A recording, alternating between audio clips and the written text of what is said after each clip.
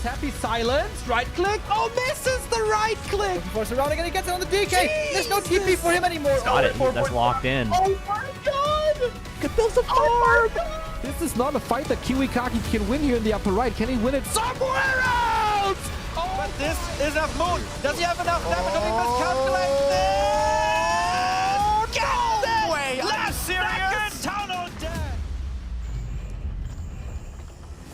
Right click. Happy. How can you save this DK? You have no resources for a potion. Trying to nuke.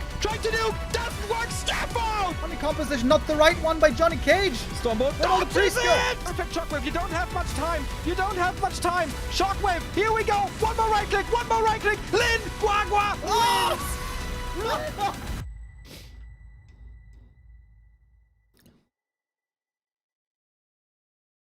What's up, everybody? Hello and welcome to consecutive streaming day 854 or something, roundabout, more or less.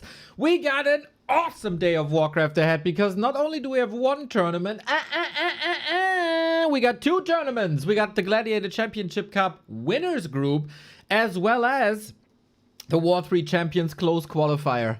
Ooh, I'm hyped for that. I am so hyped for that. Ooh. Because today we got Neo. That's correct. Yep, we got Neo. That is right. I couldn't have said it any better.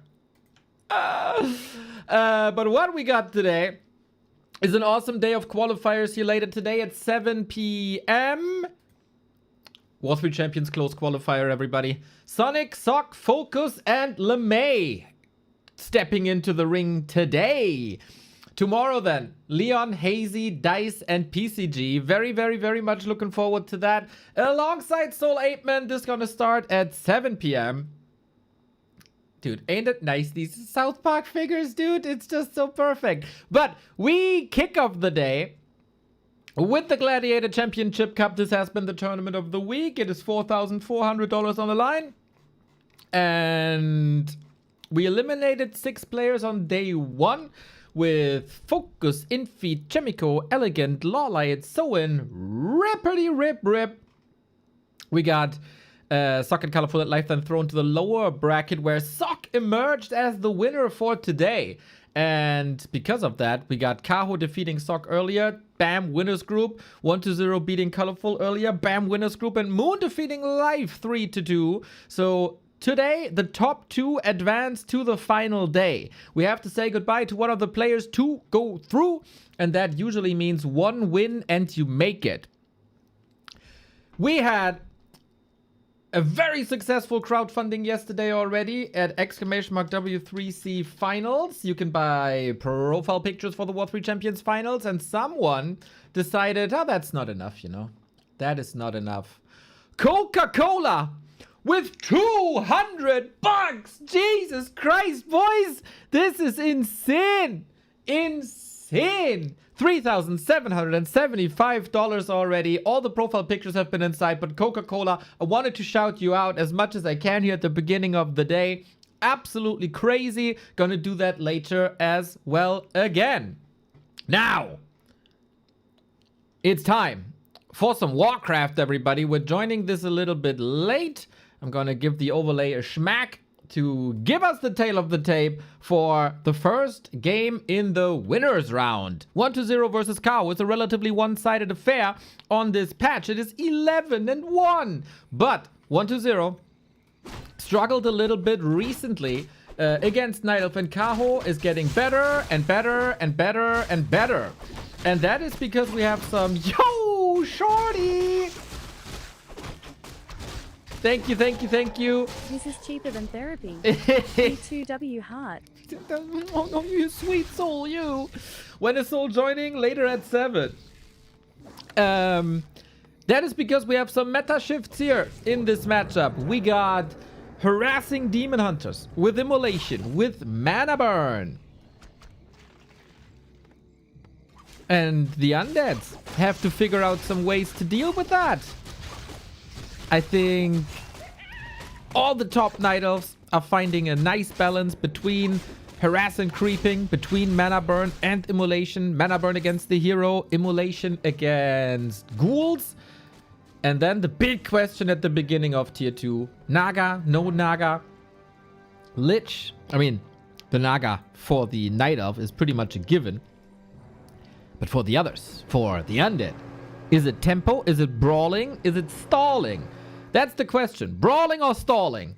If you go for the Naga, you want to brawl. If you go for a Lich, you want to stall. Because alongside the Lich comes a big blue dragon. The Frostworms. Basically the third hero equivalent later on.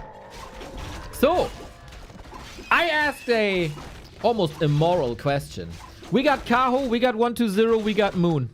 Who do you want to be eliminated today? There's no shenanigans like, oh, I like all of them. They're all so awesome. I just want the boys to have fun. No, I want the hard truth. Who do you want to see go?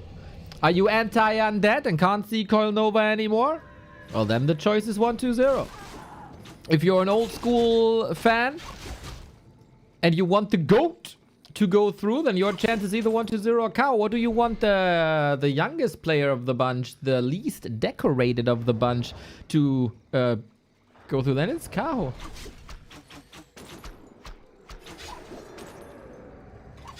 Kaho out. Goodbye, Kaho. Make a poll. This is the poll. Obey.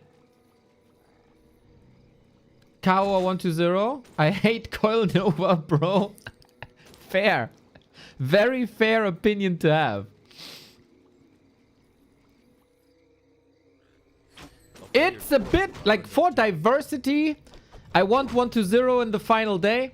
Because then we got him against Sok again. That was sick.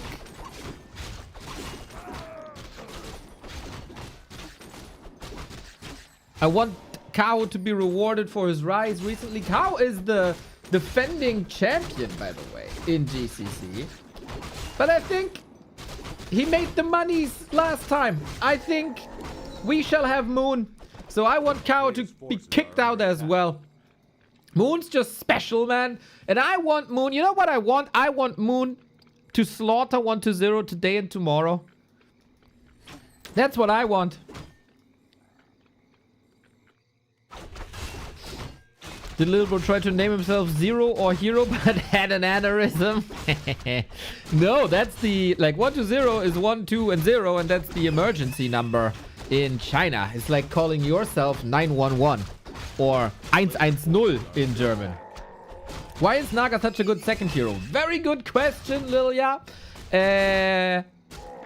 Depends a little bit on what faction you have. So for the undead, Naga is great because she's almost mana independent. The best thing about her, and that is independent, is Frost Arrow. Movement speed reduction is always great. Ice is always great. Slow is always great. Naga has that. And you want to control the Demon Hunter. Demon Hunter is weaving in, weaving out, goes for the mana burn, and you want to punish him as much as you can. And Frost Arrows are really cheap in mana. So even if you get mana burn, the Frost Arrow still works. On the other side, for the Night Elf, you want to kill as many ghouls as possible. Careful, careful, careful. Invuln. Ooh. DK in trouble. Got the big potion though. What a great find this is. Does he have to swap it? Maybe.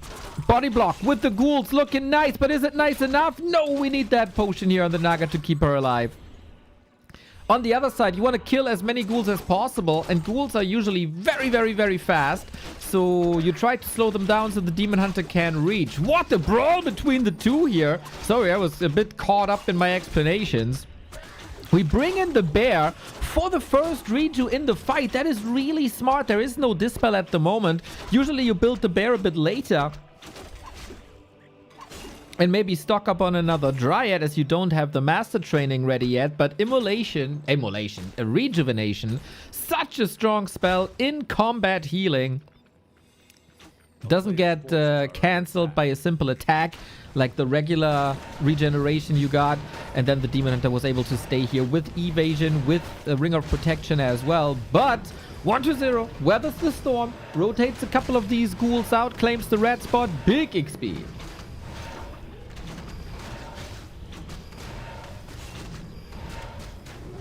Okay, I think we start with some nice tempo here. Very cool fight, and look at that. We get an early Ancient of Wind in the back. Not that easy to scout. Early Hippo, early Talon. I wouldn't hate that. Kao. I called him the progressive elf. He is innovating recently.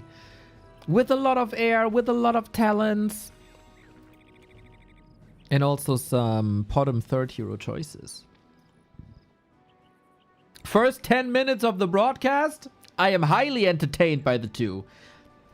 These guys meeting on an eye level at the moment, and that is quite remarkable, as 1-0 has been in the top 3 of the world for years now.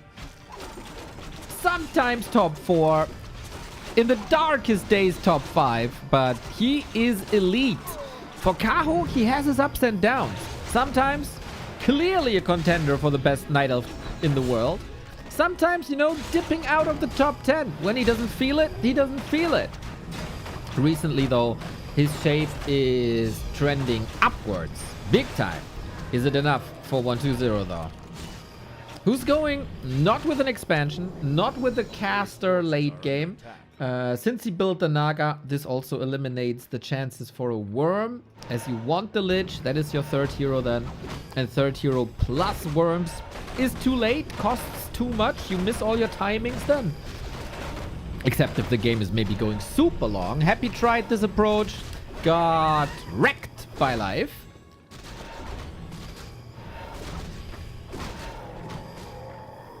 So we go with the Reliant Fiends and Destroyers and Statues, maybe mixing in an Abomination later as a little bit of a meat shield.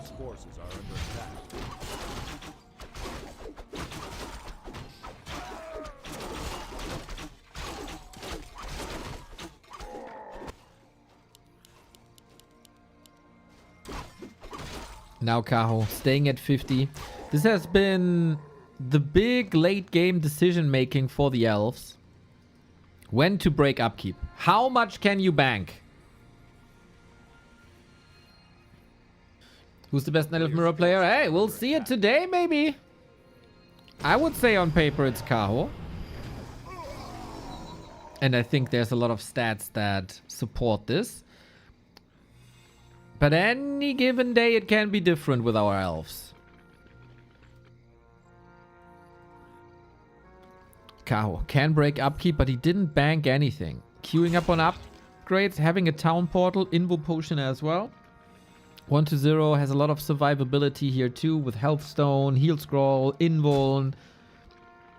And even the Evasion and Ring of Protection fits his playstyle. Oh, Mana Burn on an Illusion. Fits his playstyle very well, because 1-0's DK is always up front, always soaking up damage. This is the big move for 1-0. Destroyer Morph, 4 of them. Are you ready, Kaho? 53 food only against 68. Did he miss the mark? We get Dispel now against Frost Armor. Strong undead levels. Crows far in the back. What we don't have is Web, so the Crows can do some damage here. But is it enough? Fork Lightning, Nova, Coil takes care of them. The Crows are the prime anti-air repositioning. Now, Cow doesn't like the position that he got, but he takes care of a Fiend here. Onto the other side of the base. That's really smart. The mana count for the Destroyers is ticking down. You need Destroyers with mana to be effective. Otherwise, they hit like a, I don't know, foam finger. But this is a problem now. Web is ready. Fiends can move forward. Bit of an awkward position as well. Mana, always an issue. Lots and lots of units dead. I thought maybe he can stall a bit better with the repositioning, with the TP. The Fork Lightning is strong, but we're doing damage, not getting any kills. The bear is dead with full mana, missing out on some Reju and Roar now. Demon Hunter still stemming against the defeat. Dryads coming in. 3 Fiends still. You need to take care of them somehow. Here we go. Fork Lightning. That's one. Is that 2? No mana no more, but there's Burrow. Yeah, that's a problem. Crows can operate from range. We have reveal. Fiends must go. If the Fiends are gone, there is a chance. Because Destroyers can't attack Dryads, right? And then the heroes are solely responsible. Fiend is falling. Free reign on the ground for the Dryads now. That is the dynamic in these fights. Onto the Naga we go. Invul potion there is. We need a bear. Maybe Health Stone instead of Invul. Interesting. New Fiends arrive. Are the heroes too strong? Reveal right away. Fiend dead again. And the statue also out of mana. 1-0 has to retreat. There is no second base. Kaho fighting with the magic immune Dryads and the heroes. We don't have mana at all. This bear, not used for fighting really, just a care bear. 400 HP per rejuvenation always.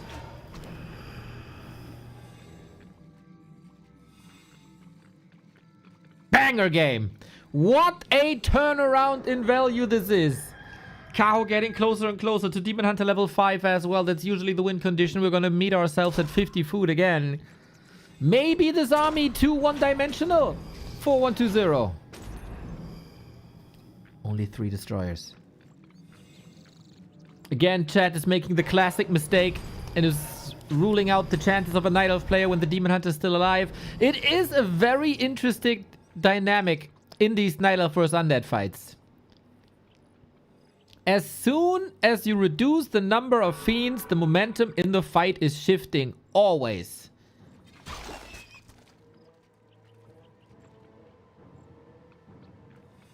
Sick, sick, sick hold by Kaho.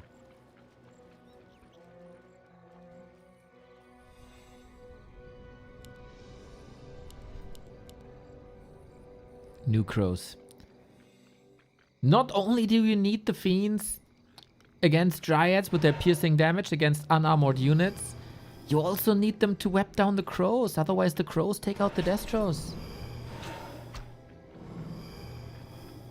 I think the top Night Elves, like the top 4 to 5, in the past 2 weeks unlocked a new understanding of that matchup.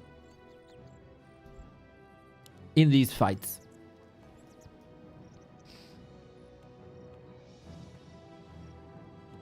It's not about the destroyers. It's not about the bears. It's about the fiends and the dryads.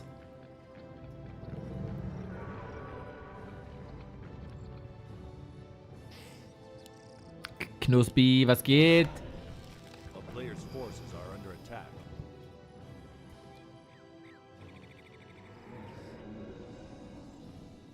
Man, oh man. What can 1-2-0 do now? Both are banking hard. Love the Mark of the Talon. Makes it so crows can apply Fairy Fire. Huge help in hero focus or even unit focus.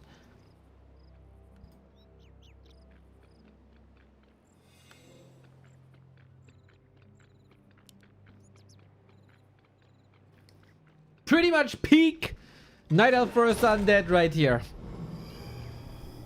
The way it plays out. Amazing matchup. Does the DH benefit from the Talisman of Evasion if he has Evasion already? The Talisman of Evasion is stronger than level 1 Evasion, but is weaker than level 2 Evasion. So it helps you when your Evasion level is below level 2. Then the game picks the stronger Evasion.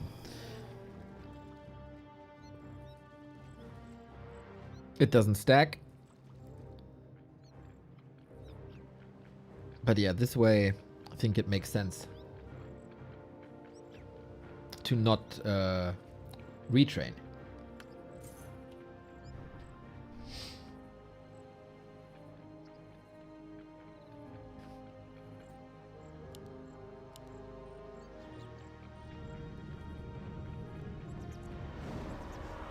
The town is under siege. It's useless now? It is useless now. That is correct.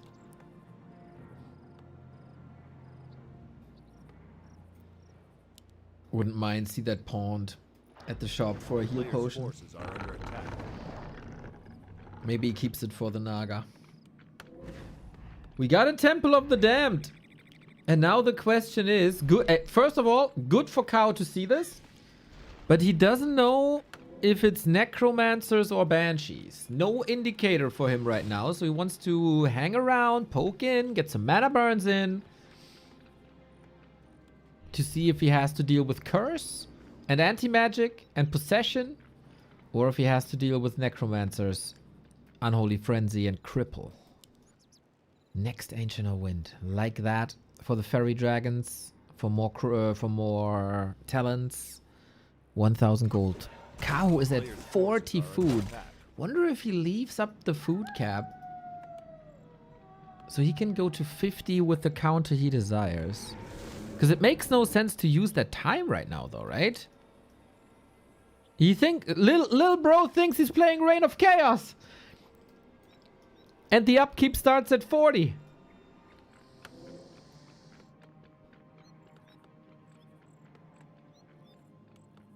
And he also keeps the talisman on the Demon Hunter. There's a few reasons to worry about now.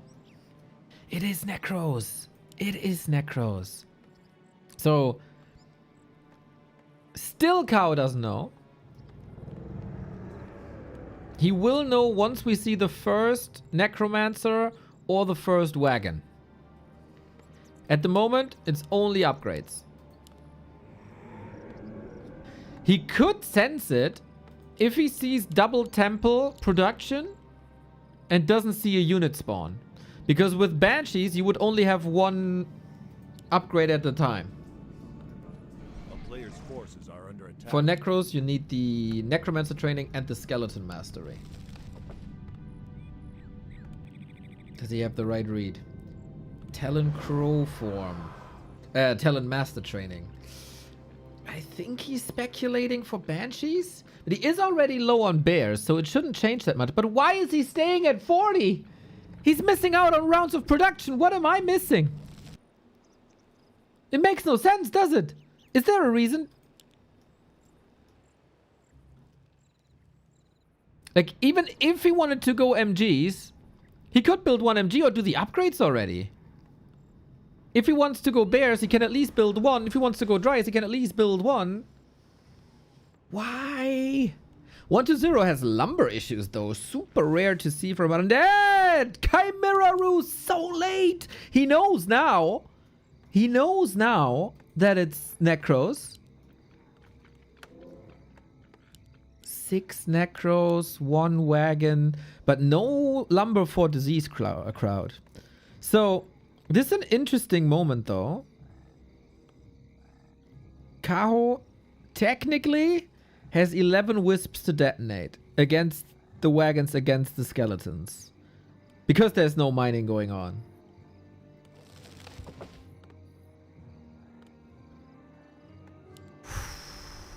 Tough to call. Why is Kaho not producing? I don't get it, guys. Why is he at 40 food? Does anyone have an explanation? Cripple. Amazing debuff. Can't really do anything. He wants to make chimeras. Yeah, but then he could have started the Chimera Ruse long time ago. And he can go up to 90 food anyway. So he could break upkeep. He needs more Dryads. He needs Fairy Dragons. He needs something. You can't stay at 50 against this 80 food army.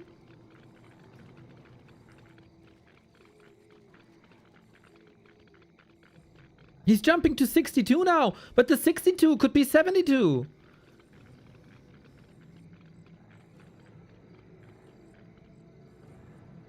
Fairy Dragons, Bears,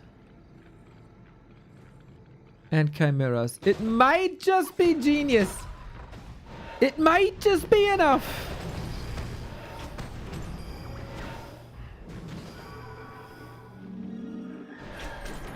Here we go. Do we have Wisp detonates deployed somewhere? One in the back. Skeletons, of course, have an expiration date. This is also a lot of XP. Cow built an extra moonwell, so the one loss doesn't matter that much. Here come the fairy dragons, but I guess they are a little bit too late. They do something against the statues, all right. Oh, also against the necros now. 1-0 doesn't stop casting. The chimeras are here. Kao, can you do this? 20 food down he is. Nasty detonates, but is it all too late? Heal scroll, level 5, big mana burns, but is that too little? Is that too late? We have no cripple on the chimeras, actually. Maybe that was stalled a little bit. The damage is great. But it's still a 30 food lead. We have the crows attacking the destroyers, but the coil is there to the rescue. The fairy dragons don't do too much. And now we deal with the chimeras. The damage is gone. The army is Fuchicado. Demon Hunter level 6 though. Is that the savior? Do you need more than 5 food if you're a Night Elf player?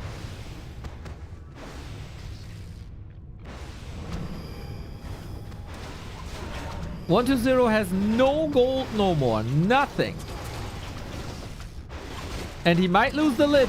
He might lose the statues. There's still a little to work with if you're Kaho. Does he have Moonwell? He still has a lot of Moon Juice. Wagon down. Is 16 food, guys.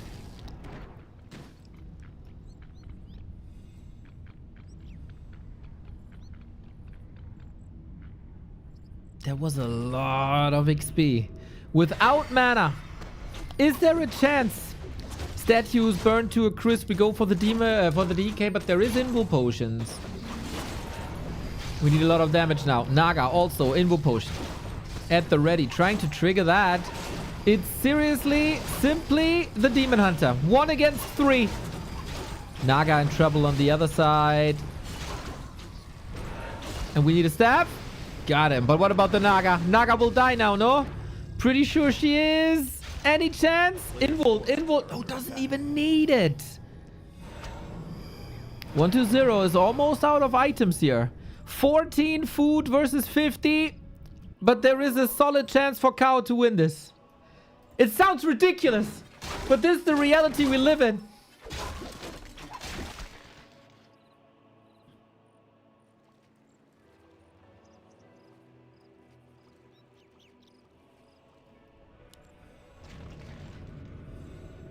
I keep telling you guys, multiply the level of the Demon Hunter by 5 and you got his real value.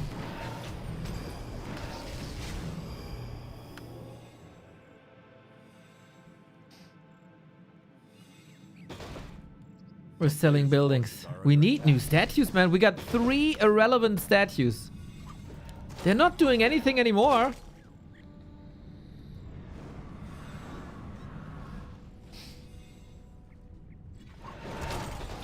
Talisman of Evasion still. It's kind of funny, but hey, whatever. We're not getting hung up on that.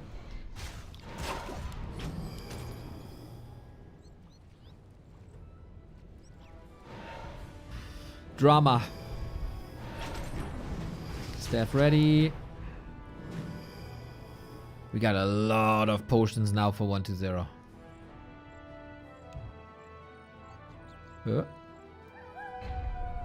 Kao leaves the game without a fight. Without the fight. Doesn't want to give it to us, huh? Okay. Couldn't reach level 6 on the Demon Hunter. Did burn quite a bit of mana. A bit unfortunate. A bit anticlimactic. But hey, not even this Demon Hunter was able to defeat 1-2-0 on map number 1. What a banger of a game, though. Very cool. Very cool. With the Necro Wagon transition, I think this run of production came too late.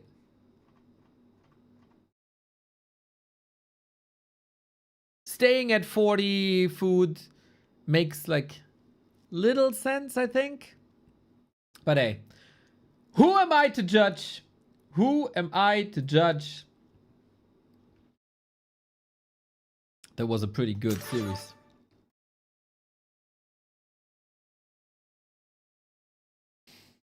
Pretty good game, I want to say. Of course, the series goes on and on and on.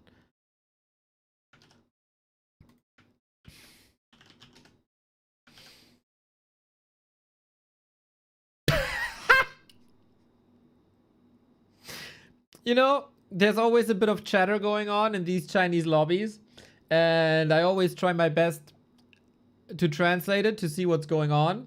So the latest translation is, you haven't washed it since you washed it.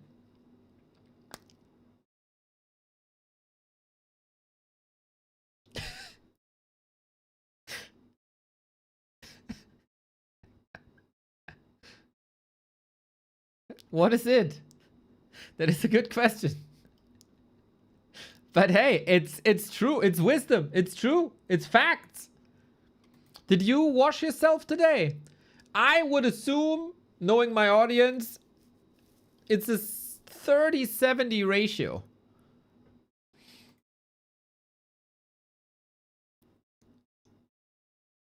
It is not. It's true. It's not wrong. It's not wrong.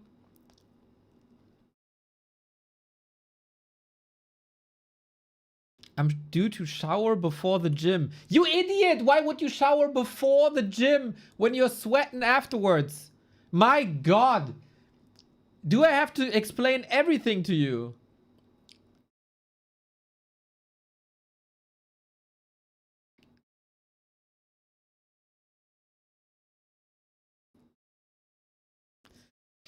Back when I played football, I never washed myself the next day and I just overperformed in school. The Infi way.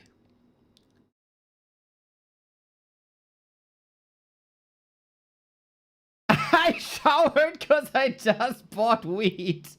I respect that, man. I respect that. When the like, okay, I don't know where you're at. If you like regularly go to a store, or if like the dealer comes to you or you go to the dealer. But I respect that you clean yourself up before buying drugs, dude. That is top. You're not super far down the rabbit hole. I like that.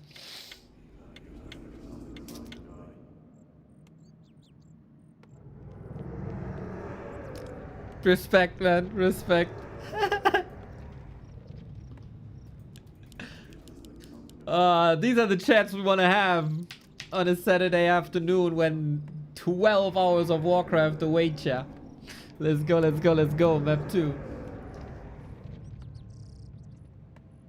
I had one-on-one sessions with teachers because all other students could not stand my smile. It's just smart tactics, man. Nobody wants to tackle you when you smell like the garbage can. I get it. Whatever it takes, dude. Whatever it takes.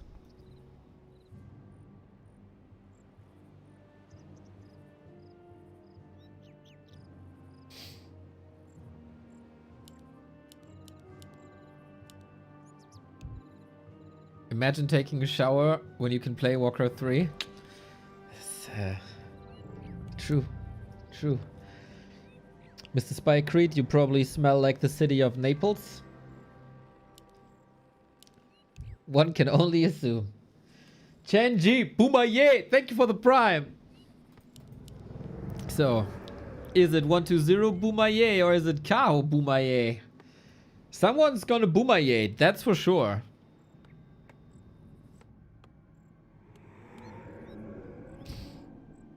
Oh, Infi is trying to set the zoom. My man, that's not working as observer. A player's forces are under attack. One day he'll figure it out.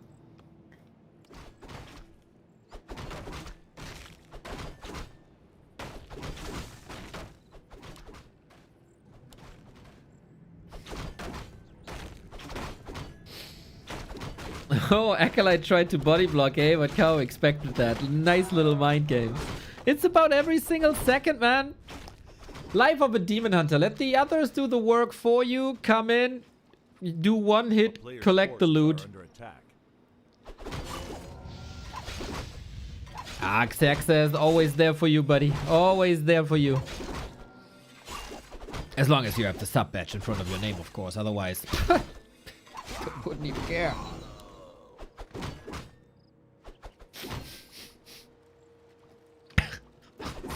so wrong, by the way. We both start with Rings of Protection. Noise. A player's forces are under attack. And again, immolation. This is the second series in the entire tournament that didn't start on AL. It's crazy. I hate that we figured this pattern out. Or that you noticed us, that you told us that they play in alphabetical order.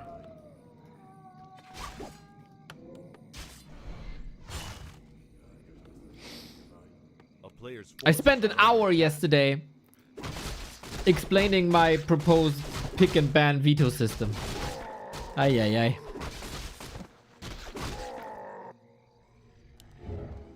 In case you weren't here. In the past 20 years of Warcraft, we have like a map pool, right, of like 9 maps. And then players first ban 4 maps, and then they pick 4 maps. And then 1 is remaining. I want to have a 1 ban, 1 pick, 2 bans, 2 picks, or something like that, right? So the first pick comes before the second ban. Apparently that is an extremely complicated concept for organizers and players.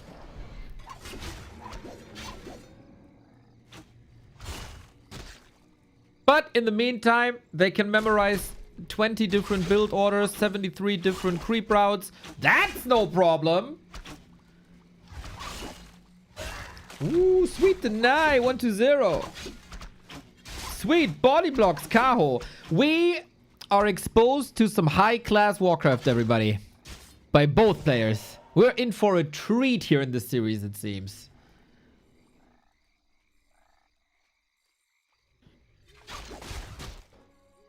Ah. Hikaraito. Thank you. A player's force It's tough, under attack. apparently.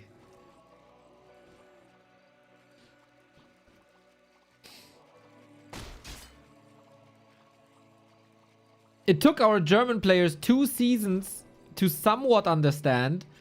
And then people still fucked it up, so we had to build a homepage. Sorry. Anxiety had to build a homepage for that.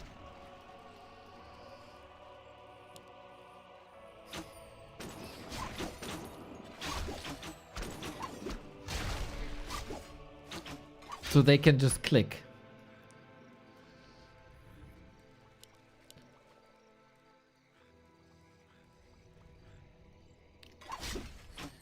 We got the Naga early and we got a big switch up by 1-0. From Naga second to Lich second. A player's forces are under attack. Always nice to see. Then we get Frostworms most likely. 1-0's patented build against the elves. Here on Last Refuge, you oftentimes fight like here, here, here, where there's trees. Worms need trees to survive. Worms are kind of like humans, or any living being, really.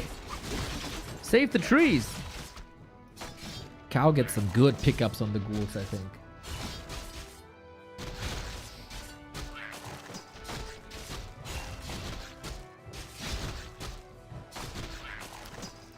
Can players memorize a route to the shower?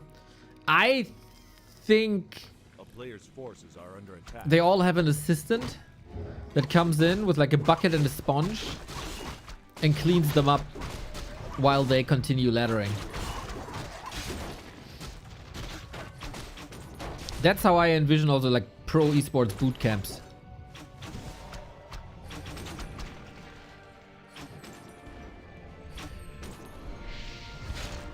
Oh, FoCuS. FoCuS, by the way, later in the War3 Champions close qualifier. Dude, the fact that we got FoCuS and Sock in one part of the bracket is mental. What a banger best of 5 that's gonna be.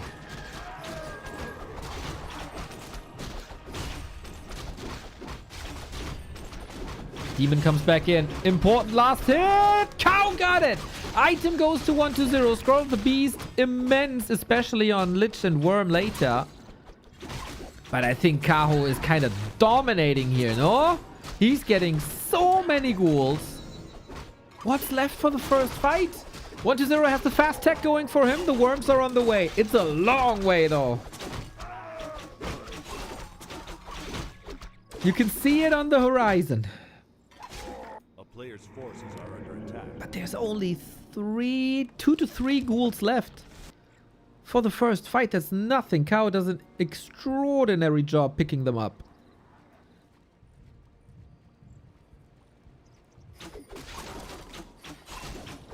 I think chances of undeads drastically go down with every ghoul they lose in the mid game. It's not the end of the world. You can't feel it like immediately, but it's a lot of creep speed. It's a lot of pressure on heroes, buildings, backline.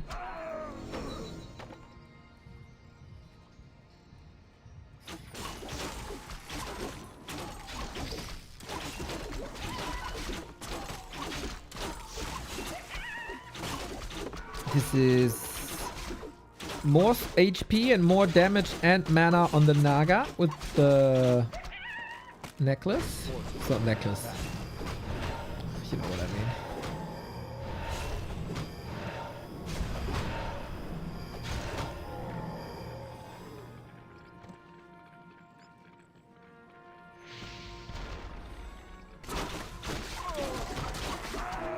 Is this Diablo?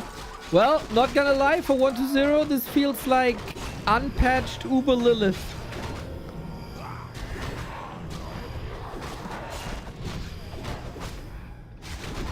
Let's see if we can find a build with the Frostworms.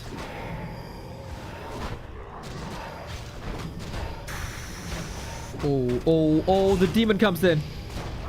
No steal this time.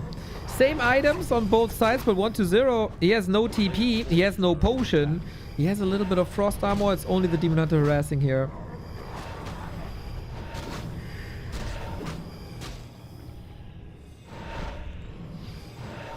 Cow. Okay. We have a big invo potion. What can go wrong?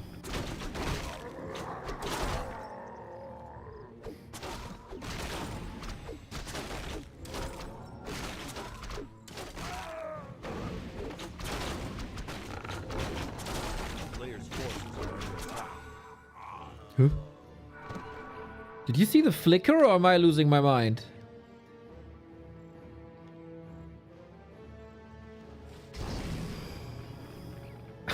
Bro, Warcraft.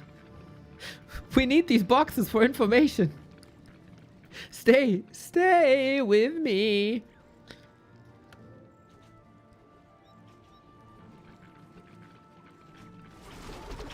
Creep check opportunity with the first worm. This is a dangerous moment for Kaho. Not gonna lie. He has a town portal, but it might just be too late. Archer's gone. Another Dryad sniped as well. Whew, if you wanted to come back into this game, this was the moment for 1-0.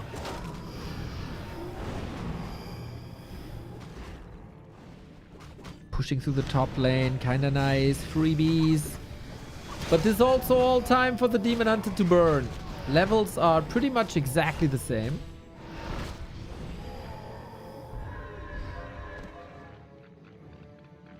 More armor upgrades I find interesting.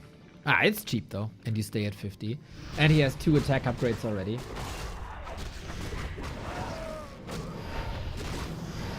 We get more Dryads. 2 bears for Roar, for Reju. And the rest is Dryads, Demon Hunter. Is this army too small?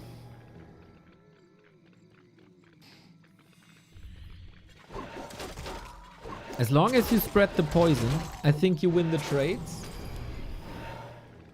Statue without mana already. A player's forces are under attack.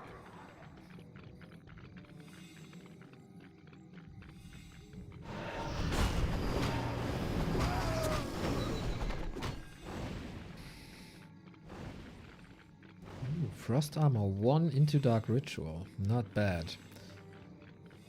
to deny XP first and foremost. I think the mana value will be low.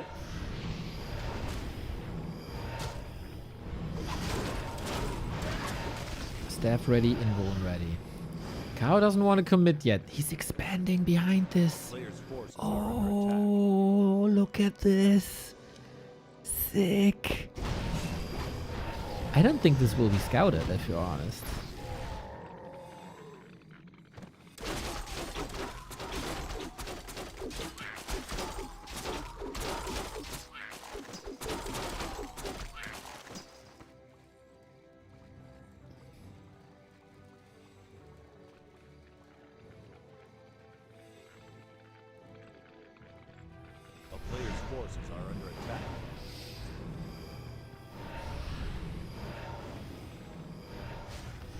No level 4s on Kaho. No evasion this time on Kaho. Demon Hunter surely more fragile. Is this the fight you want with 61-63? Both find a beautiful timing to push into upkeep at the same time. Dryads exchanged against Fiends. What stays alive is the question. 2 Fiends down. Demon level 4. Wouldn't mind to see 1 level of evasion. Oh, there was no coil ready. The Fiends die like flies. But what about the air? We got some Dryads here on the left-hand side to make it harder for the Worm to retreat. I like that position, but the damage of DK Lich Fiend still absurd. It is 7 food out of the fight. The Dryad's still in there. You can pressure the Lich now. Is there still Dispel? There is, and it's quick. New statues for the healing. You need an in-shape Worm to take these fights. Still no more coil. Only an invuln. And that's 7 seconds safety. Can you reach for the Worm? Oh, 1-0. That was sloppy. Very sloppy. 1 overexposure immediately punished, and same goes for the statue with full mana. Kaho cooking. That was 10 crucial supply. That 1-0 dropped, and all of this on the back of an Expo. Kaho extremely calm, extremely smart.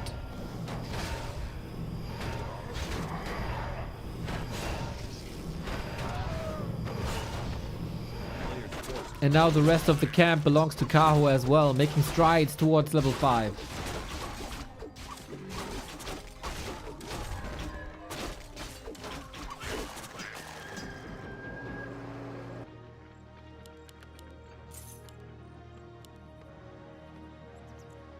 Now all you need is hold. They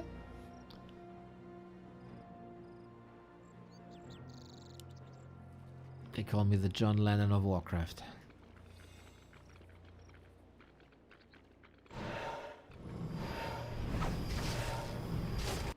We're looking for the army. Starting to burn. A little bit of backstab.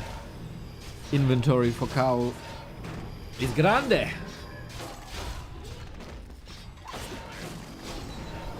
Level 5 Lich, level 5 DK. You know what that means. But usually 2 heroes is not enough. You need the Worm. The Worm is not in this fight. Only coming in now. Can be positioned very, very well. But all that damage will be negated by Rejuve.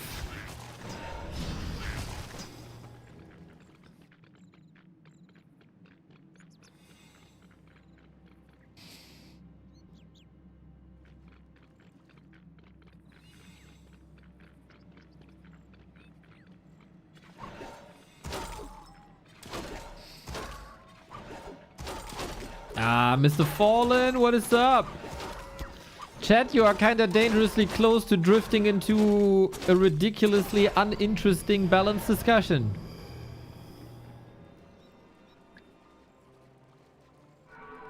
I think it's way more fun to praise the player's abilities. Like this Expo decision, like the Expo position, like the army position. So he can always retreat on the high ground when he needs it. How do you crack this 1-0? Apparently with wagons. And now he knows, at the very least. Yep, you got a break now. Oh, careful. That's the invul potion gone, in it. No, we got a staff still. And poison spread. Kaho is playing extremely well around applying damage over time. Poison, poison, poison. Wait, wait, wait. Damage done. 120 needs to heal. And there's no tempo. Ah, he might have seen it before. He might have seen it before. You're right.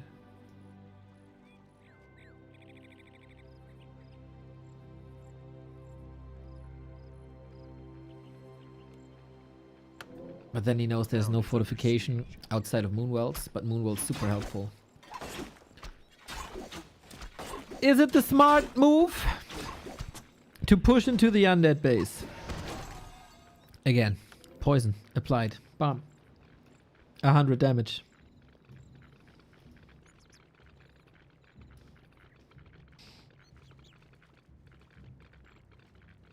A 100 damage is a coil level 1.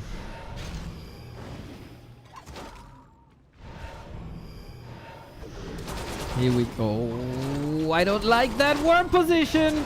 Forces the last coil. Has a heal scroll as well. And a mana potion pop. Maybe moving out of that high ground. Not the smartest move. This is a lot of free damage. Dispel on the Demon Hunter as well. But the DK is far forward. Worms are not part of this fight. This 14 food. Just inactive. Where is the reacher though? Demon Hunter needs to be staffed very, very soon. But he's high on mana. So it will be easy to heal him up once again if you don't miss the timing here. There can be a point. Oh, there was a potion I didn't even see. There was a point blank coil possible with the mana potion that you got, and it's a level 3 one, so very powerful.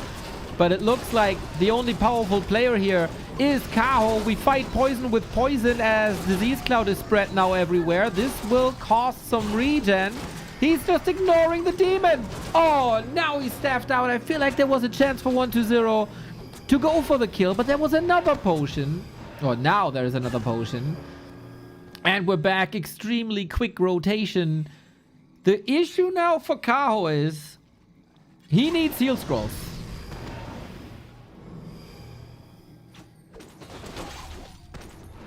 This is a lot of fodder. Coil. Nova eats it. No staff ready here. Potion used already here. And slowly but steady, Moon Juice is getting lower and lower, but the Dryads are still alive. Maybe focusing so much on the hero was a mistake! Didn't anticipate this. The demon is dead, but so is the Lich. Will Naga follow? We have a town portal. Uses that town portal. Splits up a Dryad to the tavern. Leaves the rest of the Dryads here. Demon Hunter must come back. Demon Hunter is back. Can the worm slow him down? Not quick enough. Not quick enough with the worm. Both with tavern revives. But 120 is running out of gold soon.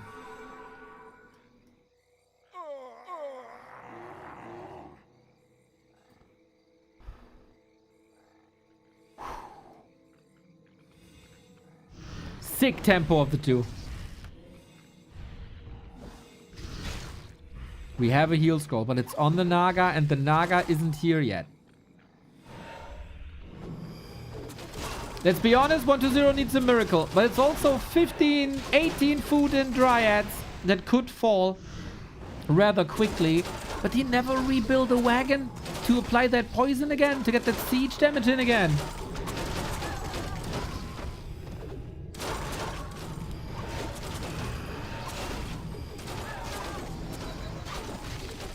We got level 6 now, but no meaningful ultimate for the Lich. Stemming against the defeat is 120. Always a miracle possible with Coil Nova, but if there's no Coil Nova, no miracle right there. Pow! Cow ties it up. Very strong performance by Cow. I think the foundation was laid early, very early, at the arrival of Tier 2.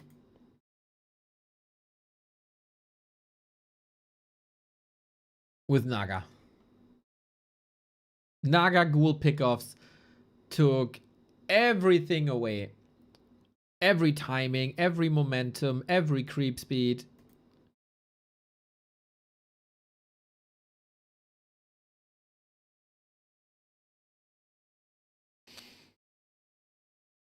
That was nice. That was a very well performed Night Elf game. And then it was hard for 120 to come back, but also very much appreciate that expansion timing. That's not normal when you're getting pushed. And also that position that, to be honest, we do see more and more.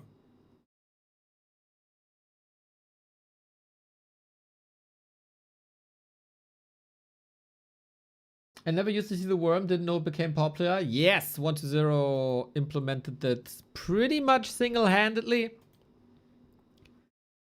And since then, it's one of the 2 established builds.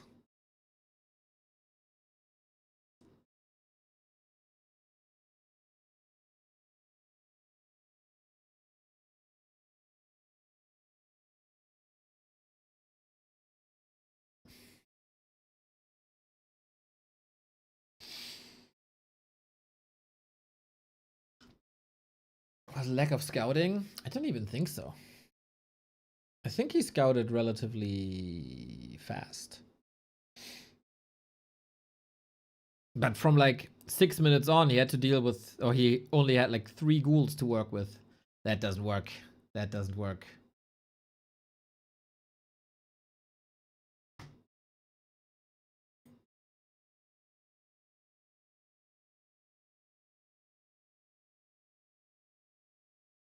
Little disclaimer, guys. I have a long day ahead of me. A very, very long day. We got GCC, we got a show match, and we got the War 3 Champions. Close qualifier. I appreciate all the discussions, right? But if all your chat messages are annoying balance wine, then I'm gonna time you out. Like this. We can meme. We can have fun. But this annoys me to no end when you disrespect the players in so far such an amazing series.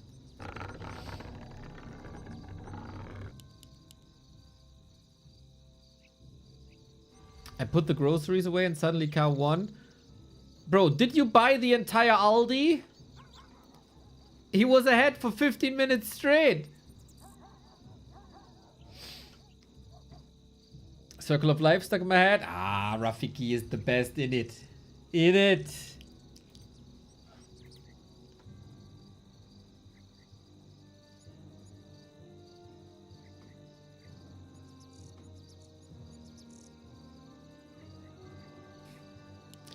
I bought the entire... Yeah, you strike me as a Netto person. It is no coincidence that Netto rhymes with ghetto. Just saying.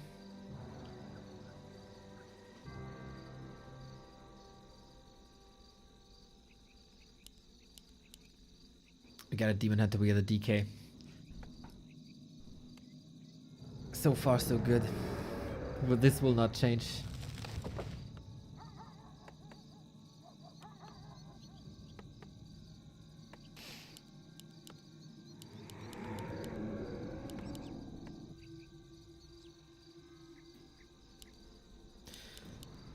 Yeah, we got some discounter wars here.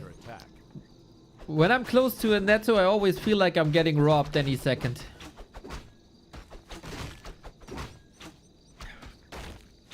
But hey, maybe that's my local Nettos.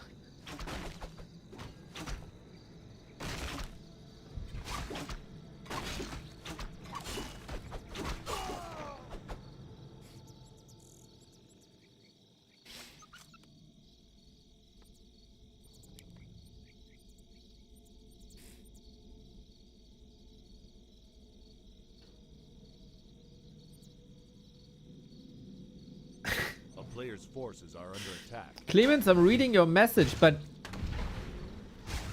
there is words that don't tell, like they don't, like I see there's letters in a certain order. It doesn't tell me anything though. Anyway, we're on Shattered Exile. It is a beautiful map. It's a little bit of a macro map if you want to.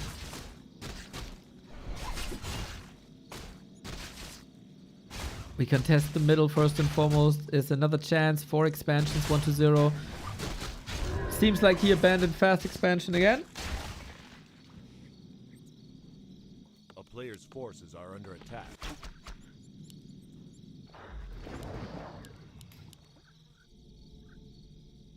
I would say on this map, 60% chance for worms, 40% chance for Naga.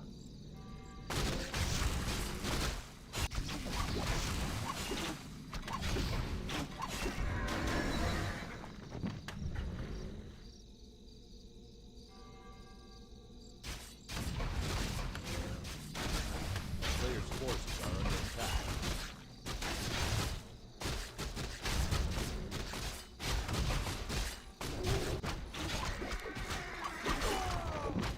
And we grind for level 3, of course, as we always do. I think 1-0 on this bigger map will respect the Naga pickup potential.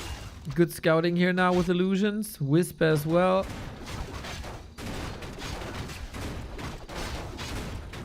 Ooh, 1-0 creeping aggressively with the Ghoul Sea God as long as there is no crowd control by Naga or Dryads. Enjoying the freedom.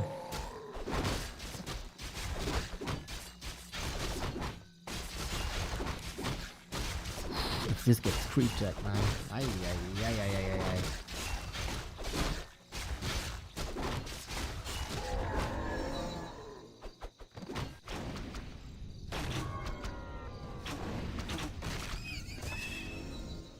A player's forces are under attack.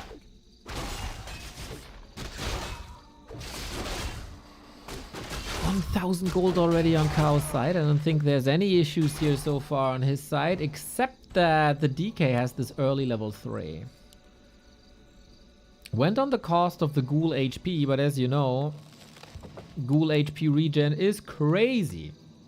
Kaho, one of his playstyles is to attack undeads in his base. Yeah, no chance for a surround, mate. No HP regen is gonna help you against the Demon Hunter. Also a Ghoul Hunter, also a Hero Hunter. He's hunting everything, actually.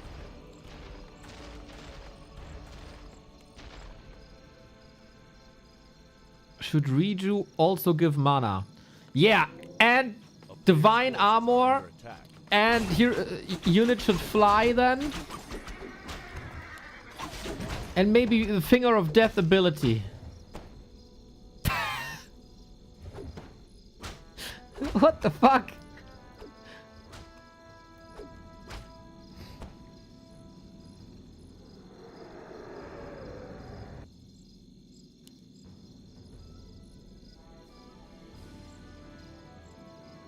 Riju, one of the best spells in the game. Already. A player's forces are under attack. We have the Lich, and with that we get the worms. All a lead up to the tier 3 fights, as so often. Still very dynamic. Who gets the level? Demon Hunter got the level. DK got the level. Where to creep, how to creep.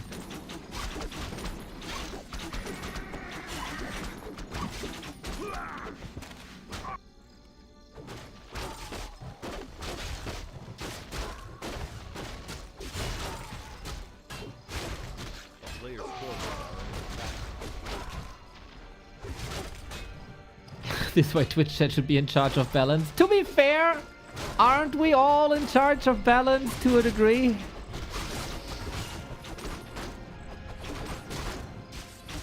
I think this game is not going as well for Kaho as we initially, as like a minute ago. Archers killed, 1-0 levels are good, items are good. Items are very good actually.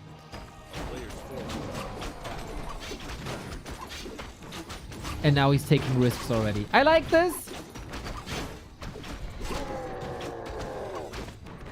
You know you have to make some moves. You got some tools still. You got the rejuve coming potentially fast. It feels like Kao, compared to other elves in the past 2 maps, had a rather early rejuve.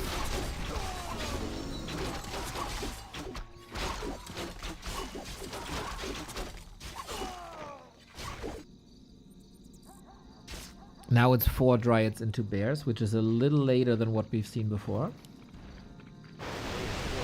1-0 also a lot more ghouls available than in the last game.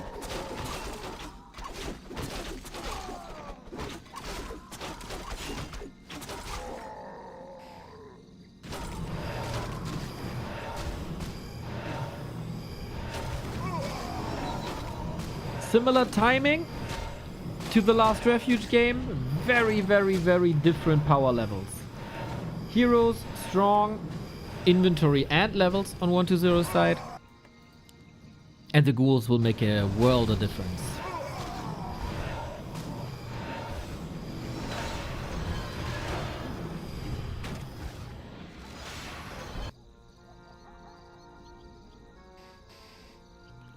Ooh, are we on a collision course here on the red spot?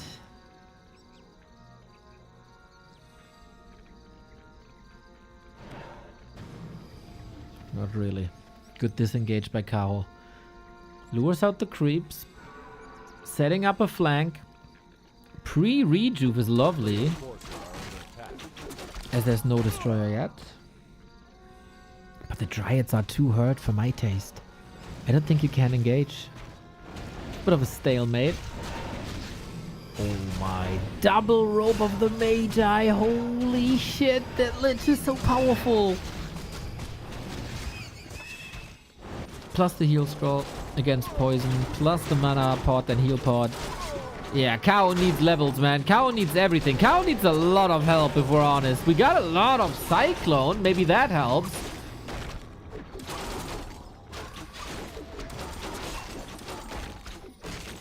Frost armor applied. But that is the level 4 Demon Hunter. We have no immolation, by the way, this time. Pure evasion build and still so much Wand of the Wind. But I worry about the Dryads. They are way too important to be on half health already. But otherwise, Kao plays it nice. Banking a lot, losing very little.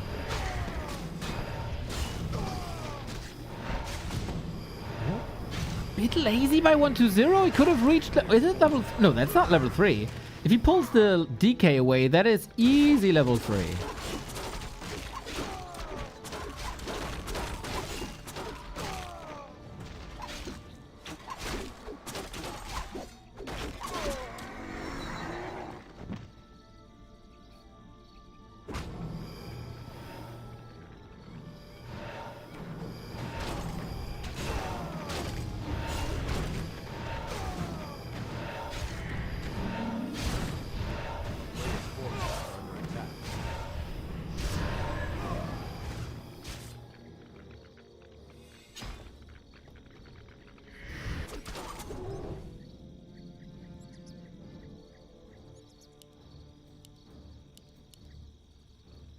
Naga also good damage, but not comparable to the Lich in damage. I like 1-2-0's position a lot.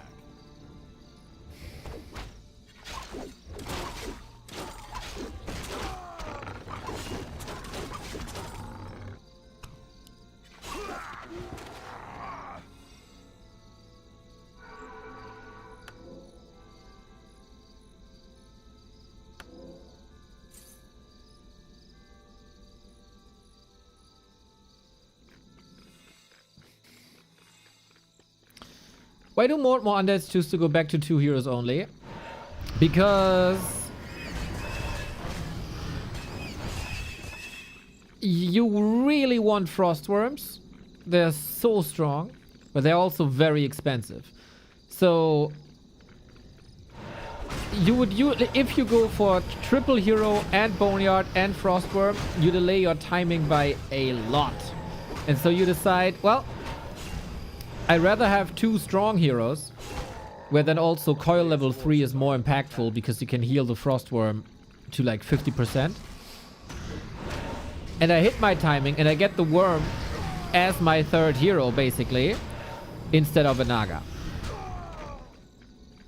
It's either one or the other. It's either Naga or it's worms. Happy tried to play both. Backfired miserably. A player's forces are under attack. And you can heal the worms. They're flying. Naga you can't coil because she's no undead. But yeah, also worms extremely expensive. The town is under siege. What made worms strong? I would argue they were always good damage dealers, but they were buffed in a way that the slow lasts longer.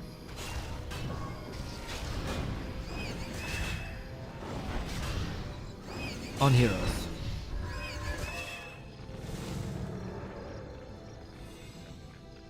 And with that, you can, if you play it well,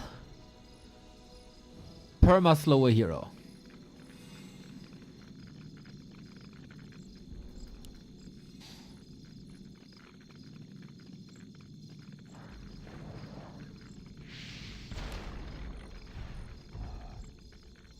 And of course, if you're up against the Demon Hunter, a worm doesn't require any mana.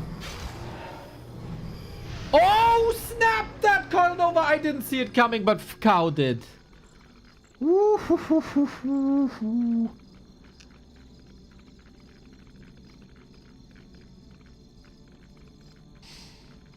Worms were used to slow heroes, which lasted 10 seconds. Yeah, man! That was crazy! In the old days, dude, in the 2000s, 2010s, 10 seconds on heroes. Ah, that got nerfed to 3 seconds, and then last patch it was buffed to 4 seconds again. And 4 seconds is the sweet spot, as the attack wind up is also 4 seconds.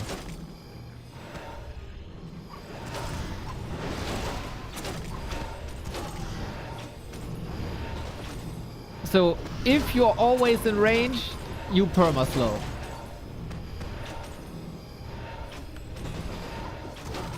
We got the wagon again. I love this. I love this so much. That is the recent development, I think. 120 was a big fan of Abominations, but this is more like Sheik style. Not exactly Sheik style, as Sheik likes to go for gargoyles instead of fiends. But these wagons add so much damage and pressure to buildings. You're forcing your opponent to attack you, because otherwise your buildings are getting destroyed and disease cloud is getting spread. Kaho has no chance here. That is, of course, due to the DK, due to the Lich, due to the worms.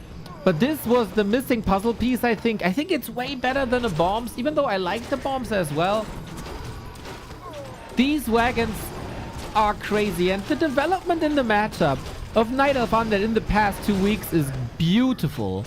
There's so much going on. There's so much development on details, of course, as in essence it's still DK Lich Fiends statues versus Demon Hunter Naga Dryad Bears, but all the nuances around it are in constant flux. Chimeras to deal with the wagons, an okay idea, a big investment, but absolutely not worth it being picked up. This was rather desperate, I would say. And the writing is on the wall. 120 takes this very convincingly. Got an expo. Everything was better this game. The creeping was better. The contested creep spots were better. The ghoul usage and safety of ghouls was better. And then the worms hit hard and you control the map even further, and then you got siege damage.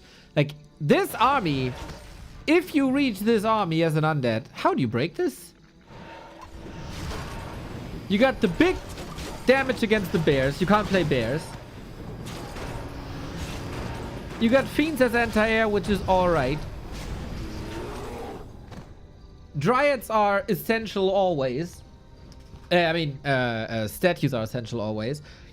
And then if you have issues with Dryads, and that was the big issue recently, you have a well-protected, well-positioned wagon for it.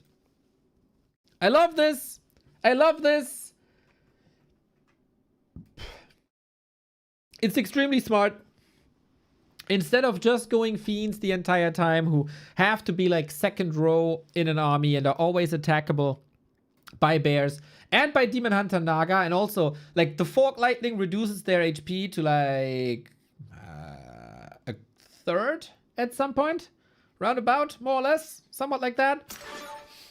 But wagons are mechanical, and you can't Fork Lightning mechanical units, so you still have the damage of the fiends that you want against the Dryads, but you don't have that fragility.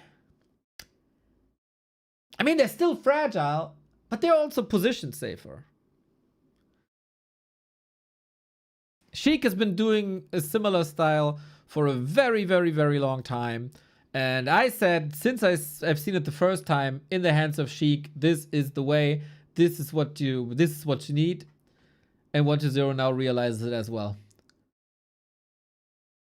And throughout the entire, like the last 2 weeks or so, I think,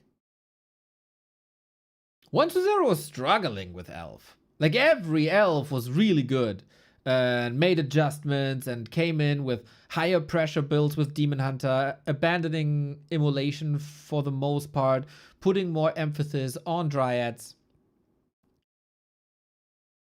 And now 1-0 had a day off. And he comes in with a new build.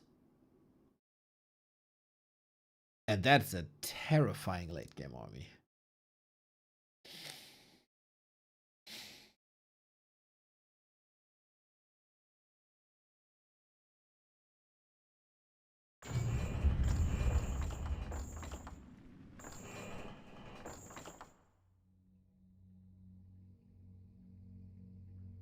Any agreeers? Any doubters?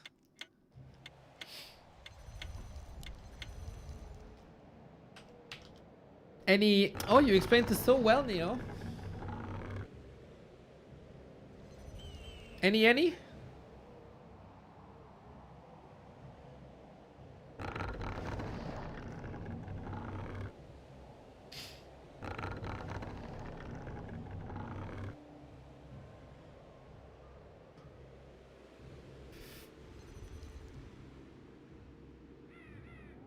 I missed the entire point. Good!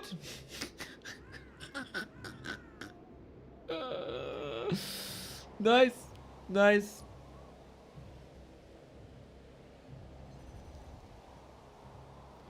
No orcs in the tournament. 2 orcs were in the round of 12. They lost their qualifying match by 1 map and both got eliminated. And Lin is on vacation. Undead comp feels unbeatable. What can Elf do here? I think you need to reduce their pace and have better exchanges early. Like, of course you can snapshot the late game army composition and say this beats that. But it's about every single set piece that leads to this, right? And 1-0 won the exchanges. I think DK ghouls weren't punished enough. I also don't necessarily like that dive into the base that did nothing.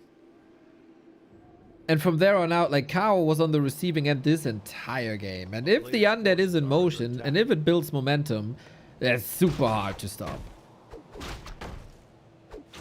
Oh, Knoffi! What's up, what's up, what's up? Back to the Warcraft, huh? Good, missed you. Sanolan, thank you for the tier 1. 102 months, dude. North Madness. North 1 raid, North 1 raid, North 1 raid. Yes, exactly. Oh, love to see it, guys. Hello. From one bald sunshine person to the next. Did you answer Sonic's DM, Knopf?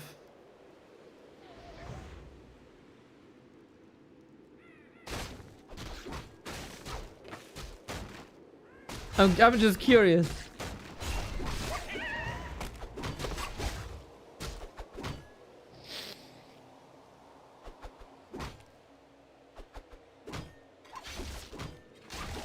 Ah, Knopf is gone.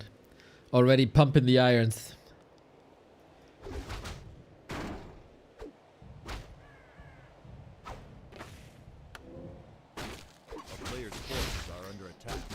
Soul 8-man in the mix as well. He's going to join me later at 7 PM.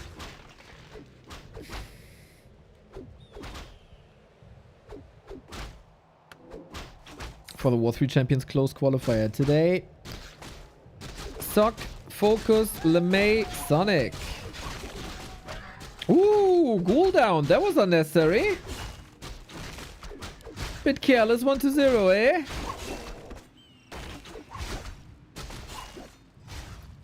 That's what I mean. Like, if you contest the ghouls early, this is a whole different shebang.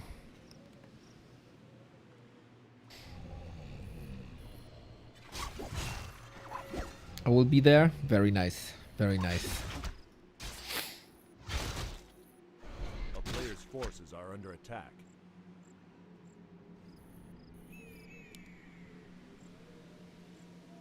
One to 0 with 1 win. He should be safe. We have a 3-player round robin stage here, right? So 1 win could guarantee. What a stupid thing to say. Should almost guarantee not getting last. But it's all about map points as well, right? So a win for KO here, regardless of the outcome of the series, would be extremely important. Because in Moon vs 1-0, like, depending on what Moon was cooking up, everything between like 1-4 and 4-1 is possible, in my opinion. A player's forces are under attack. And in KO vs Moon also.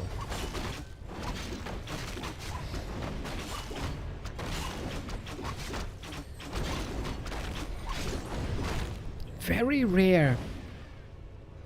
This is a pet peeve of mine here in springtime. I'm sorry if I annoy people with that already by repeating it all the time. But I think this camp shall not be allowed to be taken for the elf. It's too obvious. It's too easy. And it gets punished in like 80% of the games.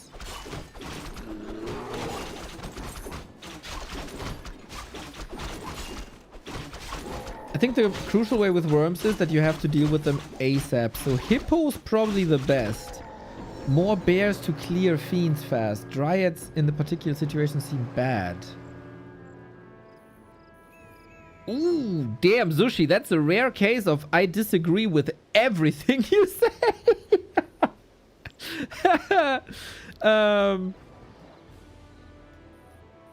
I think more bears are just fodder. I think the main way to get rid of fiends is a high level Naga or a level 3 Naga.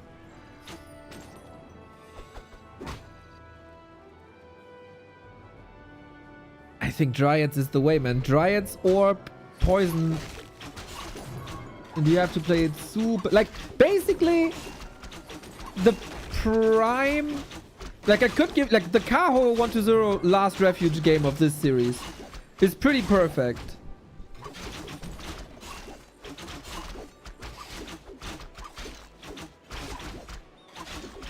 With Worm, you also have fewer fiends. If the Worm is part of your 50 food army, right? Not if the Worm is part of your 60 food army.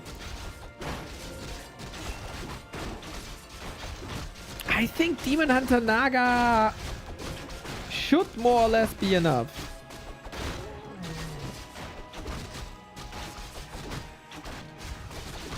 But also the last refuge game, the mid game was pretty much perfect for Kaho. It's very tiny elements, like a ghoul here, a ghoul there. Are there still archers as well? This is important for the damage output if you still have archers or not. We go back to an early Adept Bear, by the way. This is something that Cow didn't play on Shattered Exile. And I'm not a fan of Hippo at all in this matchup. Like, I think Hippo, because of normal damage type and the availability of web, if you want dedicated anti-air, I think you go Crows. But that to me is like a late game alternative. I think for the 50 food push, you don't have the time for a wind. You hold with Dryads and Orb and Naga.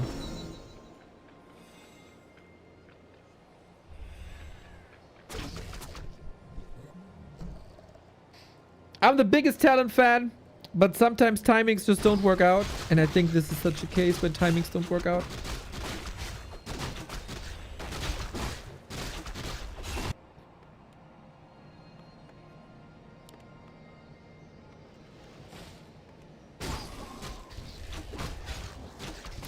Or like, especially in like, I'm talking one base, right? I'm talking one base. In two base, I think talents are always possible. A player's forces are under attack.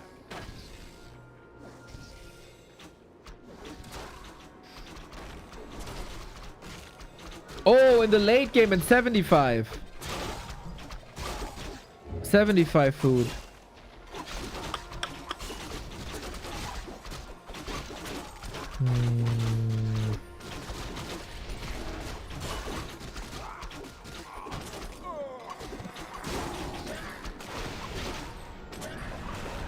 There you definitely need more than 2 bears. Yes. That is correct. Well. Let's fight at 50 though. We reduce the ghoul numbers. We're pressuring that lich. The block of the... Oh my god, the illusion. Gorgeous. The lich couldn't retreat because of the illusion. Wonderfully done by Kaho. Coil might be there to save the fiend for a little bit. That illusion is terrifying. And only now he can deal with that. Kaho, Wonder Boy performance. He is tearing 1-0 apart in this fight. Mamma mia. That's the 50 food fight you're looking for. This is, of course, a very different game because there is no worm after all, right? But beautifully done. Lich taken out quickly. Orb taken out quickly. 3 illusions yet to be used. Yeah, you want to pull the Lich? Oh, do we have a staff ready? Oh, town portal. Was there no staff? Was he not? No, I probably didn't want to risk it. Puts the Demon Hunter out of TP range so he can burn one more time without risking anything. Ah, gorgeous. This series is so sick.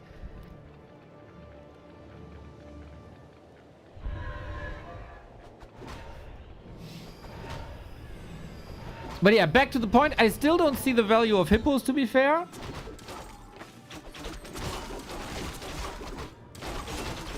I think they just suck. That's almost impossible to convince me otherwise.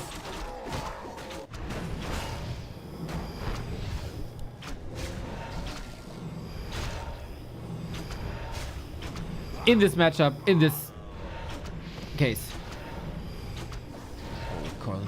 Nova on an illusion feels bad, man.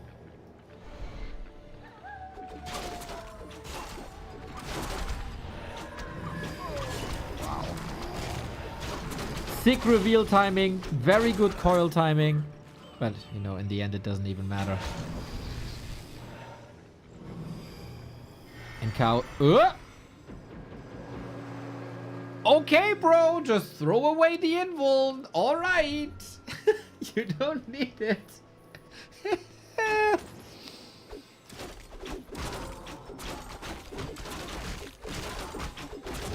Oh my god, if the Naga falls now. At least he still got the big invuln. At least he still got the big invuln. Demon? Yep, got it now. Do we have a redo ready? Any Care Bears in the house? Reveal. Fiend kill again. As so often, man, if the ground is cleared of fiends, Night Elf has such an easy game here. Except if the demon falls. Holy risk taker, Kaho! This can backfire so quickly.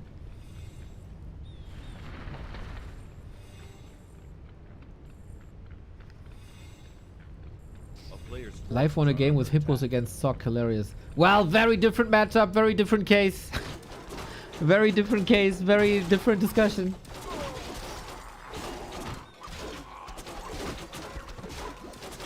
Cow can take a risk here. His expo is running. Can Rejuve be dispelled during invuln? No. That's why ideally you get invuln, you apply Reju, and you get 400 HP safe.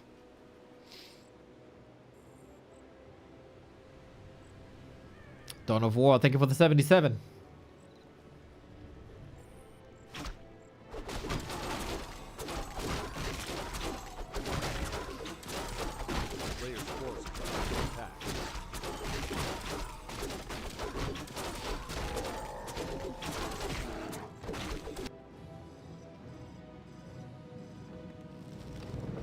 We get Wellspring now. We have Ultra Vision up.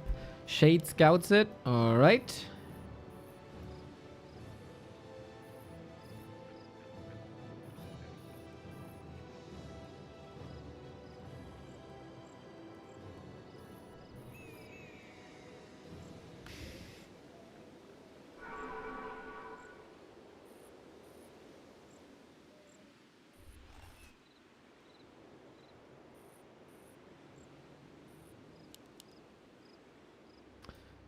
What can you muscle up 1-0? Any items to sell? Ah, the supply is not looking great.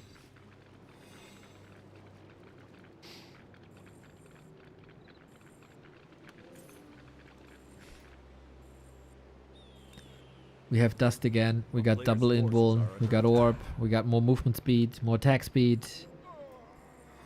Kao is comfortable here, but the expo has yet to pay off. Mana is good. No pre-burns just yet.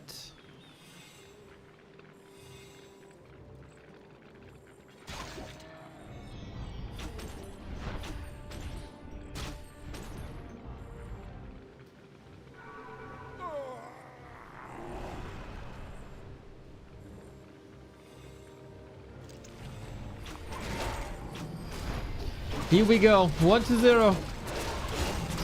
Is on match points. Can he close it out here? Chances for that rather limited. The focus fire is also off. There's one bear basically dead. The destroyers have no mana. But I have to say, this fight is going a lot better for 1-0 than I envisioned. We still have an invo potion. The prime night elf time is coming though, when the mana is gone. And that's now. Naga levels up. Demon Hunter needs an invuln. Get some healing. Still holding on. Still trying. Now, how many fiends? 2. Still dealing with the bear here. Demon Hunter coming back in. Kaho, you gotta hold this if you want to have a chance in this series. The Fog Lightning is strong. The Lich is in trouble. The Invo Potion is still there. So is the potion. Ready in 1 second. Kao is playing around the cooldowns extremely well. 7 seconds. He needs to spend his gold though. Kao again. This is a classic mistake of his. Focusing too much on the fight, too little on the macro. We need reinforcements, Kao. Why do you build this expo if you don't use your gold? This was a little bit of a Hail Mary. Steph ready again. Needs it. No, doesn't need it. Had the Moonwells ready, and that is a hold now with the Lich solo, with the Naga solo. Steph again. Thrill Seeker Kaho. Got the Dryads up again. Stutter stepping, chasing. Taste my spear. One hero has to fall here very soon. Demon Hunter back in the second, waiting for level 5. No, okay, he got a potion again. And now Kaho uses his gold. He could make his life so much easier if he would spend his gold. Always nice to have a reserve. 4 potions.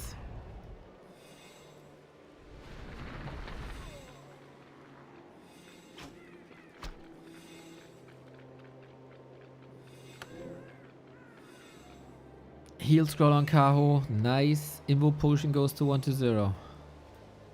He's pulling the last ghoul. Okay, that's a sign of desperation. Tavern revives require gold. True. That is true. But A player's forces are under attack.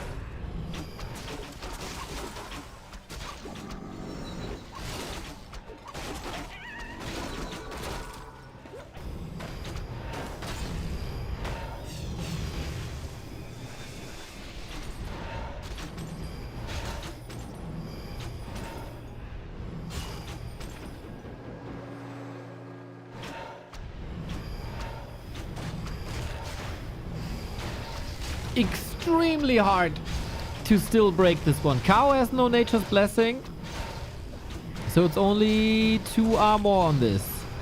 But here's the Demon Hunter. Quite precise, we have to say. Oh, the heal potion might be out of stock. Heal scroll. Wait a minute. Level 5 Demon Hunter wants to burn. Needs a staff soon. Here is no! The staff on cooldown. Why is he going back in? Why is he going back in? Oh, Kao. One risk too many. He had this game in the back. He had the army. He had the expo. He had the levels. But then he had no Demon Hunter no more. 1-0 with the second push. Forcing an unforced error, as weird as that sounds. But at some... Kao was playing this so close and so risky. Unnecessarily risky, I think. And 1-0 felt like if I keep doing this, he is gonna make that mistake. At some point, he's an elf, right? He will make this mistake. And 1-0's assessment was correct. Everything on this map was so well played by Kaho. Up until that last engagement. And now Kaho struggles a little bit.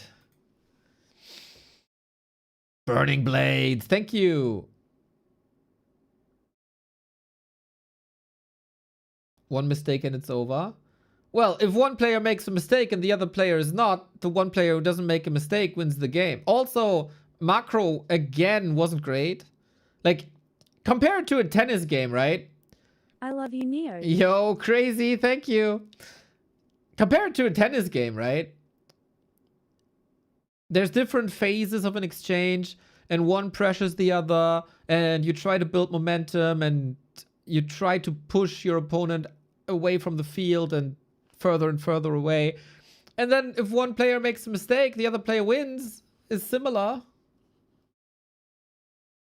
And nice realization that Kao was playing this extremely greedy, extremely close. It was destined to happen almost.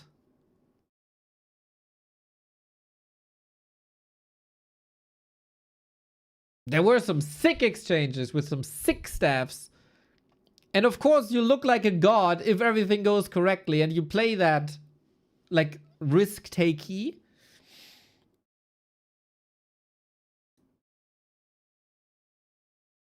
But if it fails once, and there was some close moments before,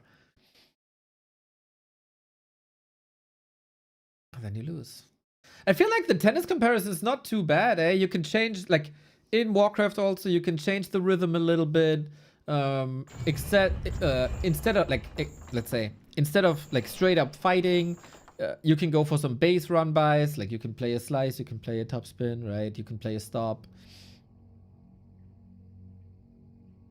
Momentum-wise, I think a Warcraft game and a tennis game are very similar.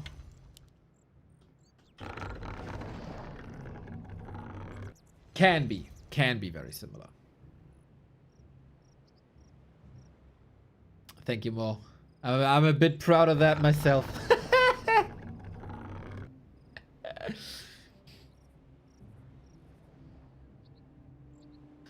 Well, 1-0 expands his win streak versus Kaho to 12-1.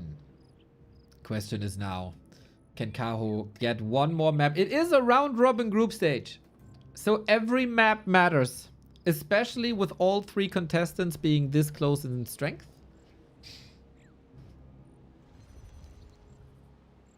So getting a 2-3 here would be great, as Kaho will be probably fighting with Moon for the second second place. You need a top 2 performance in a 3-player group to qualify for tomorrow.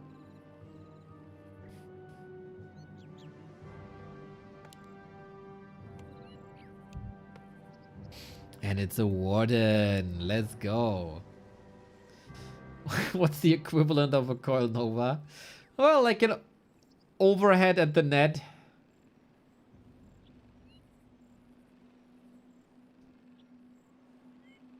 Upcomer, thank you! B2W for life. For life. Yes, indeed. And for the entire day today, Gladiator Championship Cup winners group, then we might dip into a show match or maybe some ladder games. And then the War 3 Champions Final close qualifier, day 1, later today, with FoCuS, Sonik, and LeMei. Only one can emerge to the final next weekend. Tomorrow, chances for Hazy, Leon, Dice, and PCG.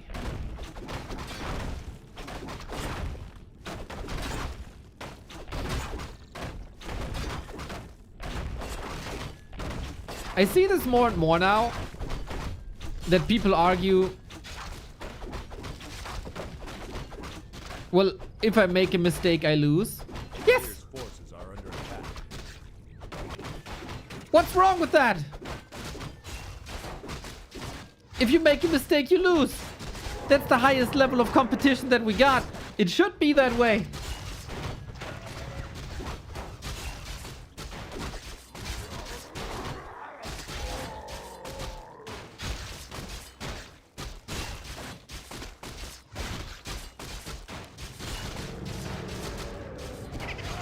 Oh, interesting. Shadow Strike on the DK. Is that Kao unloading a bit of frustration? Shadow Strike, such a punishing spell. Super annoying on high level ladder, this build.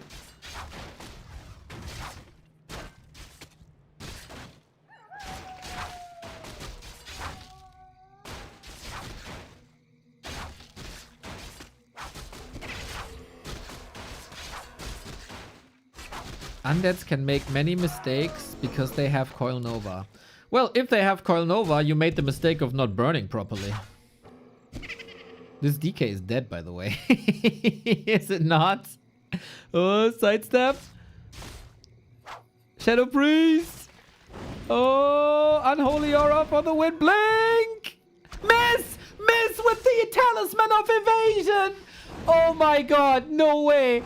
No way! From downtown, the Shadow Priest LeMei! Oh, Warcraft is the coolest game of all time.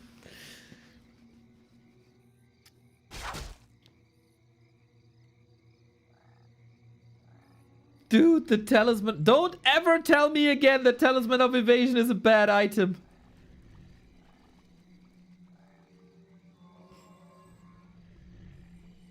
A player's forces are under attack. So we got the DK, Tavern Revive, DK back on the field, counter expansion, 1-0 in a position to pressure that counter expansion, and worrying for the Night Elf fans, Expos up.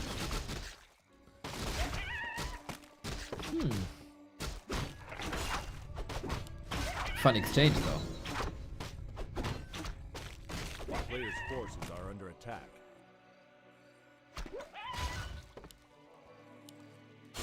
Poor Shadow Priest, man, has to die for the sins. We have level 2. Oh, the cloak! Bro, 1-0 is just blessed with these items here, man.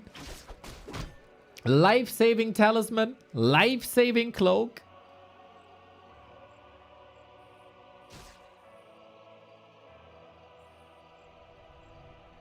The town is under siege.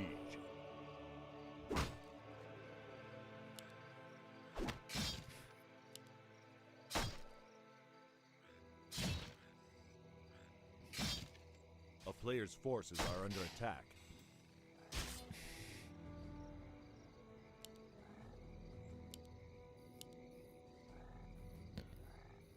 Okay, economy for 1-0, good.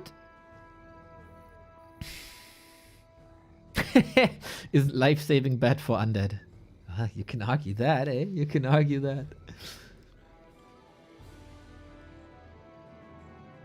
Is the warden ready?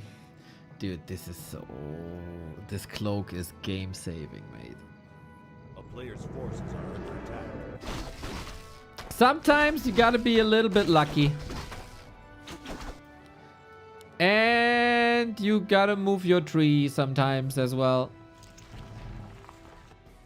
But we're getting there. Second crypt. Not a sign for Gargs, but mass fiends. Oh, warden passing. Only interested in acolytes. Understandable. A player's forces are under attack.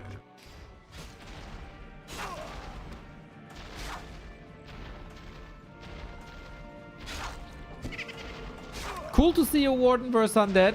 Wonder if she has the same impact as against human.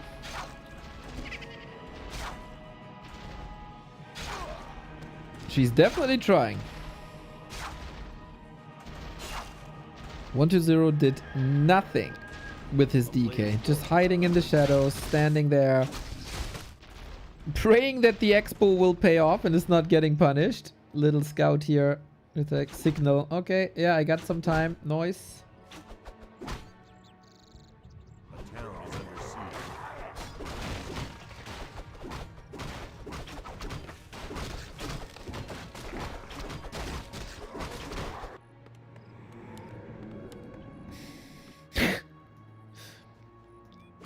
Eddie, I respect that you defend the honor of the elves.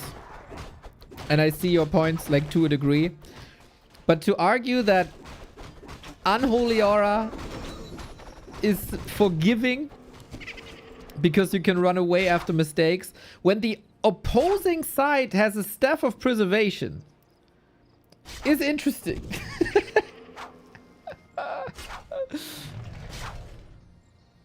We got Death Pact early, LeMei, and we got a... Yeah, man, yeah, man. We got a dust now, finally. Okay, that invisibility got punished. Real Beer Vampire, thank you. Followers only mode? We forever have followers only mode.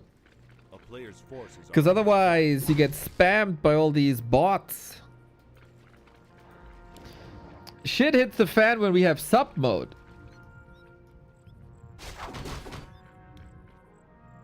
Then you know it's real bad. But I think I can count on one hand how often we use that.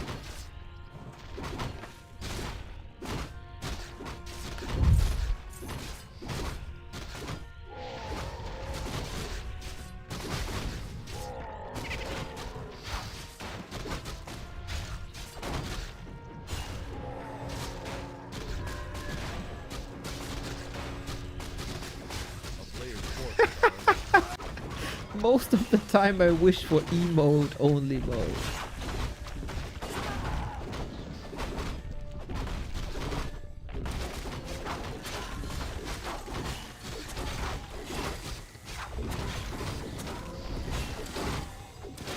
Hey Skimmy, what's up? Warden level 5 already after 10 minutes. This is a very, very, very fine game for Kaho. player's forces are under attack. No level 2 coil. It's also kind of funny, right, that he picked the death pack to be safe from the warden and then dies.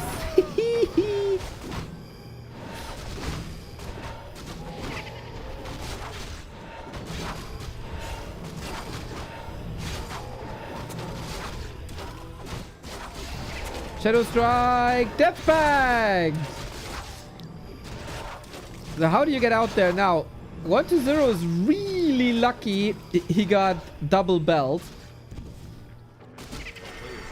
Can't dodge the Shadow Strike, whoopsie!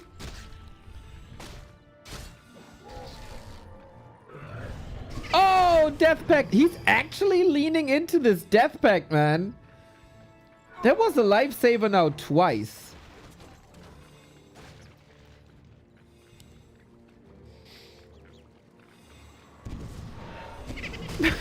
Cow doesn't care. He just clicks on the DK. I love it. This is so nasty. This is so annoying. But man, that Death Pact level 1 saved his ass 3 times now. It's actually kind of cool. That's how it's supposed to be, I guess. Just, you know, he doesn't have coil level 2. It's a bit of an issue.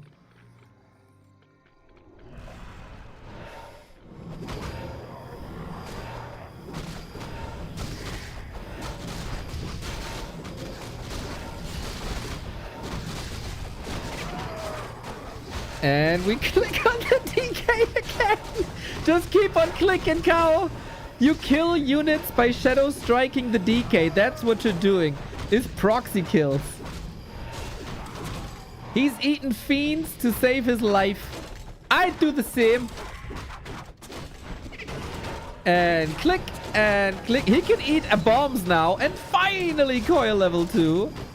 Bro, he got the biggest HP pots now in the mix. I like it. I respect it.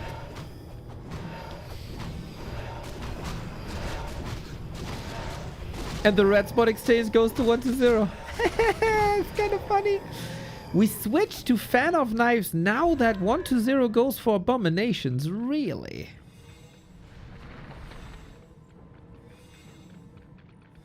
Zero XP. Yeah, man. You got no Death Pact, which usually denies the XP. No Dark Ritual, sorry, which usually denies the XP, but you got Death Pact. Spell Shield. Oh, shit. Okay, against ghouls, Fan of Knives will be awesome. Can you trigger the Spell Shield with the Dryad Dispel if there's no spell on the DK? Yeah, right? I'm pretty sure.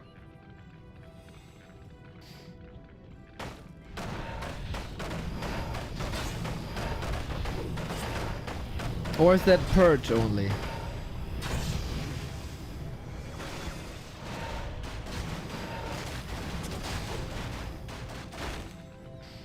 Dude, these 2 belts of giant strength have been ridiculous. Alchemist against the Fan of Knives. Nice anticipation by 1-0 that the Fan of Knives transition is coming. A bomb with Disease Cloud. Spread it, spread it, spread it. Heal. Scroll on top of heal. Spray. It's all about the Dryads though. And we got triple lore Dryad production. Way better macro this time, I think, by Kaho. Warden, careful. Has no invul, and of course, since she's only 1 hero, there is no staff.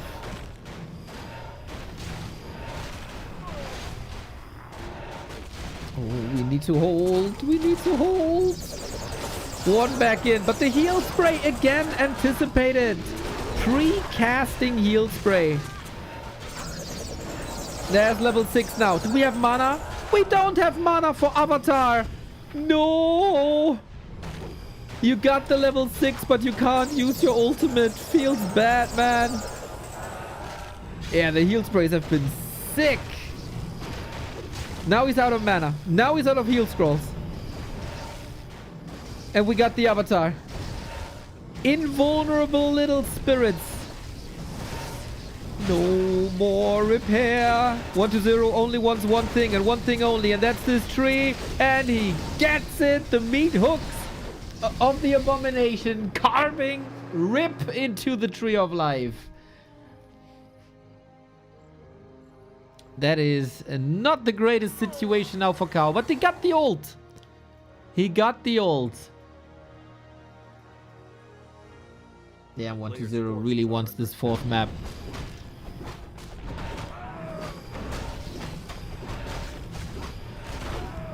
Super cool to see this sidestep emergency plan by 1-0 with Death Pact work out.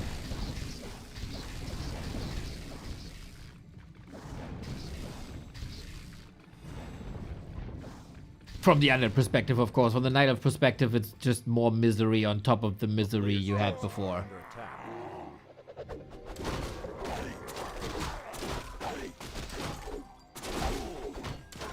And now. Not sure. Not sure if you got the time, mate.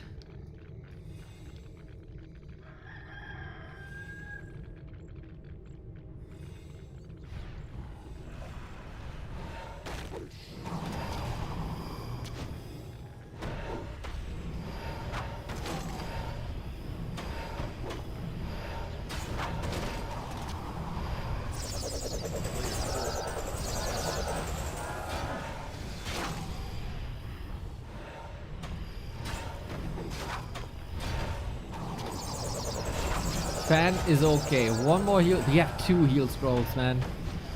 We got 2 heal scrolls. I think the sustain is just too much.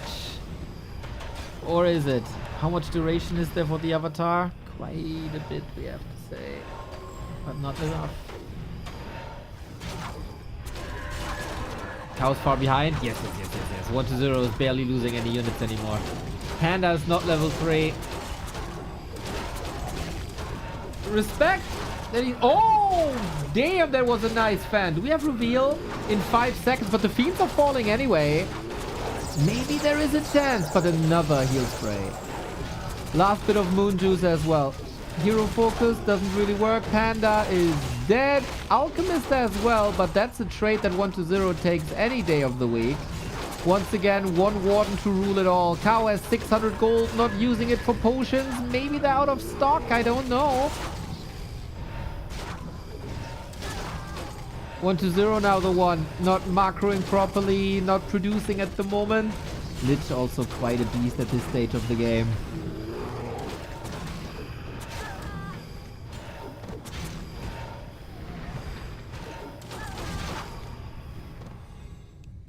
GG. GG, GG, GG. Ah, not even a cool warden with the hero focus build can save Kaho here. We have to say though, 1-0 got absurdly lucky with the double belt. If he doesn't find a double belt in the early stages, the warden is gonna tear him apart, I think. Because that belt gave him so much more HP to survive. Great adaptation with the Death Pact as well. Warden is a hero that just, you know, snowballs so hard. And if you take that XP away, the snowball is stopped and doesn't become an avalanche fast enough. Plus, there was one harass on the economy, and that's it. I think as cool as the hero focus build was for Kaho, he was very obsessed with that DK. Even when he saw that it doesn't really work out, he tried again and again and again. I think the game is different when there's no Talisman of Evasion, when there's no Cloak of Shadows, when there's no Belt of Giant Strength. That was like, everything was perfect. Spell Shield, perfect as well. And if you see, like, there's these items, I think you have to focus on units more or economy harass more, switch it up to a more macro game. Cow didn't. Cow loses. That's how I would break it down. Break it down.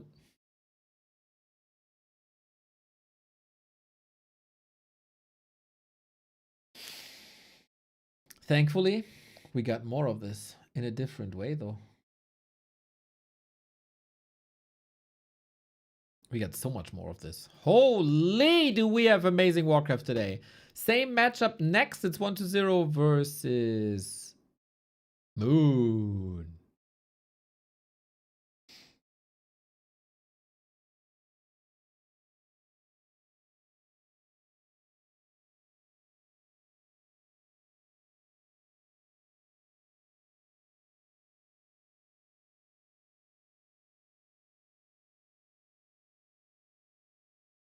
Alrighty, I sent you to a small break. We're in the lobby already. Let's see if Moon can get the win once again, as we did before. We have a long day ahead of us. Next, PA5 1-0 Moon, then PA5 Moon vs. Cow. There's Life vs. FoCuS as well. We'll see if we do that or some ladder casts. And then War3 Champions, close qualifier. Sok versus Sonik, as well as FoCuS versus LeMei. Oh, wait, that is a mistake. And then the winners match afterwards as well. Tiny little break. Be right back.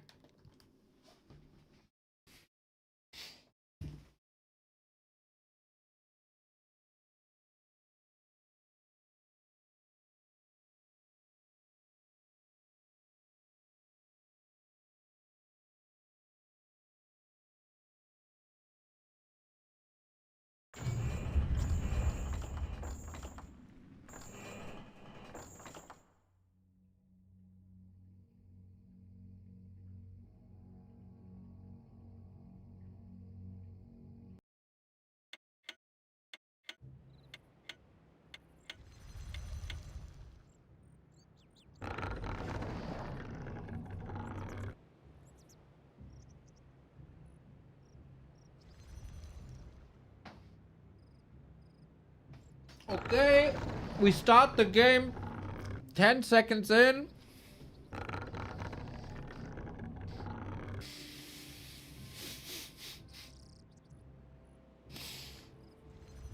One to zero played now for 2 hours straight. Next series starting right away. Well. If you like competitive Warcraft and if you like us, we are the home of competitive Warcraft, bringing you the best games for over 850 days in a row. Every day at 1 p.m. we start the coverage, regardless of what's on the menu. Feel free to support us in any way you can. Prime subs much appreciated. Regular subs much appreciated. Gift sub bombs much appreciated to prevent people from getting the ads. Now, match points 1-0. He could be the first player to qualify for the final day alongside Sok, who's qualified via the lower part of the bracket. Random Bad Gamer, thank you for the tier 1. We have 2 former world champions here. Moon, of course, the biggest legend that this game has ever produced in the 2000s. Still gaming, still hell strong. But usually one of his weaknesses is the matchup versus Undead though. Last time he was able to take 1-0 down in GCC 4, the edition before this one. So 1-0, out for revenge or back-to-back wins by back-to-back wins by Moon. Well, what we got here is the Demon Hunter is creeping. We got Concealed Hill.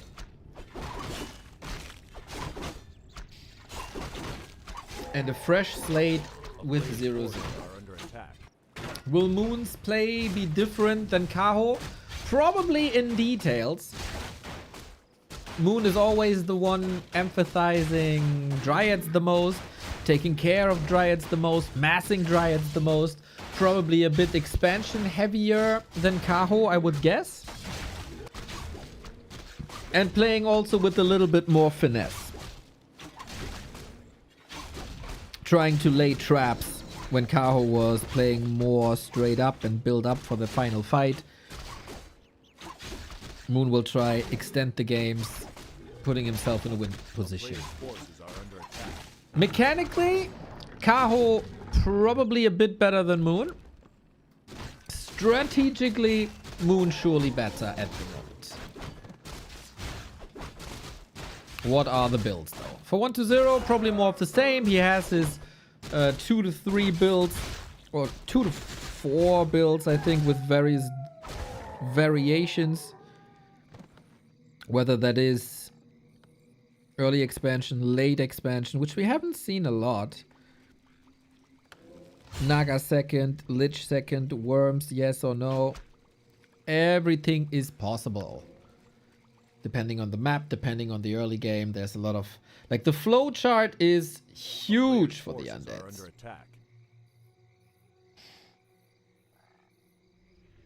And Moon has to find answers and always react the proper way. That's probably the most difficult for the Night Elves. To always have perfect vision, to always have perfect knowledge. Neither of these Night Elves here today are in this matchup on the level of life. But they shall never, ever, ever be underestimated. A player's forces are under attack.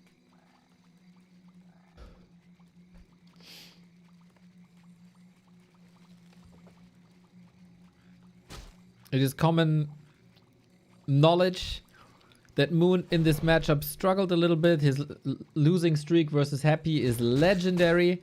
It's like, I don't know, 2.5 years now, the losing streak. Not a single series. Against 1-0, things are a little different. And there's always a chance. So, we got tier 2 done. And we have to say, not too much happening, but that can change now. With Naga, we need Frost Arrow, we need some control. There it is. Pick up the ghouls.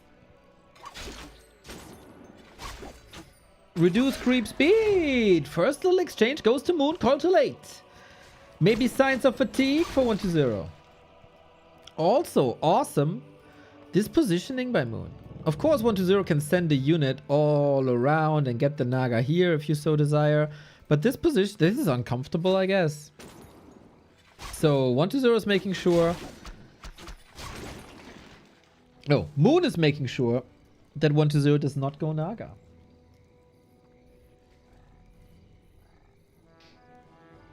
Tree up for additional creeping. He got what he wanted. A player's forces are Cool. under attack.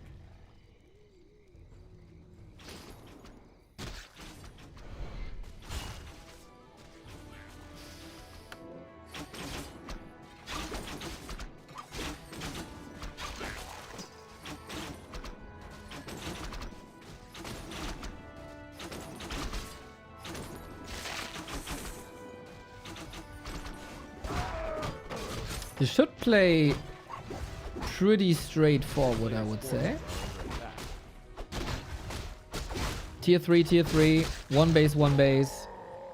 Is 1-0 even going for worms here, I wonder? I wouldn't think so, actually. It's not the greatest worm map, is it?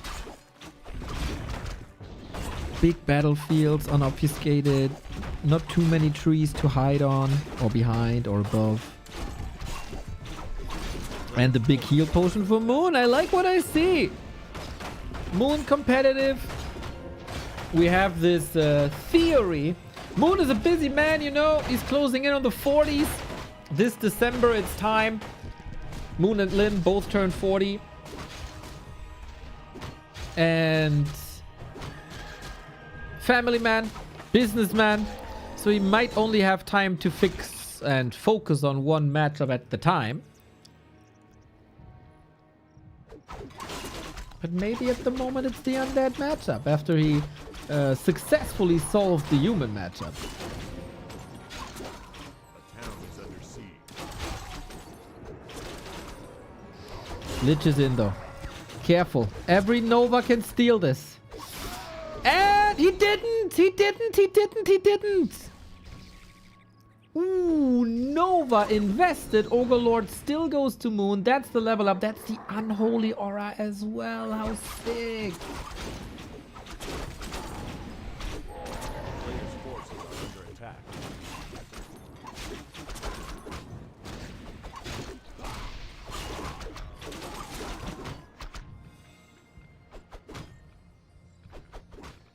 Yeah, it is extremely draining. Here in GCC, there's little to no breaks between the games, ever. Like a little bit of beef jerky advertisement every now and then, but otherwise, boom, boom, boom, boom, boom. Colorful was reporting the day before yesterday. You know, that was the day when Colorful forgot to build his hero. He said, I was still thinking about the match versus life, and I was just spamming APM, and I forgot my hero. Yo, maybe not a great sign.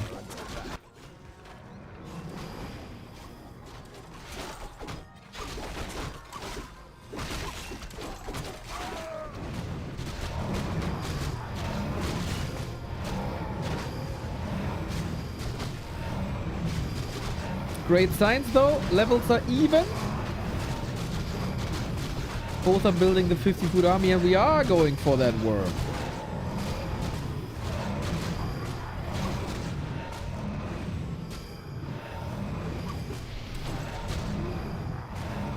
Exlord, are you going for worms as well? Do you like to have worms in your hands? The big blue ones?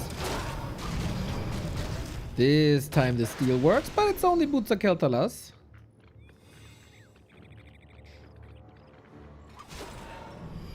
Oh, I wasn't talking about Warcraft. The other worms. The other blue worms. Nice snipe.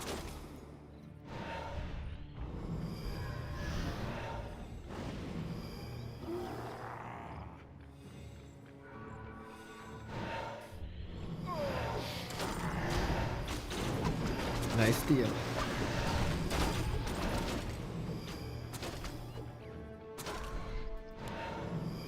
Moon is very competitive today. Everyone had a day off yesterday. A player's forces are under attack.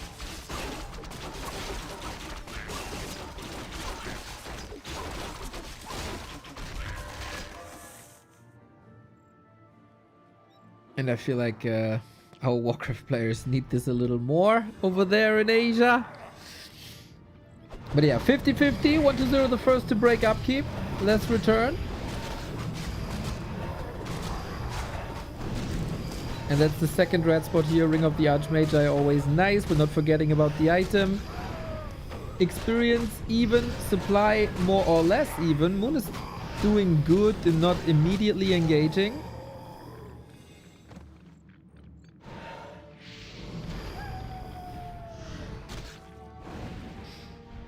Staff should cost per use. For you, Twitch chat should cost per line.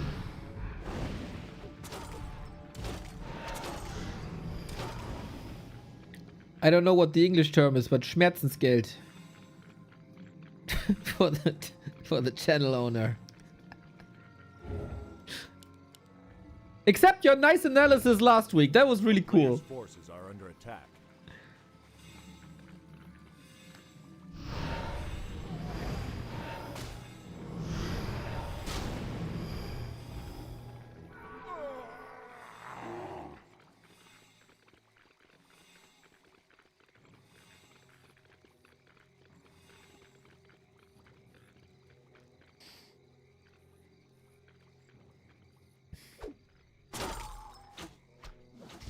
Player's forces are under attack.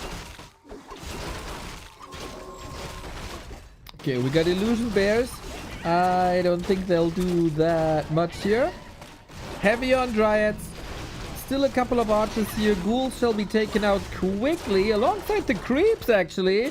So 1-0, basically no meat shield here. Every fiend is meaningful. Moon has reveal, not using it right there. Saves it for now. There it is. Lich in trouble. Oh, all of a sudden, a little bit of a tempo change by Moon as well. The worm uncontested, which is so odd. He's going straight for the fiends and gets a double kill. Moon is owning this fight. It's not even the worst time for 1-0 yet. That might start in a second. We have a point blank coil ready if he so desires. That's the potion into coil moment. But not just yet. Here's the potion. And he uses it defensively. 1-0 torn apart in this fight. Step ready.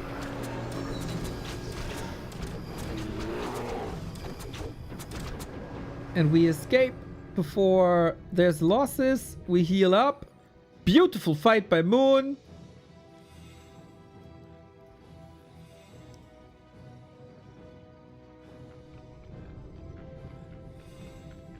And I do not know how to come back now if you're 1-0. It will always be an attempt. Stay in the base. Huddle up. Get shade, hide in the base, most likely try to get to casters.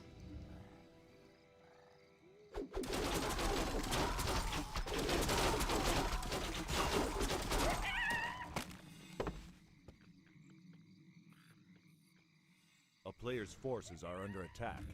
Advantage Moon, but he has to knock 1-0 out. I don't think you want to allow 1-0 a late game, whether that's with Banshees or not.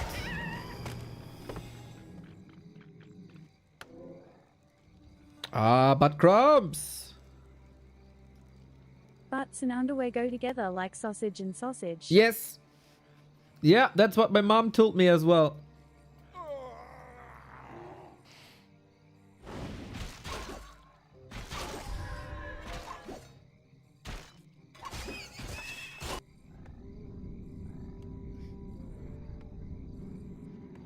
Hmm. 4 out of 5, huh? Ah, we repair. Okay, okay, okay.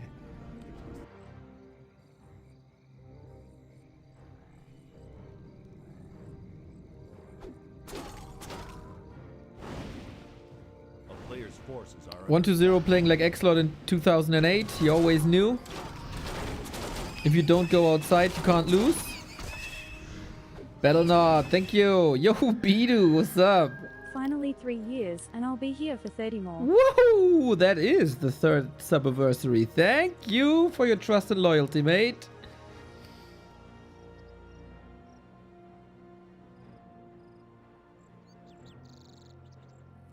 And Moose is okay. You can sit at home all day. I'm venturing out in the open. Plant a tree.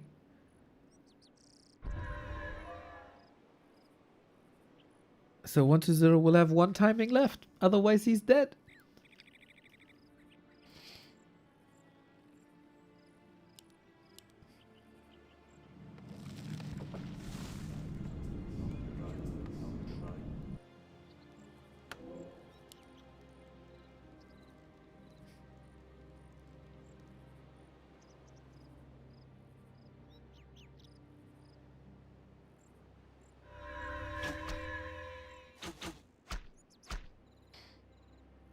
We actually get a reveal against the Shade. Fascinating. Fascinating.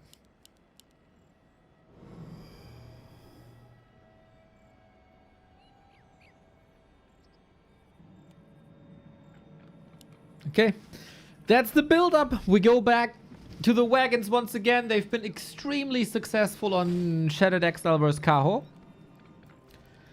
I would say, though, that Moon has the better idea how to deal with them.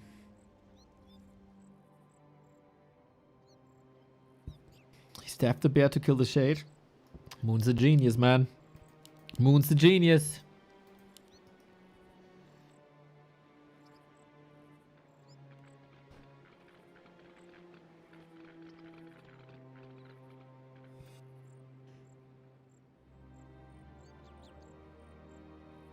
And now we sit and we wait and we get a second worm. And Moon trying to harvest gold soon. I like that. No shenanigans. Moon says, okay, this is my win condition. You know it's my win condition. You saw it. Come at me, bro. Come at me. And it's again similar to the Kaho series. The early mid game decides so much.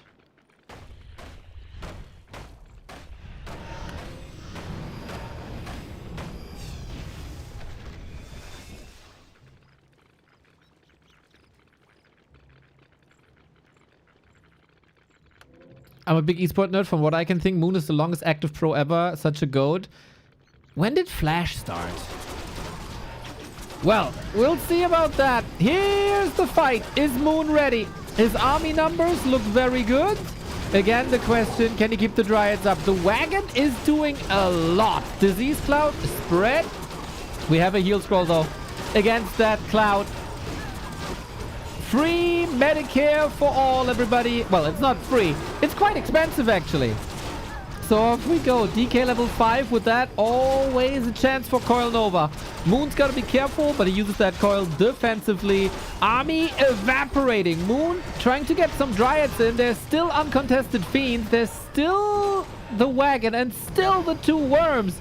This will get a bit... Oh, shit, that stuff! Oh, shit, that stuff was clutch.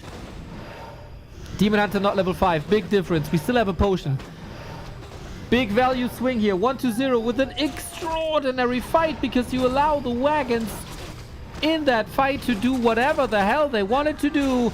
Demon where? Demon need to save the situation in the middle of the pack, as of course, where he belongs. Still no level 5. Still no kills. Naga in trouble. Can be controlled nicely. We chase. Another Demon Hunter all by himself. Staff out, Expo dead. And with the wagons, that's an easy kill, of course. 20 foot down, Moon, no lumber.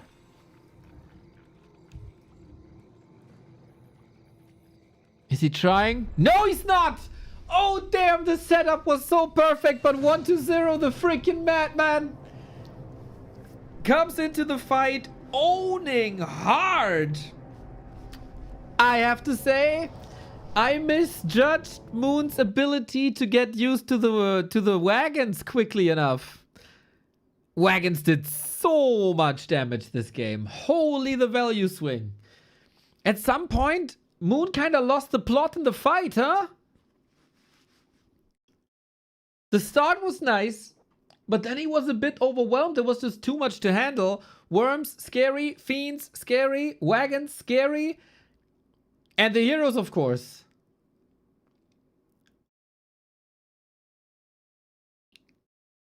Damn. Sick fight. Again, the wagon build is so scary. Worms and wagons. WW. The double W for the win.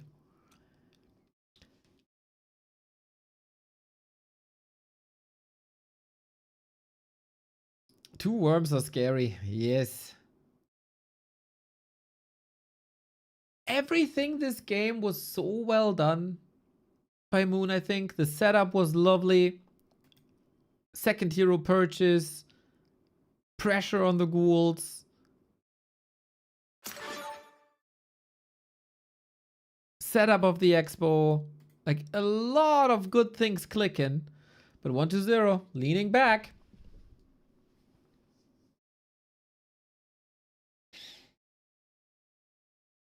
Set up that army with Disease Cloud and Wagons, man. That is such a change compared to like rest of the week and also last week,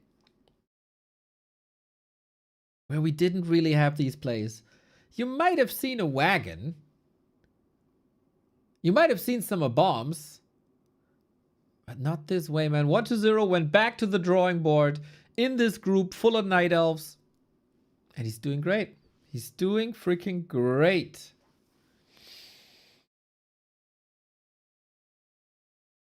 Apparently, according to ChatGPT, Moon is the longest playing esportler. Apart from him, it would be free in StarCraft starting in 2001. So it isn't. So, okay, so Moon is second only. Damn.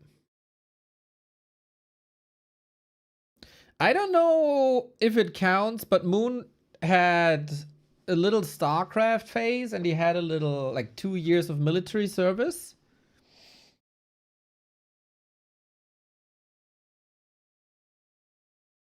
I don't know if Free also had a military service.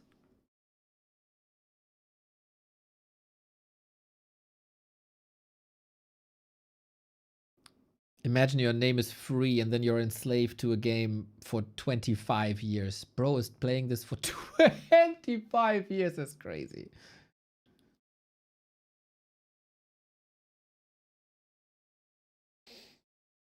Well, 1-0, guys. 1-0.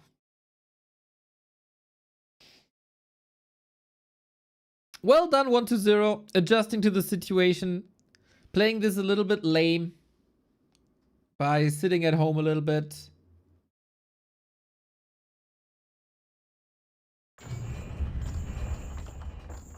And Demon Hunter never made it to 5 either, eh? One of the 2 red spots, I think, made a huge difference. If Moon gets one of them, like he got the middle. That was great. Also, that was a bit of a mistake by 1-0, I feel, for not getting that Ogre already. And then allowing 2 fountains to go to 1-0, probably not allowed.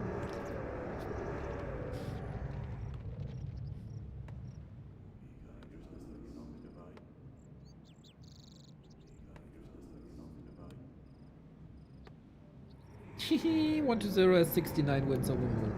Nice.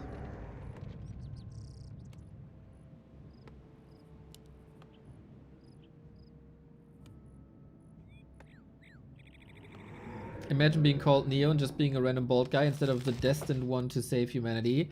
Nah, it's just one. That is the indicator that I'm alone.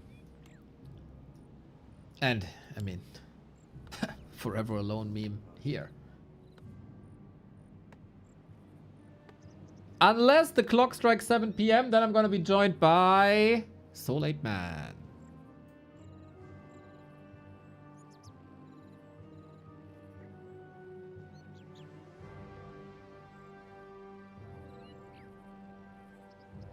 Oh yeah, I got you. I forgot. Yeah, I got you. Oh yeah, great company. Great company. The best. We got a DK, we got a Demon Hunter even here on Hammerfall. So, Moon, of course, was watching the series between 1-0 and Kaho. Knows was coming up. And he saw that Kaho got a 4-1. So, Moon, 2 wins here would be great. The top 2 out of the 3 players advance to the final day tomorrow.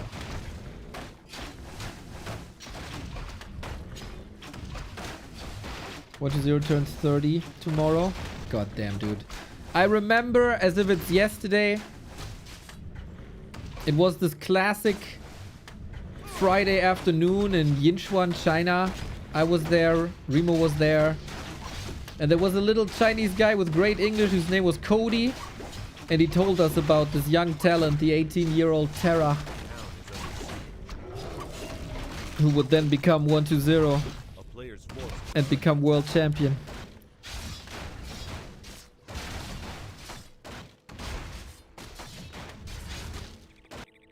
But yeah, the classic afternoons in Yinchuan.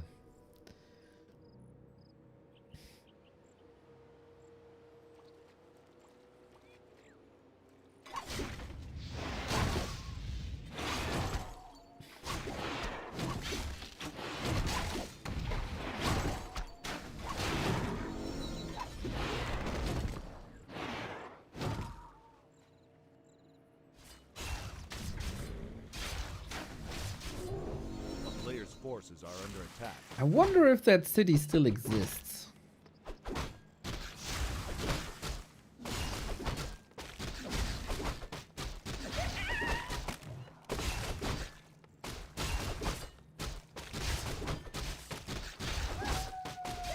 You never know. Great lamb there. Anyway, this Demon Hunter is scary AF. Double claw and ring. Pretty perfect, I would say.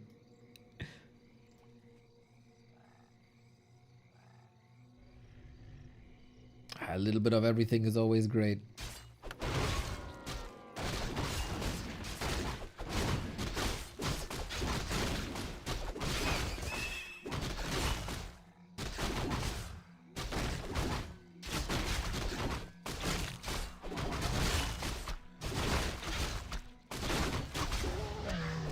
Here we go, a rare immolation attack. Moon ready, reading the creep route like it's nothing.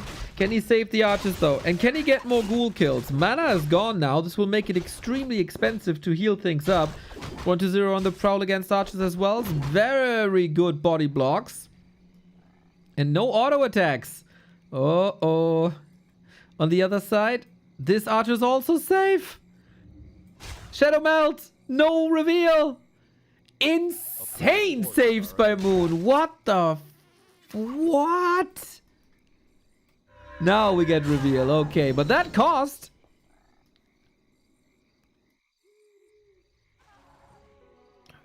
Second archer fainting in the back. Okay, 2 archers versus 2 ghouls then, huh?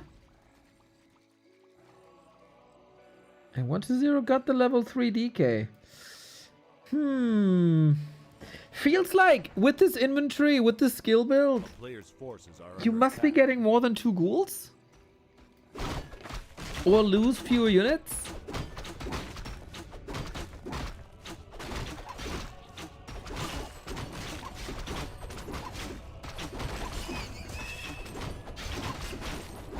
Replenishment potion is awesome though.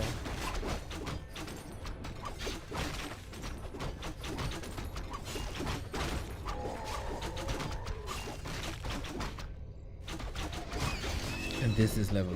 Okay. This is the minimum that you have to reach in the mid game. Oh, replenishment on the Naga. Okay. Okay. Mana's low anyway. Again, Wisps can jump over walls for some reason. Forces are under attack. And we hunt the consumables in the middle. Usually this is all contested on both sides. But this time we have a little mid-game peace treaty. Invo potion, very good. Tier 3 on the way. Dry it, dry it, dry it.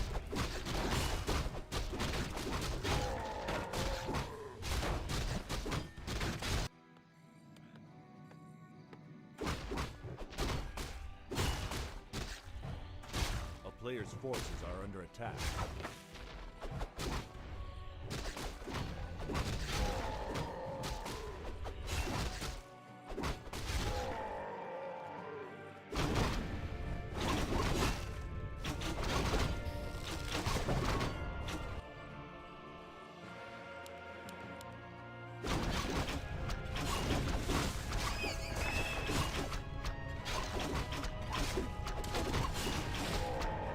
Again, we get the talisman. There was a life-saving item before. 1-0 is again going for worms. Any second now. 400 gold. Frenzy. Lich is far away from 3. Naga is far away from 3. Ooh, demon is close to burn. Nice. And some damage onto the Lich as well. That you will need a lot. We have Dispel ready. Wait, is the Lich just dead? Whoops. What a sick timing, man. It's the arrival at tier 3. You want to creep the Lich. The DK is going home because he is level 3 already. You don't want the DK to soak up XP. You send it home to get the orb, to not waste creep speed, and you get punished Omega hard. Lich dead. Fiend dead. Can't level Lich now. I have rarely seen this DK orb collector timing punished this hard. Yeah, and now good luck fighting without the Lich. Yes, absolutely, there shouldn't be a chance like at all. We'll see though.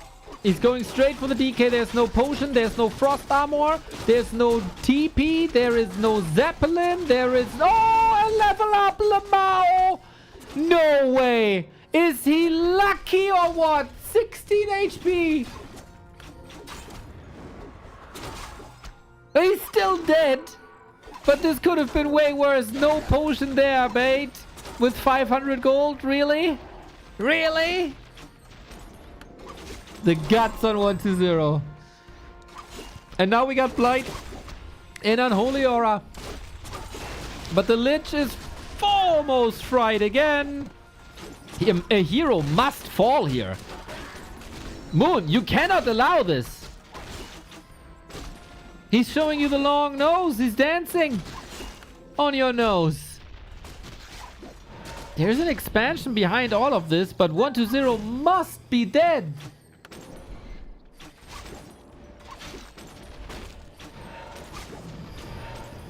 You have to push it over the finish line here, it feels like.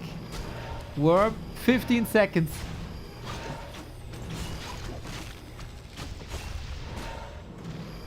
Oh, he got so close to a DK kill. Point blank, Coily was just waiting for it. And now there's the worm. And this might be the bear.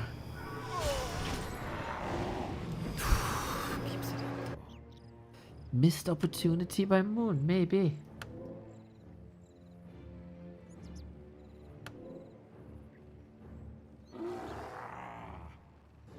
This Expo needs to live now. Oh, Moon. Must you be creeping?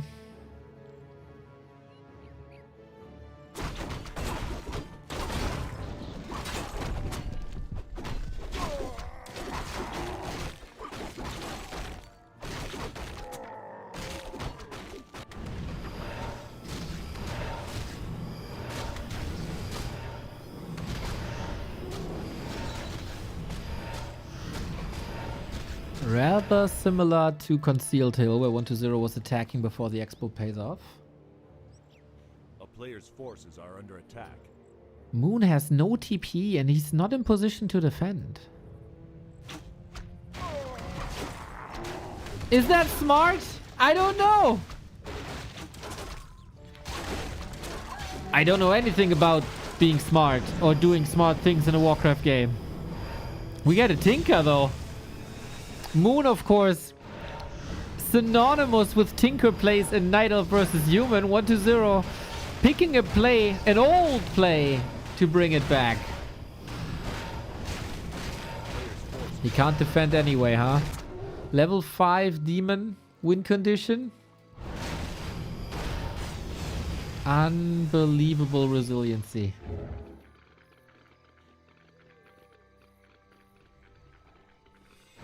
One to 0 was kinda dead after that creep check up top. Dispel against the illusions. Nice. Tinker punished. But every mana burn that ends up on the Tinker is a Nova available. So can we dispel again? We're not. There we go. 52-54. Tinker is gonna be eliminated soon, but 1-0 with the heal scroll. He wants that Tinker in the fight. Last game, 1-0 had an extraordinary late game fight, and again he opens things up. 42 here. We still have Moon Juice. Moon, usually best Dryad control in the world. Reveal. Punish the burrow. This is expensive, of course. Is Moon too obsessed with that Tinker? What's the Tinker doing? Allow him to be there. Allow him to soak up XP. The little right clicks. What does it matter? Lich has to be punished. Has an invuln though. 1-0. Crisp, precise. More Dryads are falling. It seems like in these fights, 1-0 is just better. He got the coil ready. That is never allowed.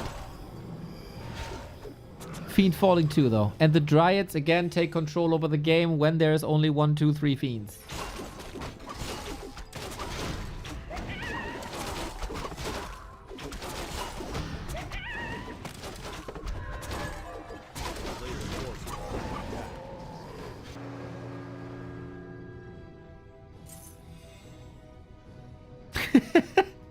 Oh, how cute Bido trying to be a moderator.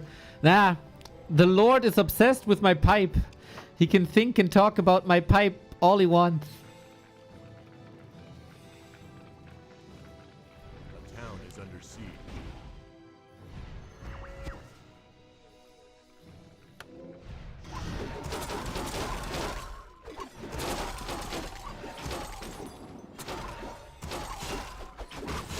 I'm not sure if he needed that Tinker, to be honest. This will just soak up XP or stay dead.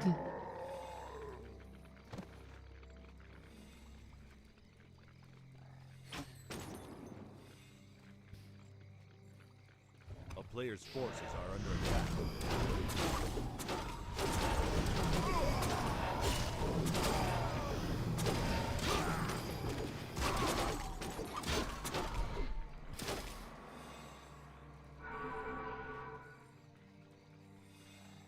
Katka's pipe is now to Neo's pipe. As I'm also brilliant and bring you wisdom, that is just fitting. Ooh, thank you, Troll Trapper.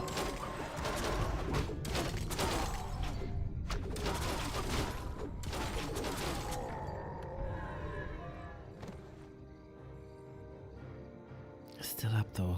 Damn. 1,000 gold on 1-0. Moon, he can't get the demon to 5, man. Not on concealed, not on Hammerfall. Player's forces are under attack. He is grasping at straws.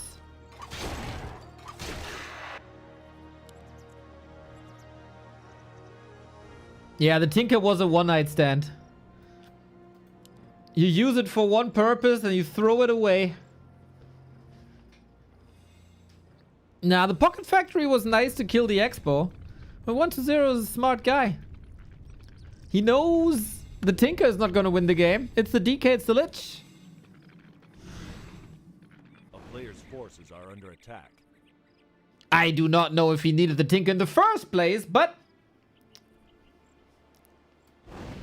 it is the right call to have him rest a little bit.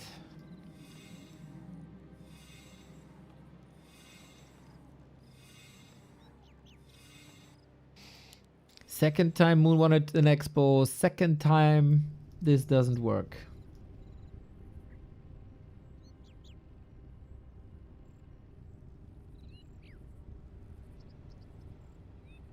Do we get any wins? Don't think so.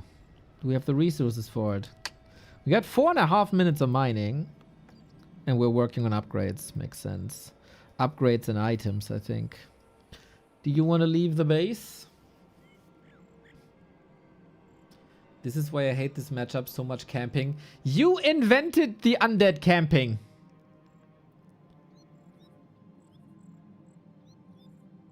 It's all your fault. Not too many people remember this. But 18 years ago, Xlot did it first.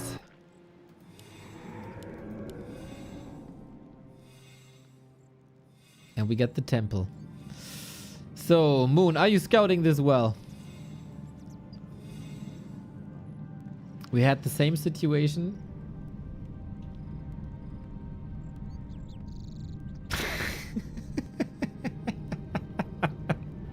We had the same situation versus Kaho. Kaho was too slow to build the proper army. And I don't think Moon has many eyes here.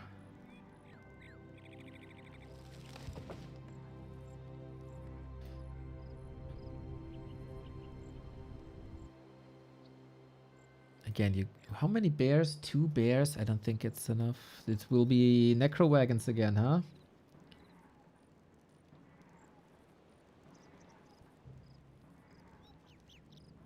A player's forces are under attack.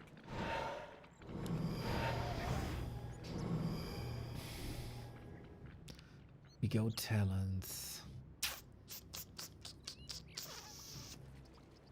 I think talent's very good versus banshees. We know that it's necros. Moon doesn't.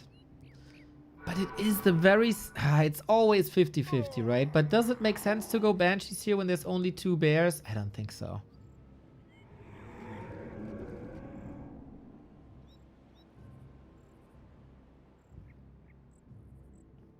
The matchup is... No, this is one of the 2 best matchups we have by far.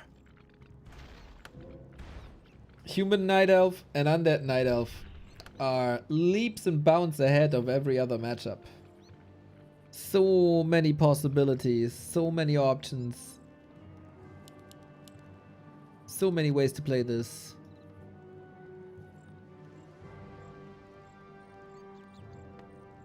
But as I said many times, it's incredible. This situation especially is so tough for the elf.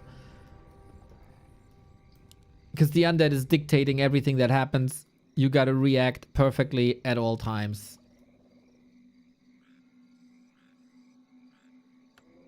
We need Chimera Roosts, man. We need Chimera Roosts. Moon, you never shy away from the Chimera Roosts. And Fairy I'm still not sure if Fairy Dragons are good here.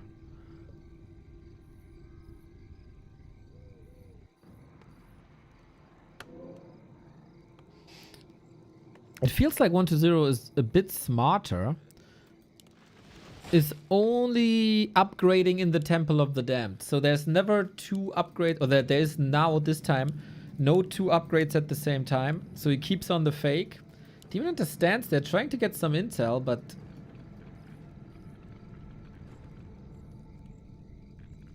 XCOM, thank you for the 31. So Moon needs either mass wisps, which he doesn't have, chimeras, and he doesn't have the roost, or fairy dragons, and he only has 1 wind.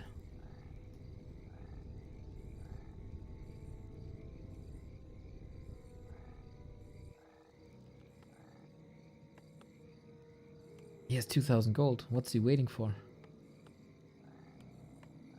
We are waiting to be mined out, but then you can only use the 3 production buildings. I think you need more. Like Kao had 6 production buildings? 2 lores, 2 wins, 2 roosts. And he still wasn't ready for the push. Oh, no Wellspring either. True, good point.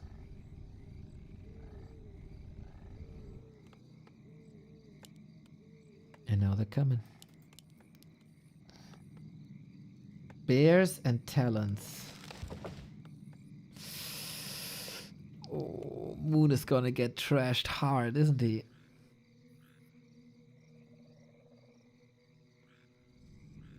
He still doesn't know.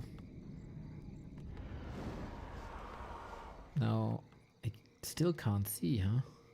I mean, the Demon Hunter has a blindfold. Of course he can't see that. Oi, oi, oi, oi, oi. Oh, Moon is gonna get dumpstered here.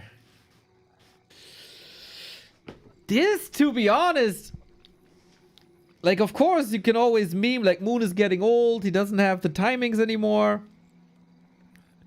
But he's just reading the game wrong.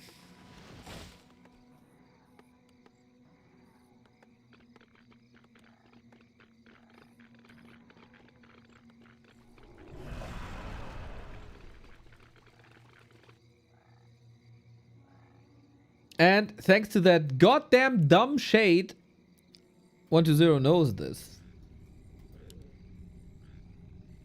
Surprise me? I have seen some sick Talon plays. Maybe this all right.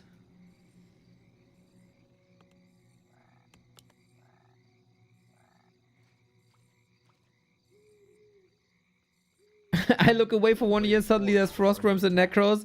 Hey! There's also wagons.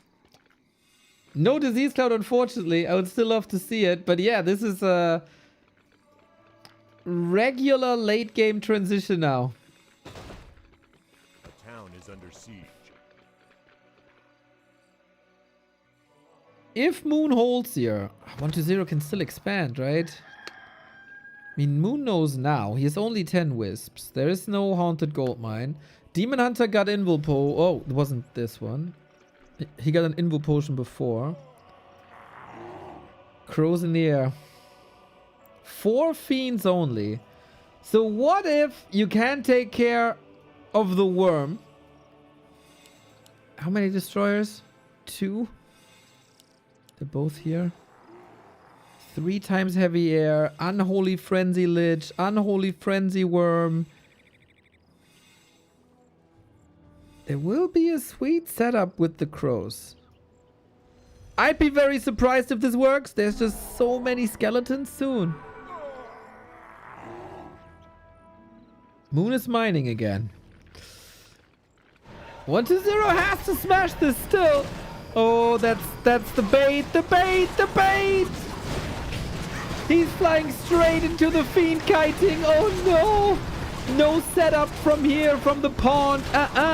Demon Hunter finally makes it to 5. The detonate was great though. Okay, that's seriously sick XP. Bears moving forward. 120. There is a mini chance he fumbles this. But the damage output is too crazy, isn't it? The crows aren't free.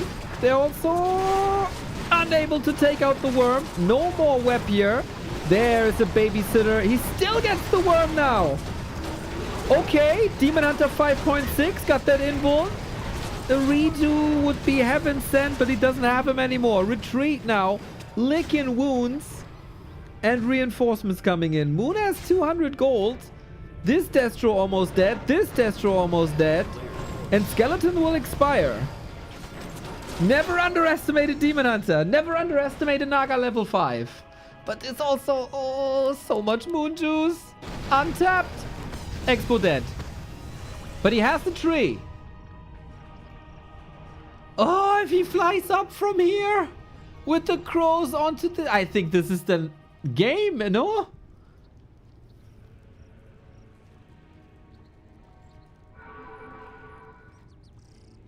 But this was a little bit of an exaggeration. Flew straight into the webs. Mamma mia. Still the chance. Talents are rather cheap. Tree can move. Unfortunately, he doesn't have Nature's Blessing.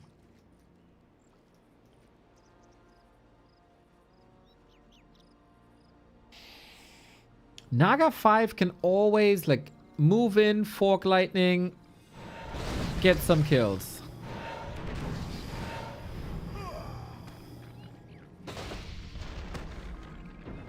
Draining mana, no more worm, no more money. Guys, Moon will win this?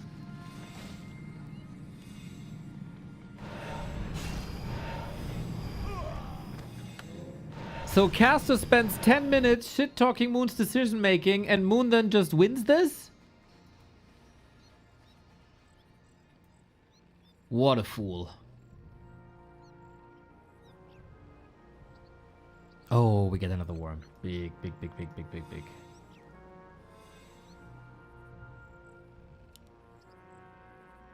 No Wellspring. No Nature's Blessing. Ah, he moved the shade out of position and now he's blocking again.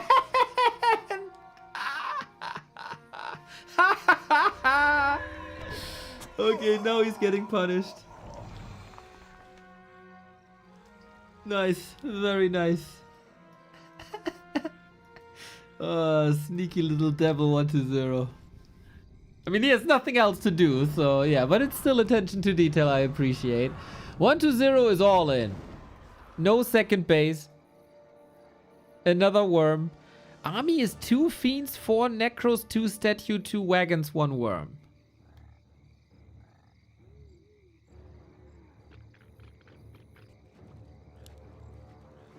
I don't think Superman saves Moon here, sadly. And that's Bidu. Is why you're known for your looks and not your Warcraft knowledge. It is quite a big army. And we got that frenzy worm again. Are we getting necros one more time? Burn is strong, staff ready, but we have the Demon Hunter here now with cripple.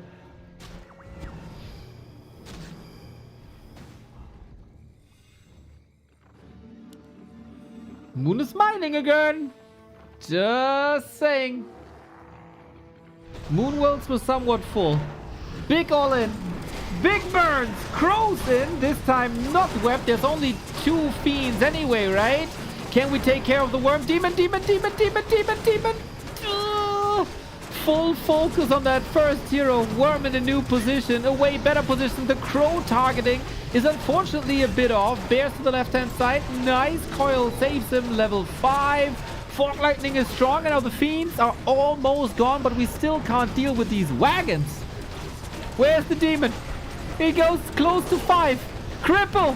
Staff must be ready. Must be. He ends up here though. He's right there. TP. No staff. And he got him. Oh, damn. The drama. 17 food remaining. GG. And Bidu was right. Bidu was right. Nothing was able to save him here. Damn 1-0. Second time in a row where an all-in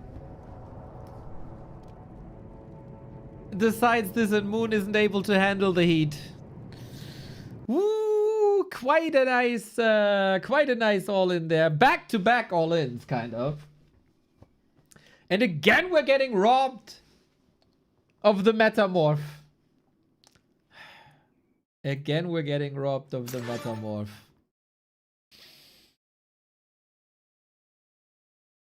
So close, man. So close. This series and the last. Very cool decision by 1-0 going Necros.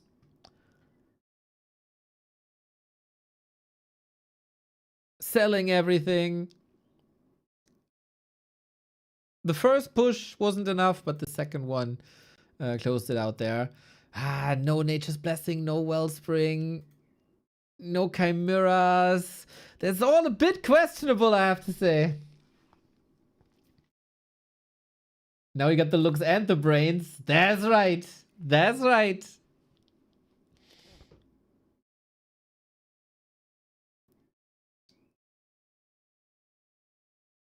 Bidu, you wanna take over?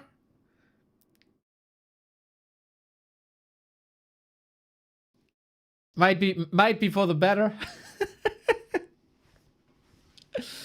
Oh damn, Moon in the ropes, dude. But good to see Kaho. God no. Kao also went down 1-4. So it's so tough, man. If Moon gets the same result as Kaho,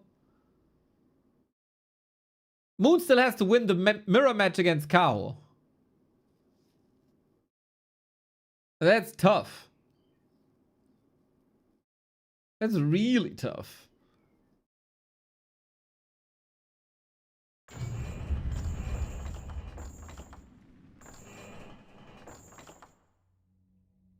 Did FoCuS lose for Sheik yesterday? Only one map, unfortunately.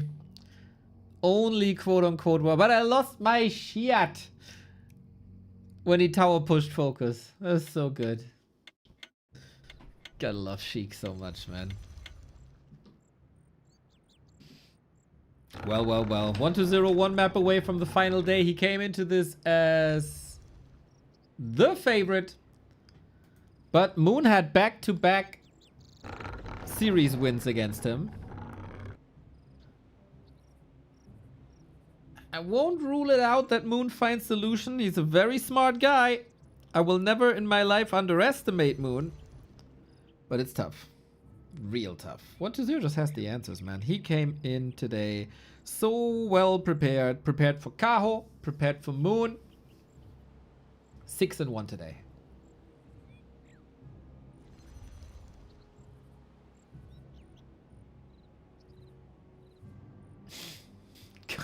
God, no.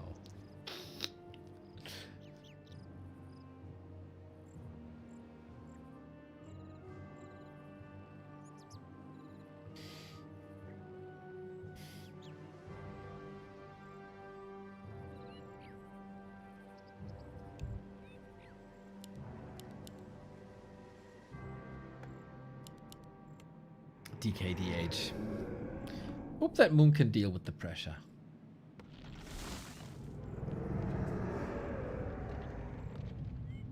Didn't expect such a strong 1-0, to be honest. The past 2 weeks was rather tough in this matchup for him.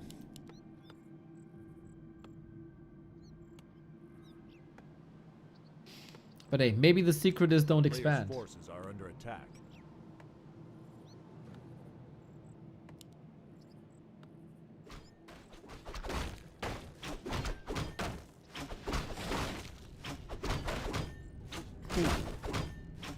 Isn't this a rather risky ancient position? Oh, the body block. Squeezing out another second.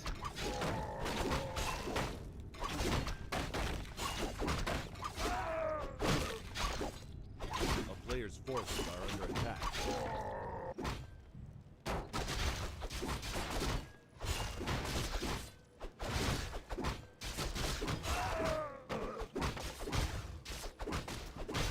We're probably gonna be here all day. In 3 hours, we're moving on to the War 3 Champions close qualifier. FoCuS, Sock, LeMei and Sonik. Definitely 2 favorites, 2 underdogs. A player's forces are under attack. And then the winners match. The stars might align for a FoCuS versus Sock best of 5 for one of the 2 remaining spots in the finals. We're also gonna announce the 3 out of 6 invitees for the War 3 Champions finals. And then 3 more tomorrow. The town is under siege.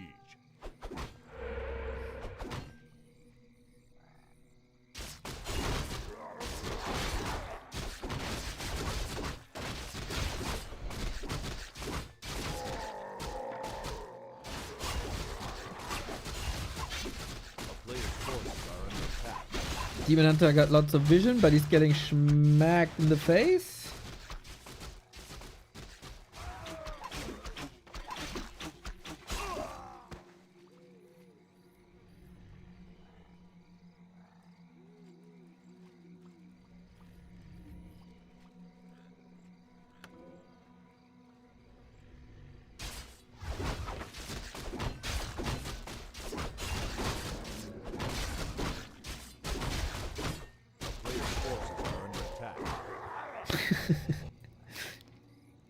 Yeah, Sonic and LeMei need a Cape Verde performance, that's for sure. Yo, Lajuk, thank you for the raid.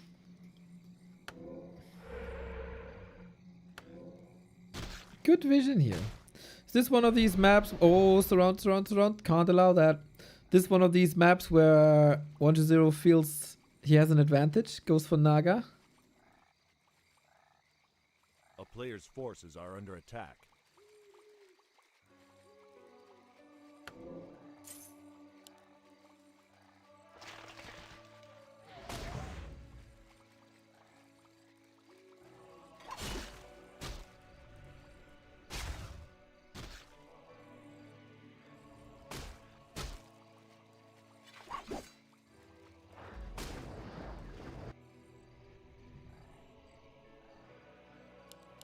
Nothing out of the ordinary so far. No early expansions, no hero switch ups, 1-0 with the good old reliable DK Lich.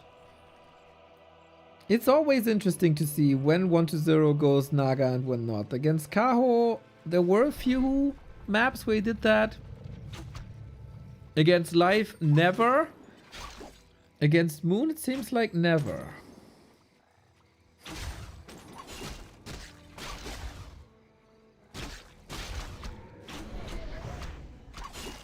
But from the looks of it, you don't even need a second hero. DK Ghoul's enough. Unholy Aura pretty good, but not good enough. Oh wait, with the coil? Oh, there's no mana.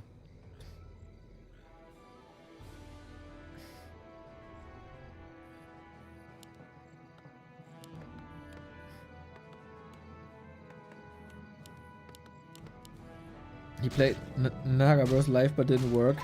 Yeah, he tried again. He can try that as many times as you want. Life is gonna eat you.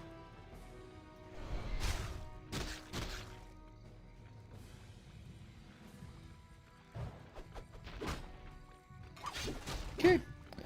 Moving in with the Lich into the middle is quite a statement of how comfortable 1-0 is feeling right now. He's probably gonna get burned, but it's only the low level 1 burn, and I don't know if Moon should abandon this Demon Hunter this much. Yeah. Feels like this series is fading a little bit.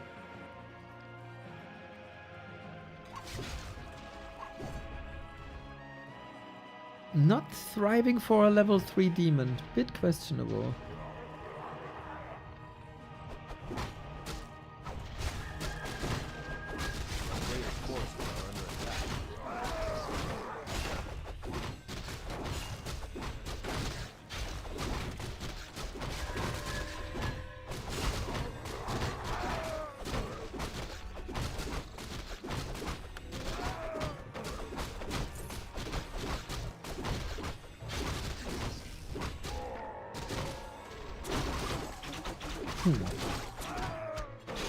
Okay, Moon, I'm curious.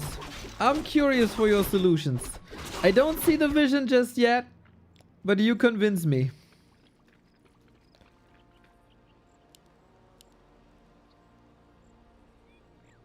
A player's forces are under attack.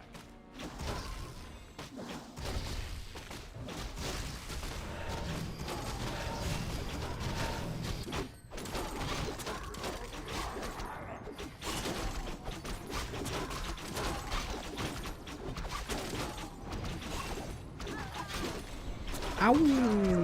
Try it to the creeps. Guys, I feel like Moon lost the series on Hammerfall. A player's forces are under attack. Looks a bit deflated. Decisions a bit questionable. Execution a bit sloppy.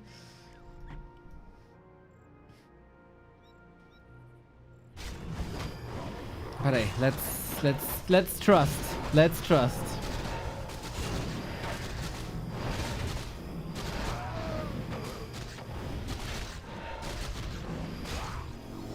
A player's forces are under attack.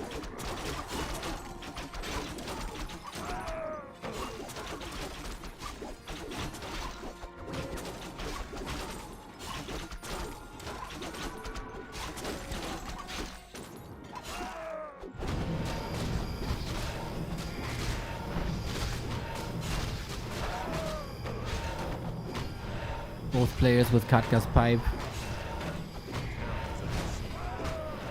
Always a sign, man. When you take this lap away, I mean, both do. We got Heal Ward there. We got Mana Stone. Not too bad. So, Moon wants to attack the worm, huh? He's always been goated in catching reinforcements. The past year, a lot of his playstyle is based around that. Usually not that aggressive. Oh, no, he doesn't get the worm. LOL. Oh, my God. Oh, the production pauses? On the sacrificial pit, it doesn't. Production pauses when you sell? What the heck? This is not the case on the sacrificial pit. I'm so sure. I'm so sure if you sell the pit, the shade still comes out. And that's different on the boneyard?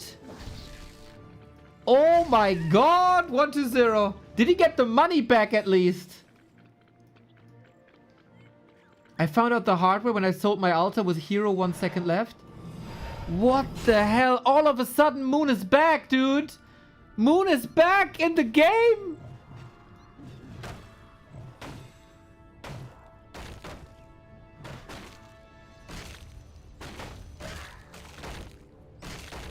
I can't believe what we just witnessed.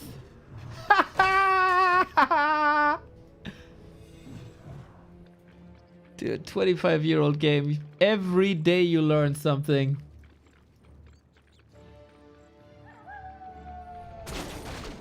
That's tilting AF. That is tilting AF.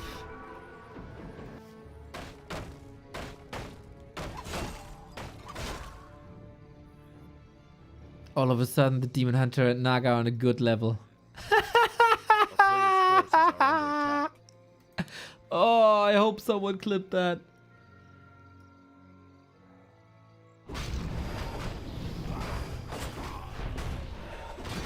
Someone on the Undead Discord, like last week or 2 weeks ago, sent a video on how you can unsummon your pit when you get the shade in production and it doesn't stop. But that's then exclusive for the sacrificial pit, huh? Crazy. And now we get the double Chimera Roost that we desperately needed last game. Yeah, I mean, there's no worms to contest them. It looked like you get the money back, right? From the unit that's in production. That is the weirdest thing.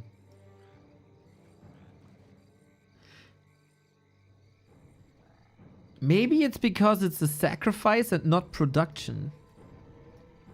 You know, it's like using an ability and that ability doesn't stop apparently. But production is. That's crazy.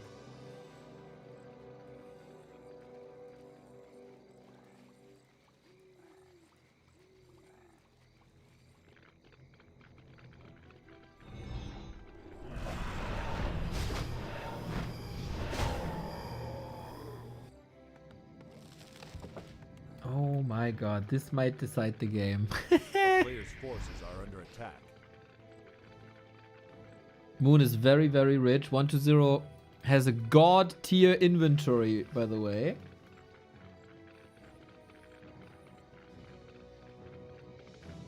Map is empty. Will he scout the high ground? Oh, very good, very good, very good. But what are you doing about it? Well, you definitely need web now. So much is clear. Not yet. Dude, you saw the double roosts. You have the time. A player's forces Go are for under web, attack. no? He's not. Okay. Interesting. How greedy is Moon? This has been the big decision making in the late game in this matchup recently.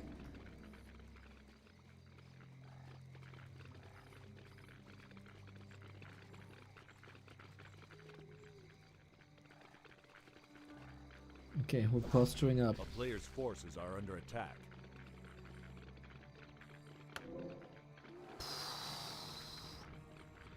If the Chimeras are positioned well, they're gonna wreck this fight. But it's not that easy to position them well. How much do we got on the clock? 25 seconds? Could you blow them up with sappers here?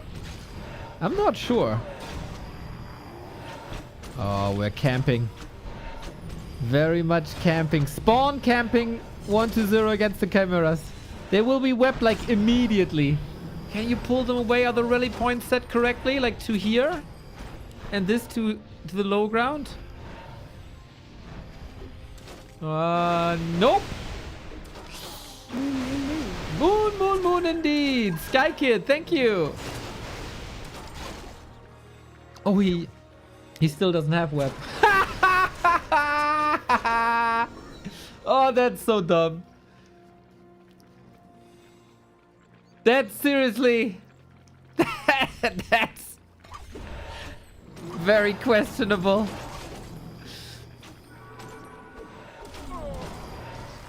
But okay, good for us. Keeps the series close. Now we got web, but we also got fork lightning. We also got a lot of damage. Can Moon sweep this now? He is in a position where he should sweep this now. But never underestimate 1-2-0's kiting. Boop, one Chimera down. Naga as a worm replacement safe for a second. DK has to portal away. Is that 2 Chimeras down? Yeah, bit careless. Bit careless. But Moon is getting replacements. It's all good. It's all fine. Will the Chimeras help? Yeah, usually they would be attacking the statues, and then the statues pop in like a second. Well, if you fly them into fiends in the middle of the fight and are not targeting the statues, their impact is surely limited.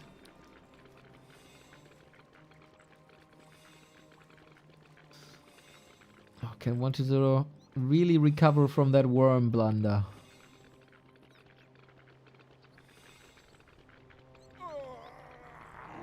We got web now, and Nova.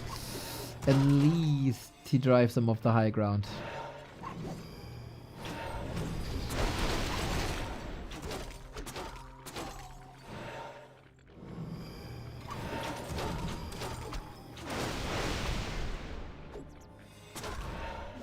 So many fiends though. 6 fiends. And again the Chimera's caught. They need to be in range. They need to do the damage. Level 5 on the DK. Feet. Oh, miscoil. Okay, that's a chance for Moon. Demon Hunter low. Needs the staff very, very, very quickly. I hope he has the finger on the trigger. Of course, it's tempting to keep on pushing because 2 heroes are so hurt.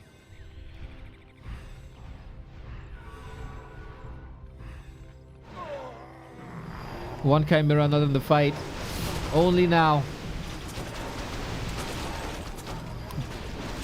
Statues far in the back. That's lovely. More fiends disappear. The more the fiends disappear, the higher the impact of the Chimeras.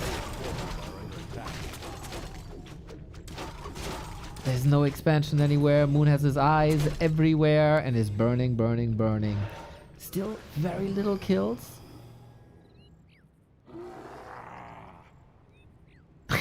Funny game. Funny, unique game. How much gold is left? 2.5 minutes.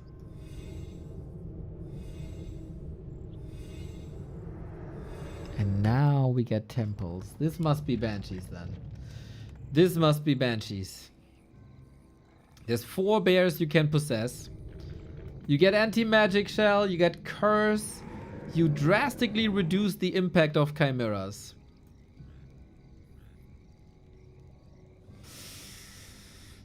This might be the knockout tactical switch if Moon doesn't scout. This will take a long time though. With 2 upgrades and Banshee production, this is gonna take a long time. What's Moon doing in the meantime? No corrosive breath, so sieging with chimeras is tough.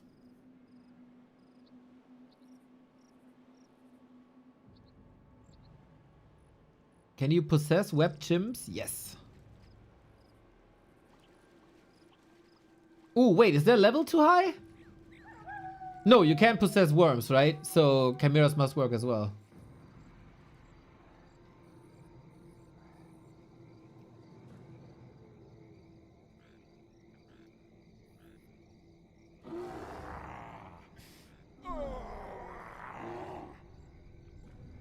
Alright, here we go. With roar. Should always go onto the statues if you can. But yeah, 1-0. Hiding like a chicken. Trying to hatch these banshees.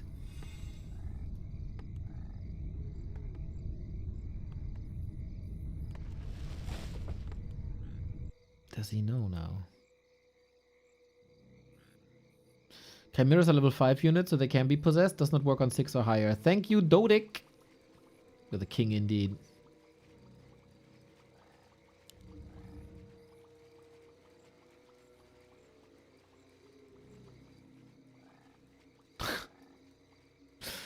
Ah, this matchup never fails to amaze.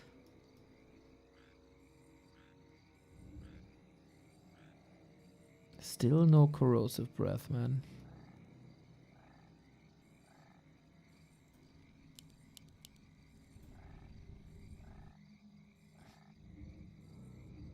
You could siege the production buildings.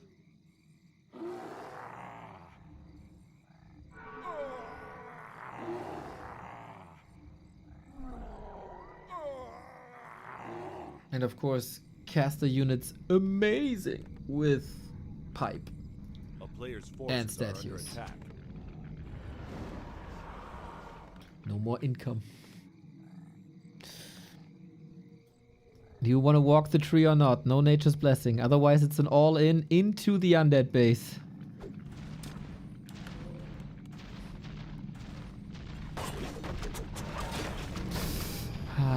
Is he trying to bait a web? Kinda looked like it. And he's baiting mana. For the anti-magic. Yeah, 35 seconds. You can possess chimeras. You can possess bears. Oh man, this is gonna be gnarly, isn't it? Maybe this is the perfect time to strike, but against an undead base, is there ever a perfect time? Fork Lightning doesn't do much. He's breaking through the anti-magic shell. It takes some time. We got 14 seconds till possession, but everything must be cursed, right? But there's Dispel as well. It is not 1-0 crushing this. The timing was indeed perfect. There's a lot of kills going Moon's way. Any possessions to save the situation? You can only win this with Night Elf units now, 1-0. There's no other chance, but he spams the curse. One possession, staff against it. Is there another? Level 5 Lich as well. Undead base still helping. Just saying. But Demon Hunter level 5. Neck and neck, man. Who loses more? Chimera lost big. And Moon has to TP away. He doesn't trust anymore. Uh-oh. There wasn't even a possession and it's still looking grim. Never fight in an undead base. Cow showed the world that it can be false. And life as well. But it seems like Moon is not using all of his strategic options. Now, no gold, no more. We have a Wand of Mana stealing. We have a mana potion. We got a hard-hitting Lich. And we got statues with mana. Okay, we burn against the Lich though. No more mana at least. No more Nova at least. Possession! Staff! Oh, he still got 2 bears. That was a sick escape. Demon Hunter needs an imbo potion, but he doesn't have the gold. Doesn't want to sell anything from the item. and also the Invo Potion is not available, I think. Is he brave enough to go into this fight again? I'm not so sure. Dryads are magic immune. They cannot be possessed. The Banshees are somewhat donated. Moon desperately waiting for anything that might save him here. Close. Naga is dead. Not coming back. And without that, Demon Hunter 5.4. Is this a game where Superman wins? Or is this the knockout?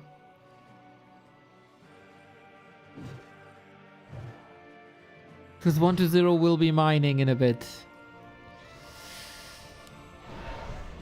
Oh, we're down to a Demon Hunter, guys. Again, we have the situation where we're down to a Demon Hunter. It's daytime. The moon wells are not regenerating. The Dryads are ripe for the pickings.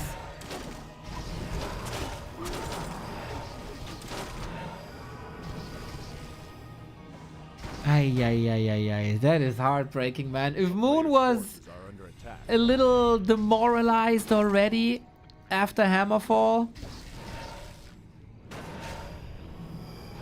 I don't know what's going through his mind now.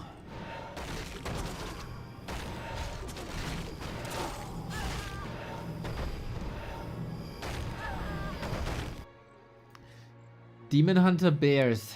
He's giving up parts of his base now. Oh. The Ents are fighting back here, doing quite some substantial damage. Moonman fighting to the last building. And the Expo is gone. 1-0 can still expand, like left-hand side. DK level 6. But you know, that ultimate rarely matters. 17 food. Again, a Demon Hunter against the world. Similar as we've seen on Hammerfall.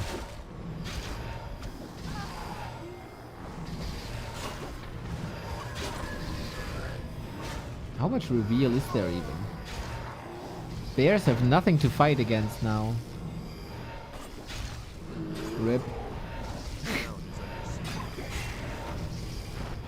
If 1-0 plays this correctly, this surely is a win. He can't reach level 6 even. He can't. Coil to end things. GG. 1-0 qualifies for the final day of the Gladiator Championship Cup. Sok was there already. It will be a rematch of the Golden Cup, where these guys met in the quarterfinal. The past two encounters of 1-0 and Sok are 1-1, so this will be quite exciting tomorrow. But yeah, Moon, as good as he was in the last two sets against 1-0, I kind of don't feel it today, and I think he doesn't feel it either. He's not as aggressive with the Demon Hunter as we've seen the past 2 weeks. I think on Hammerfall and Last Refuge, he didn't play the late game too well. With Chimeras there?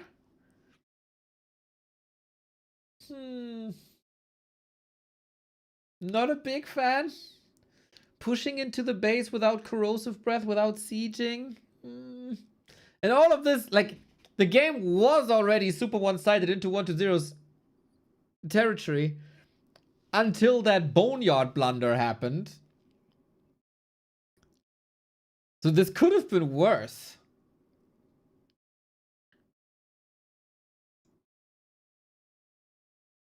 If you have corrosive breath, you can park like over the trees and whittle away at the undead base, and at least you make the undead leave the blight and get out of that undead base.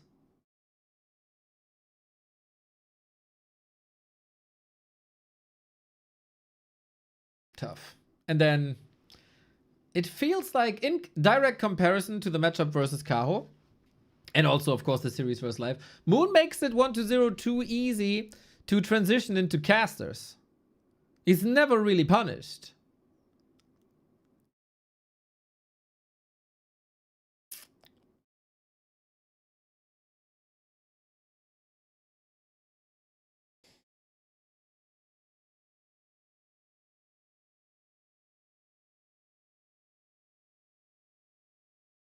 And 1-0 is kind of nice. Like, he's just playing a fine game. He's never making any big mistakes. Except that sell of the Boneyard, of course. That was crazy. But apart from that...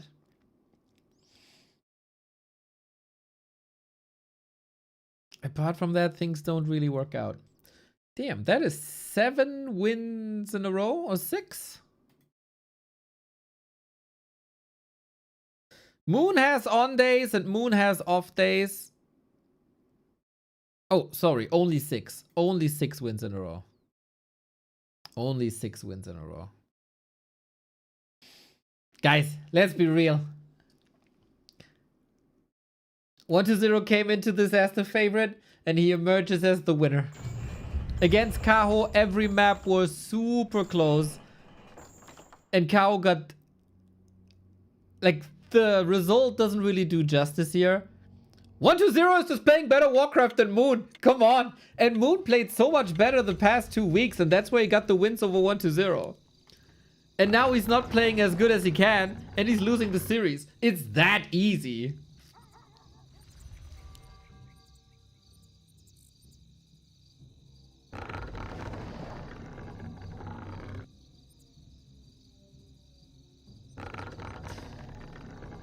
I know you try to simplify things and say this matchup is broken because of that and this matchup is broken because of that. Maybe it's not that easy.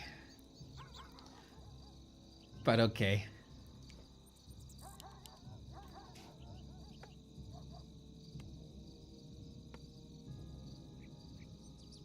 I think 1-0 deserves respect here.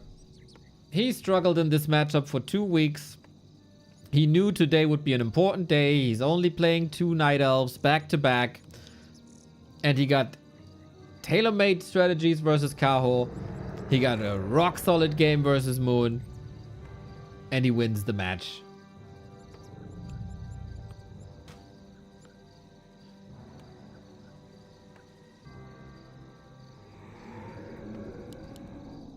Well, in the last 2 weeks, he didn't win these matches.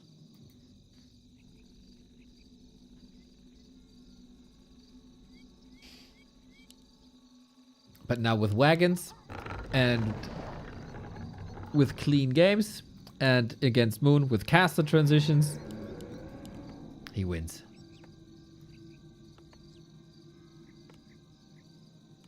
A player's forces are under attack.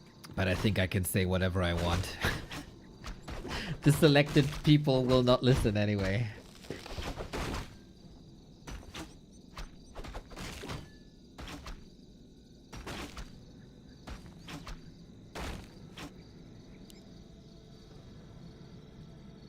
Shattered Exile now, everybody.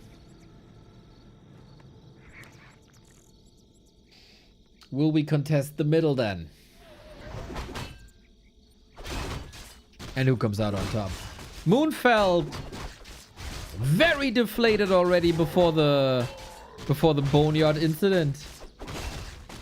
A player's forces are under attack.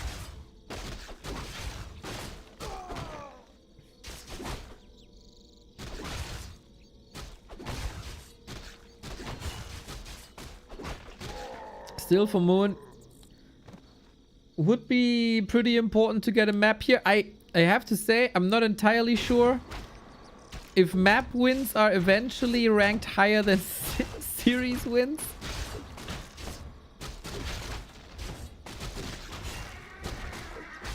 Shouldn't be, but you never know. There will still be that match against Kaho. Yo, Michael Bradley, what's up? Thank you for the gifts up.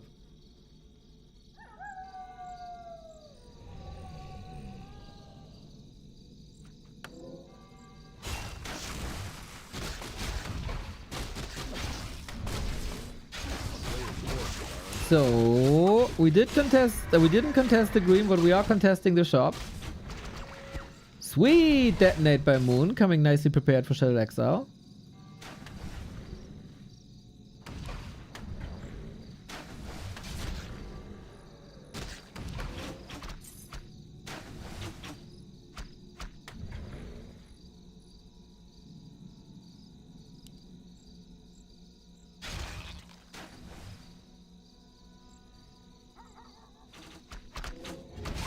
And Moon drives him away from the shop. That, I think, ruins... Does it ruin level 3?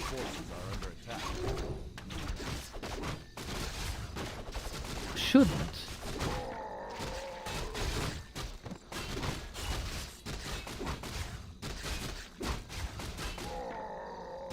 Oh, wait, it is.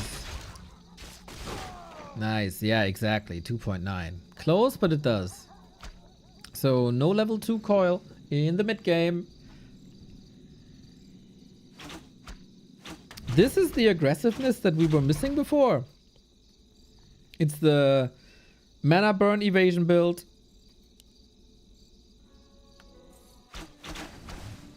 With aggression onto the DK, delay level 3, sacrifice your own level 3, but wouldn't even got his level 3. Keep the ghouls busy. So far, picture perfect.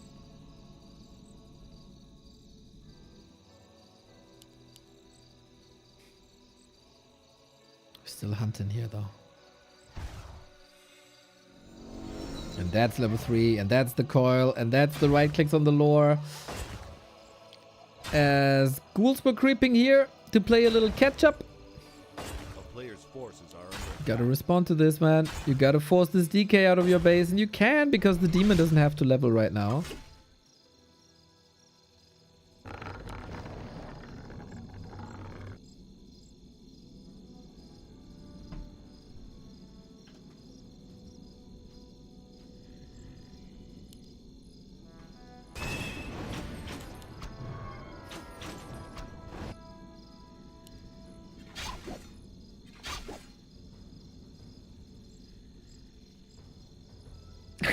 Mike Tyson. Fuck you, Ghost. Well played, man. Well played. a player's forces are under attack.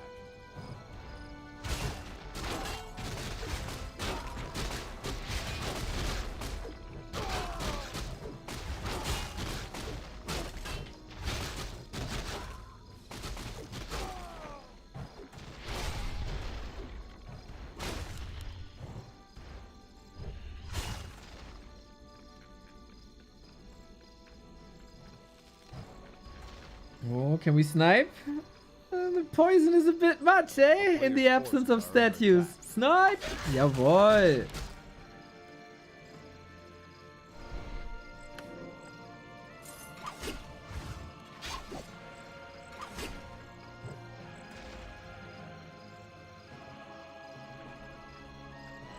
Alright, Moon. I like this game so far. Very much do. Naga's creeping, close to level 3. Some nice fork lightnings coming our way. DK getting pressured. Statue only now. A player's forces are under attack. And he could jump onto this if he wants to. But there's only 2 dryads. Maybe you don't want to expose your army without level 3. Yeah, this is a pretty much a hurt 1-0 army. But, yo, Scooty! Thank you for the prime! Oh, Scotty! Scotty doesn't know. But Scotty does know what's good. The subscription to Back to Warcraft. There we go. We got the Katka's pipe. Boom, boom, boom. And good levels as well. 700 gold waiting for tier 3. Adept Bear's already there. Coming in for the rejuve.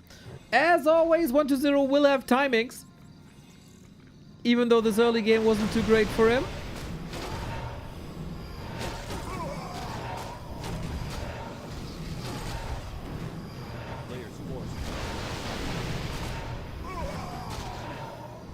But Vampira will not change the outcome of this game, that's for sure.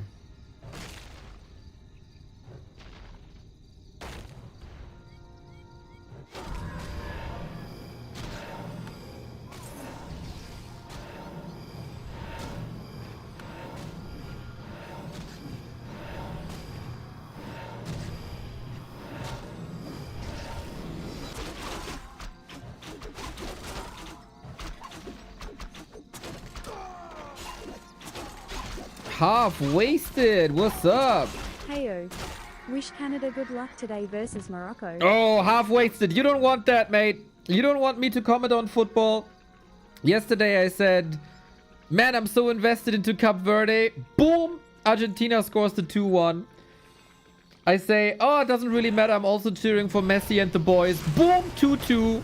I curse everyone. I jinx everyone. I'm not gonna make any positive or negative comments on football teams anymore. I just want everybody to get along.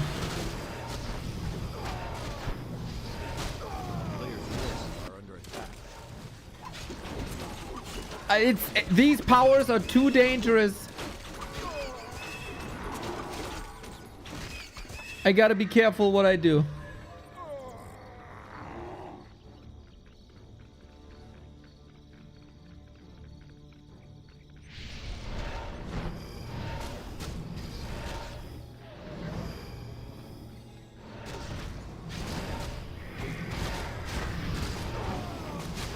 Okay, warm up. Moon is again trying this with an expo.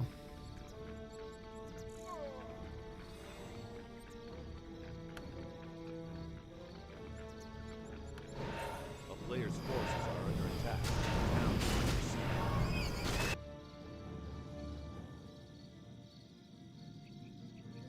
It is an interesting position though. So we're not really switching up the game plan. We're switching up the positions and we make it harder for 1-0 to scout. But we're probably gonna get a shade again, right? So how hard is it really to scout?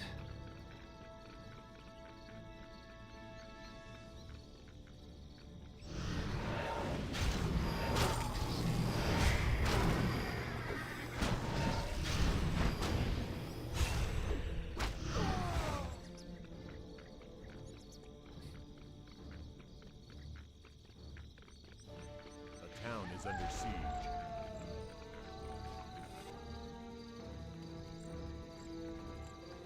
There we go. That's gonna be the shade. But it seems to be working out so far. Seems like 1-0 has no idea.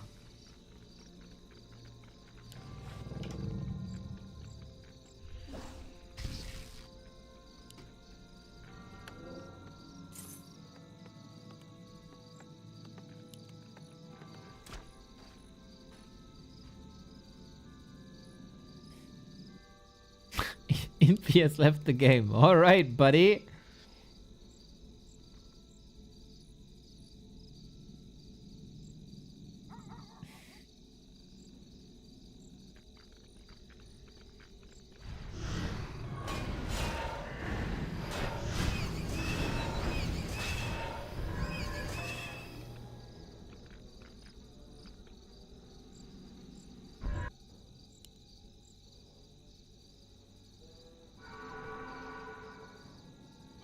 Yo, I don't know what's going on with the chat, but if you don't behave, you all get a hammer.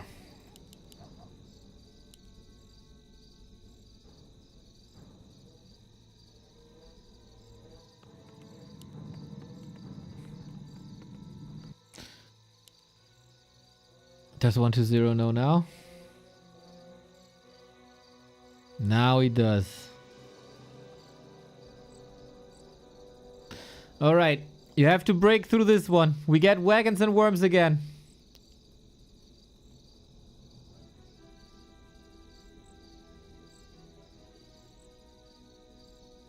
But we got an army too. Nothing out of the ordinary Dryad Bears. But how do you break the siege damage of wagons and how do you break the magic damage of worms? Moon, are you ready? One map would go a long way.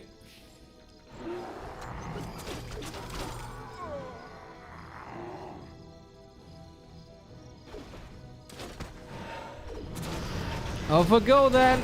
Off with the burns, but we do have good mana here so far. First, target the ghouls, take them out. Oh, damn, it's 2 worms. Adios, bears. 0 chance.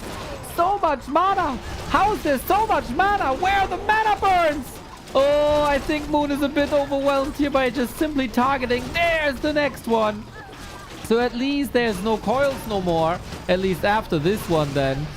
Focus fire again. Moon's still 44, but he's getting dumpstered in these fights. The wagon takes care of the Dryads, and the Dryads were really the reason why Night Elf was doing so good in the past couple of days, and now the wagons are here. And the strong element of the Night Elf plays has a counter, and there's no counter to the counter.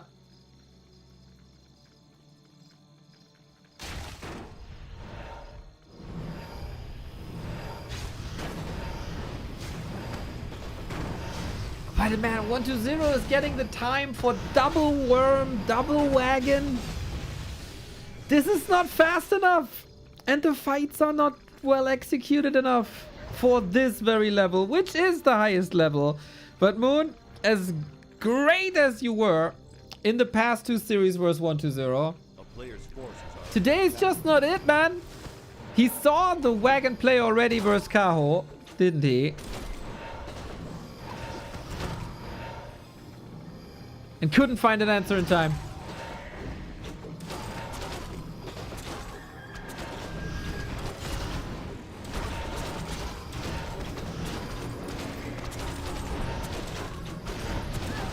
Untouched. Untouched wagons. It's over. This is so over.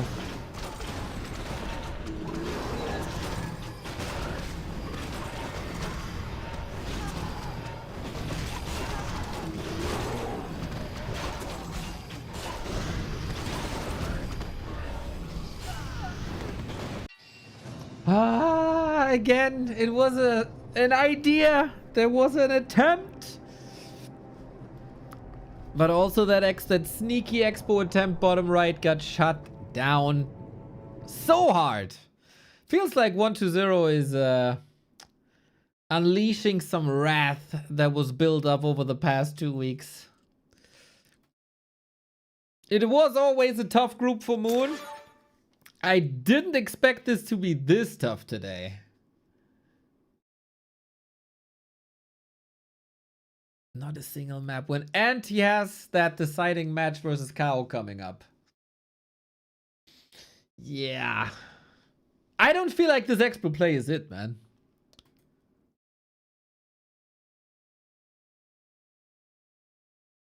I think you gotta fight. Non-stop.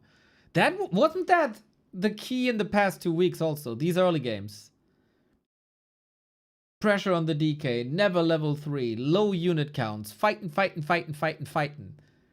And then there rarely is time for that worm transition if you keep on fighting. Moon came in with his own ideas. So far they don't work. And he has one more chance now.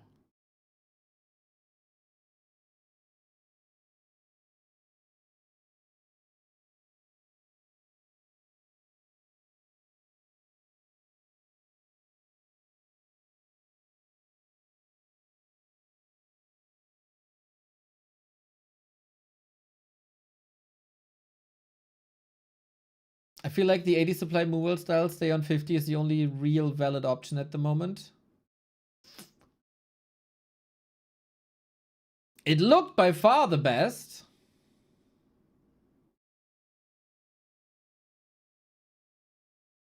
But that's also in the hands of life. And you could put anything in his hands and it looks amazing.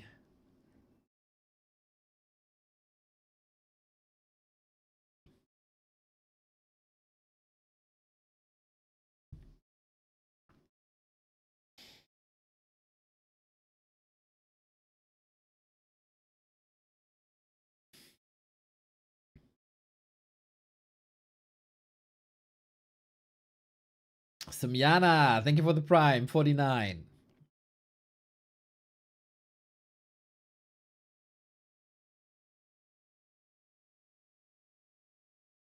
I know what I would put in Life's hands. Oh, what's that? Do you want to tell us more about that, Thunderpaw? Just a vague description?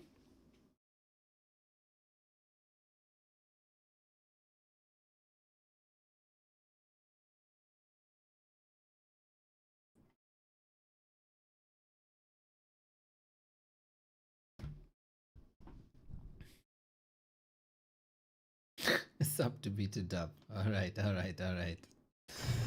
Well. One last game for Moon here.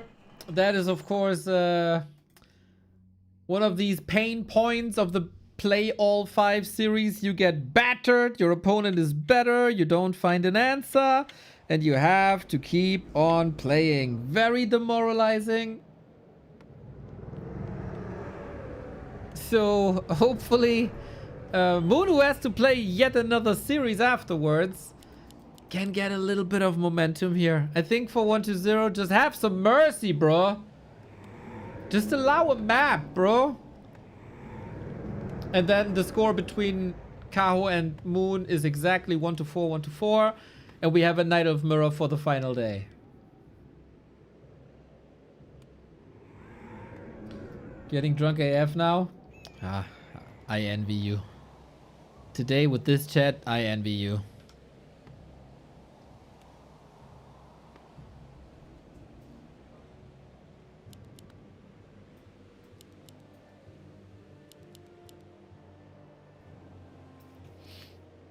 Come on, Moon. Do it. Do it. One map is all it takes.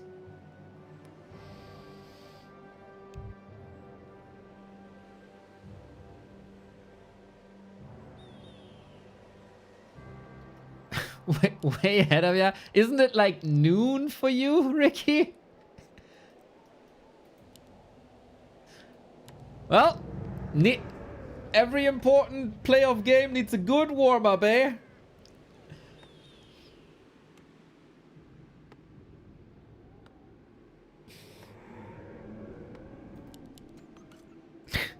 It's midnight in China. What does China have to do with you?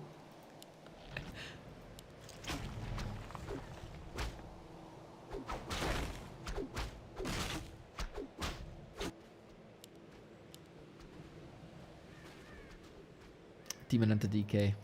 Off we go, off we go, off we go. A player's forces are under attack.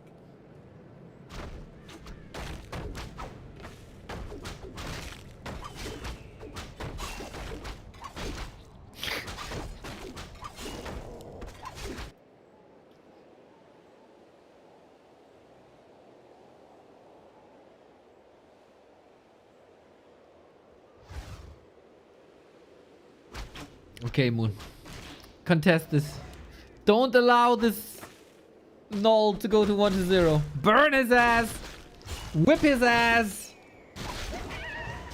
Didn't work.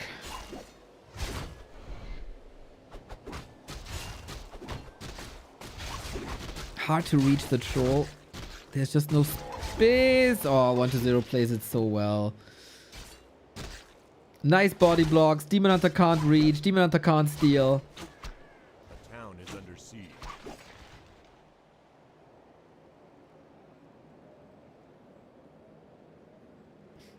A player's forces are under attack.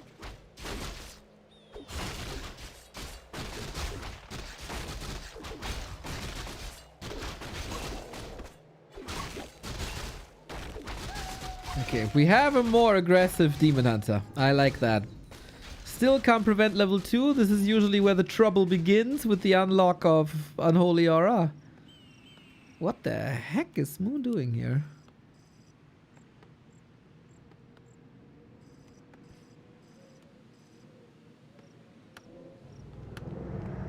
Oh, okay. Just scouting. Alright, alright, alright. A player's forces are under attack.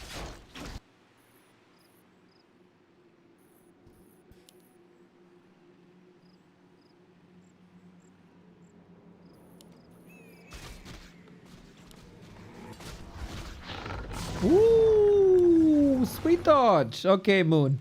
This is what we need, man. A couple of success moments. Oh.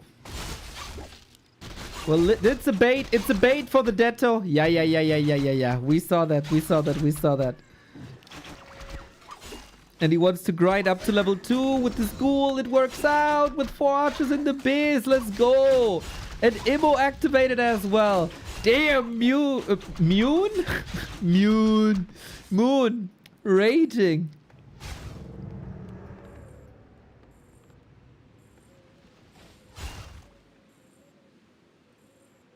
Okay, now continue this way, Moon. Get the tech ahead. You will get the Naga in a second. You can control the goddamn DK.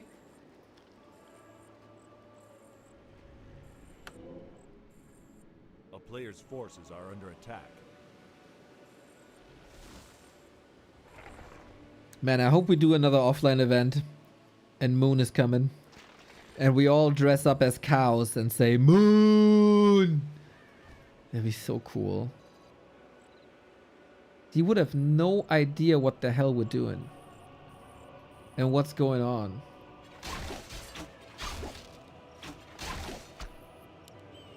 Boo? No, moo! Disengage. Are you hearing? Is your hearing impaired?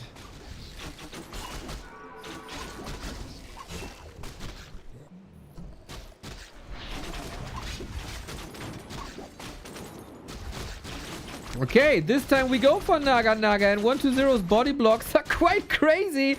Of course, in these exchanges, ghouls are way better than archers because normal damage is better against heroes than piercing damage.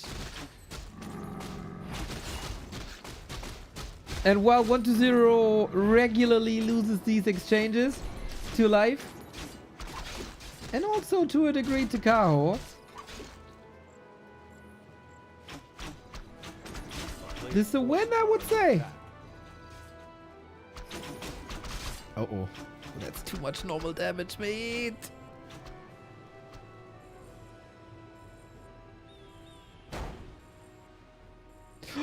Oh, the awareness. Bro, 120. Bro. Let the old man live.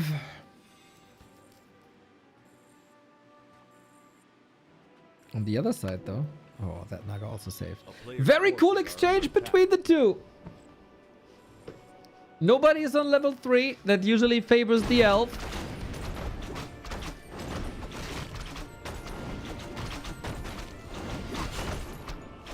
And now because everything is so hurt, he can't contest this spot. Boom. Robe of the Magi for the Naga. Noise. And that also means no worms. I think this is a solid shot for Moon to take it home.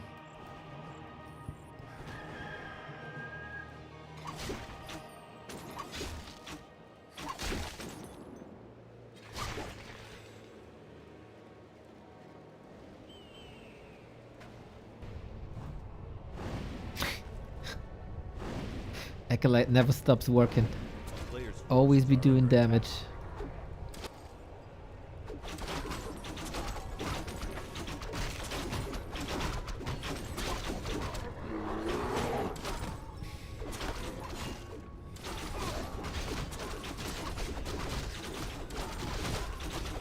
Supply-wise, 120 is still ahead, but there's a lot of missing puzzle pieces here.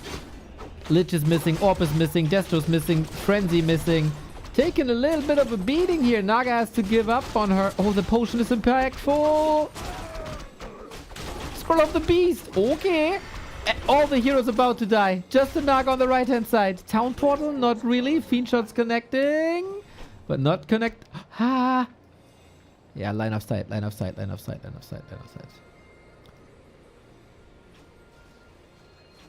Damn, these battles are close. See, the earlier you fight, the better for the elf. Just as this was prophesied by yours truly prior to this match. Not saying Moon is definitely gonna win this, but it looks a lot better with tempo. Now, if only you had level 3. But you do have Rejuve. And no destroyers yet for another 45 seconds. Yes, no dispel. Lich is coming in. Got that orb. And that's the ghoul timing. Deny. Rip archers.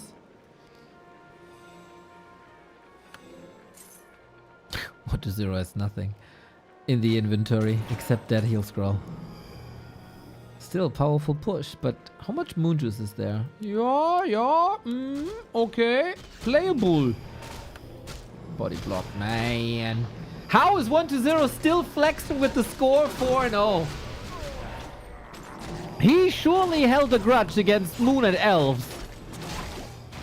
And he's here to party today.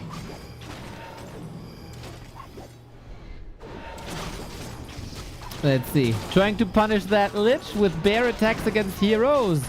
Still no destroyer in the air. That's of course the perfect moment to fight when there's no heavy air against the bear. Now there is, but the Naga pummeled. Need to do some more damage. There we go. With the mana burn was just a short one, but securing level 3. Moon with the killing spree. Second hero down as well. Take it home! And Moon puts his name on the board indeed. Some swag moves by 1-2-0. With some cool body blocks, but damage was done. The aggressive Demon Hunter, aggressive archers into the base. Ghoul kill, ghoul kill, ghoul kill. That's modern Night Elf Undead. And that got punished hard. And that's why they call me the Prophet, everybody. Boom! Well done, Moon. On the last map, at least. 1-0 had a little bit of fun there, it seems like. Still 4-1 versus Kaho, 4-1 versus Moon. No elf defeats 1-0 3 times in a row. No life, no Kaho, no Moon. And this means that both elves have the exact same score in this round robin stage. This means 1-0 is through, and the winner of the next match is also through. Moon versus Kaho, Night Elf Mirror coming up.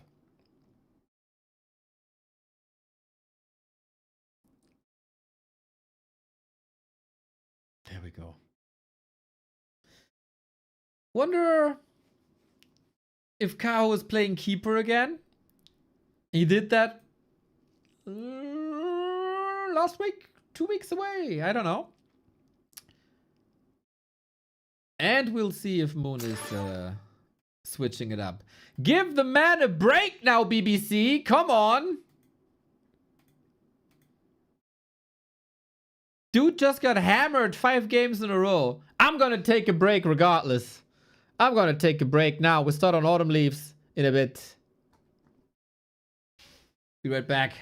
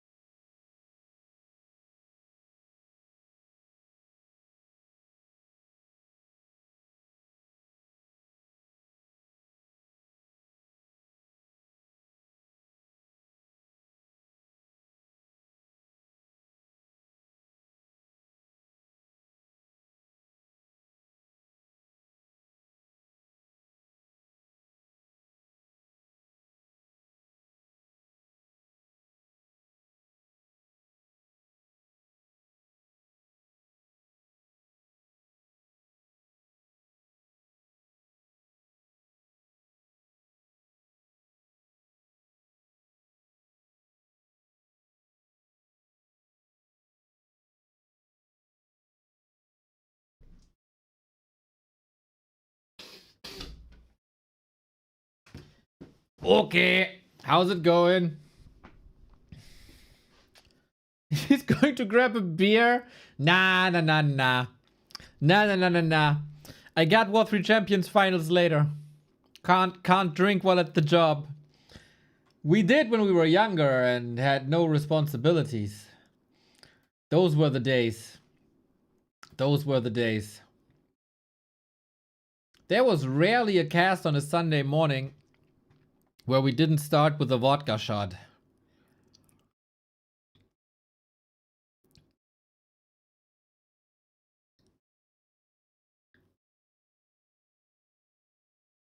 He better be drinking Aventinos. I'm not a beer person, my dude.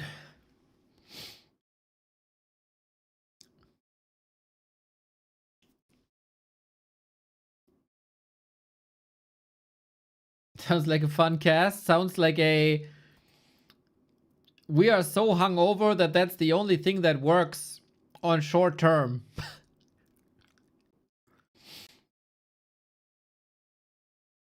He likes his Jack.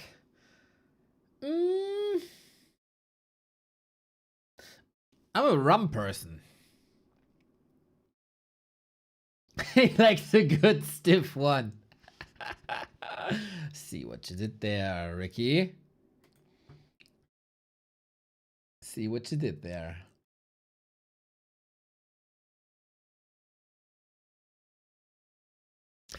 I really don't get the fascination for beer. Yo, Reeve, how's it going, man? It's our 5-year anniversary. Yummy. Spiced or white? Doesn't really matter. I like both, except Bacardi. Bacardi is a crime.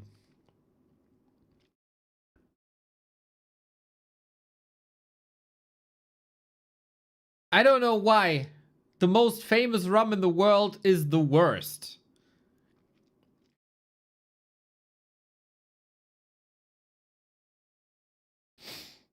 I like a good Kraken. Sailor Jerry, I like a lot. Mount Gay, very good. Funny name. Neo likes Mount Gay.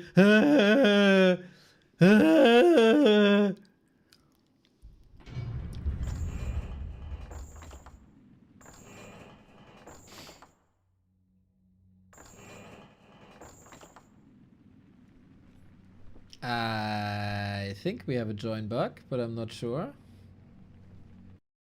Oh, we don't. Okay. Moon with his account, he had nothing to laugh in the last series. Same for Kaho though. Both got beaten by 1-0, 4-1. Now, the winner of this series advances to the last day. 1-0 already qualified for that, alongside Sok, who qualified yesterday. Did I say Sok twice? 1-0 and Sok. One of the elves is gonna join them, and if we look at the stats, it's all in favor of Kaho. Kaho is usually the best Knight of Mirror player in the world. Kaho is usually the best between them, and he takes the series usually. Let's see if Moon can do it. The last win of Moon is a long time ago, and also things didn't get much better since then. 1-4, 1-3, 0-5 is the track record in the last 3 series. Good luck, Moon. You need it. Moon in the red, Cow in the blue.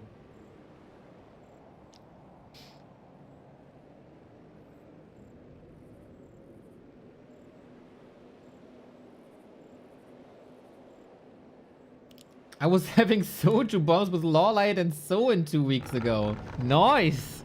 Jealous. Jealous. Everybody makes me jealous today. But you deserve it, mate. A player's forces are under attack. So, we got Demon Hunter, Demon Hunter. We have seen Moon in some mirror matches. And it looked alright. Not extraordinary, and especially very standard. Which is surprising, because usually people know Moon as the innovator. Apparently not in mirror.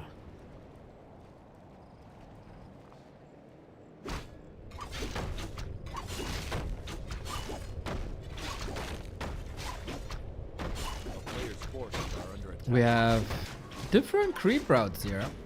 Cow going for fast items, Moon opening up the shop for the early circlet, but it should all line up.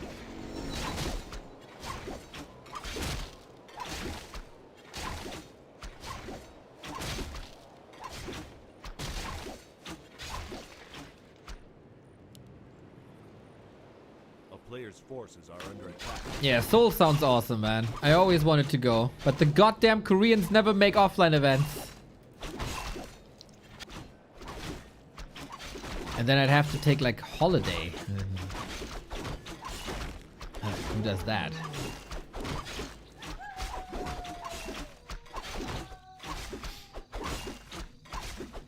I always find like Ring of Protection, Circlet Ring of Protection looks a little bit like a plague doctor.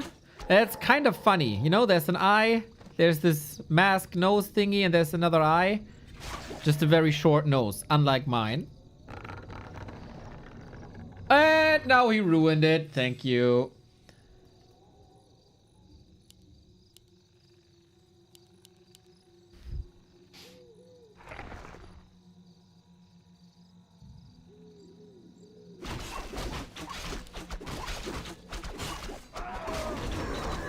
Well, well, who pimps the demon better? We have Ancients of War on the way to the next creep spot. Lawlight attacked that here and abandoned his mercenary camp creep for it. Seems like a very extravagant style.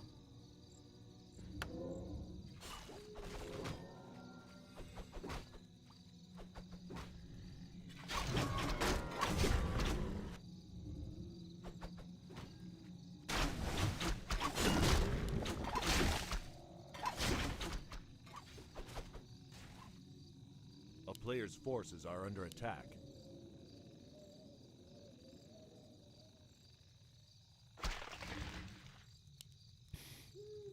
Slow build up, as so often, eh? We have Hunter's Halls, right? Yes, we do.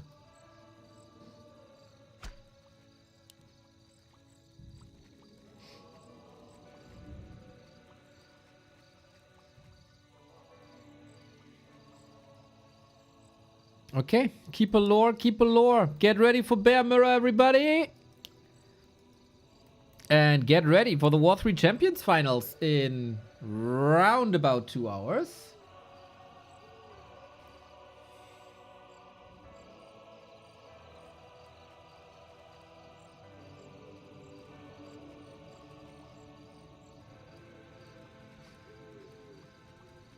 A player's forces are under attack.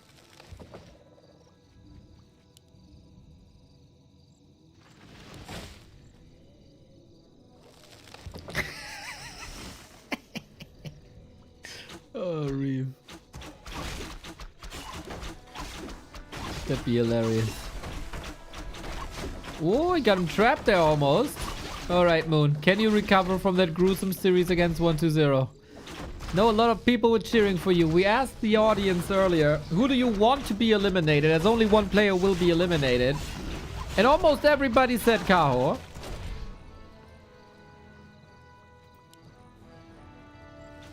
Players' forces are under attack.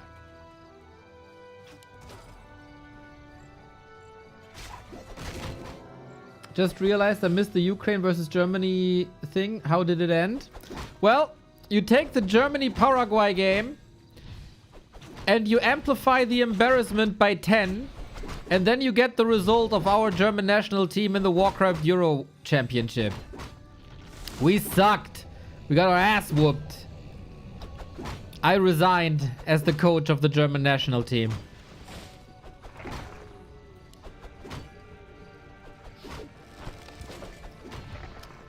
That was terrible.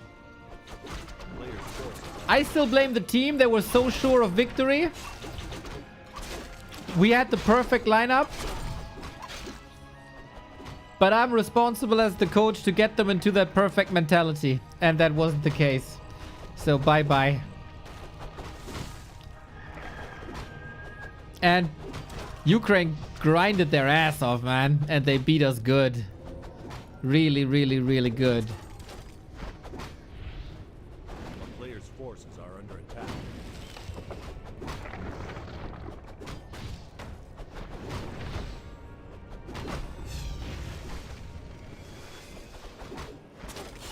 I got a culture shock in Germany because of Dortmund, or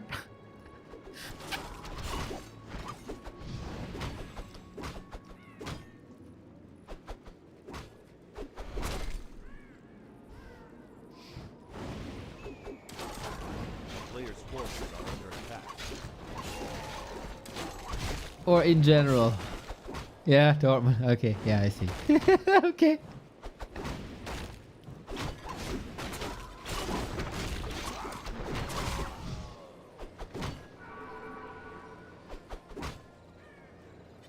We got good places too.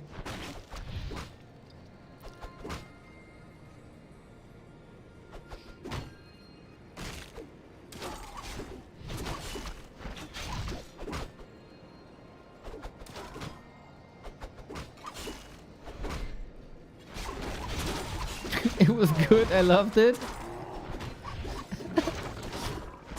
Oh, lost it. Wait, wait. Wait, Sasco, I'm out of here, bro. Oh, you're not, buddy. You're not. Moon got a 2-bear advantage here. What the hell?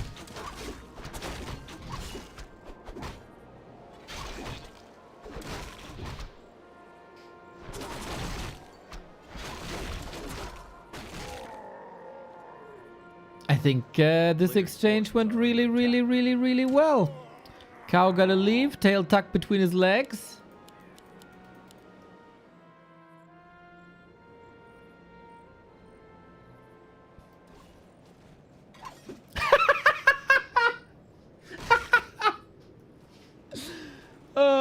When I was in Germany, I was surprised how many people would tell me my English isn't so good, but I had perfect conversation level of English.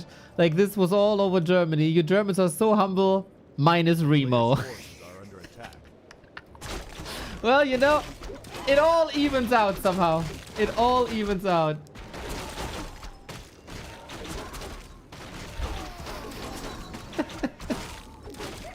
Oh, that's funny.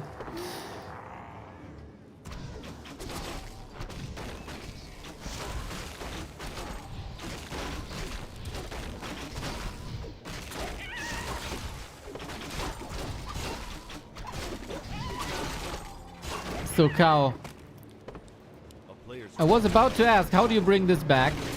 With something like this. But there was a staff ready.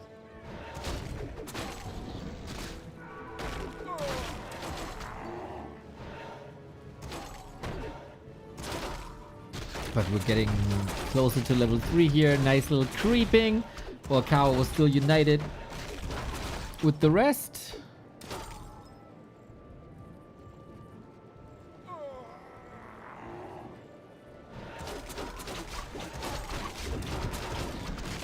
No, man indoors, I have not.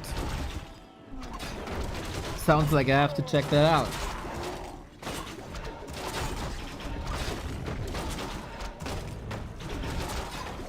Germans are humble. I think that's a regional thing. I think north, west for sure. South, it depends. East also, as long as you're not in Berlin. then you're screwed. Like, there's nothing humble about Berlin. Like, zero.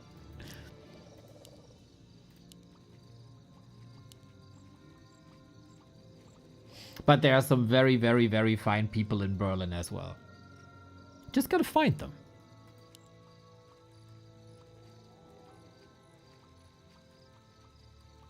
A player's forces are under attack. Moon with the Chimera on the way. Trying to finish this early.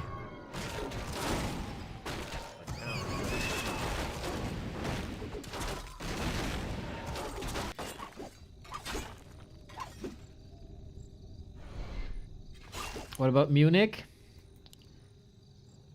Some very good people. On average, bit snobbish. A player's forces are under attack.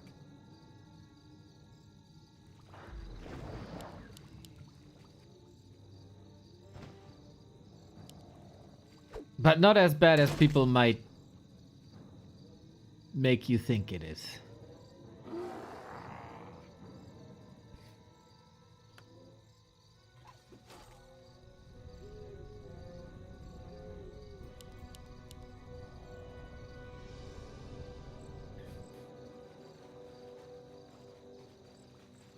I don't know what region Dortmund and Düsseldorf are, but I loved it. Yeah, that's like, that's a very, like, people-wise, probably the best part of Germany, I'd say.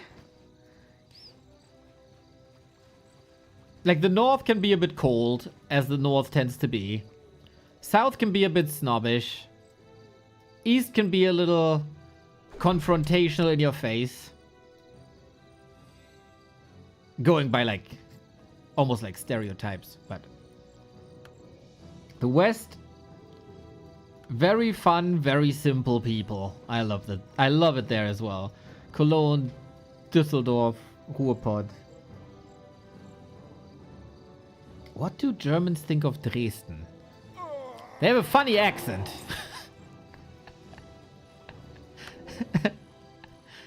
That's what they think of him.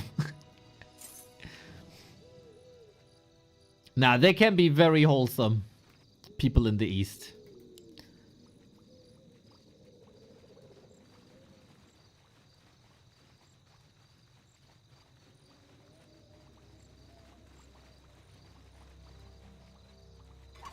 A player's forces are under attack.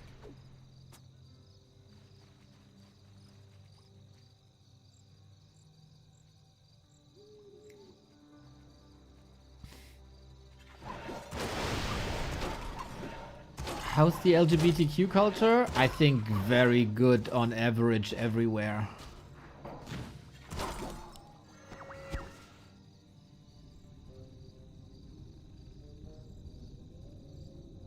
A player's forces are Could always be better, of course, but on average, yeah.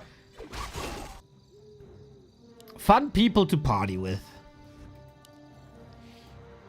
We're waiting for the big clash here, guys. What can I tell you? Moon looks good. I'm surprised Kao is building talents in the mirror match. I love this.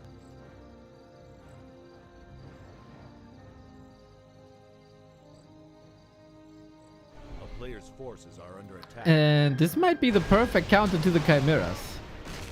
If they're not getting caught. There's no fork lightning. There's no burst AoE, really. You can't entangle them. Crows are actually a sweet counter.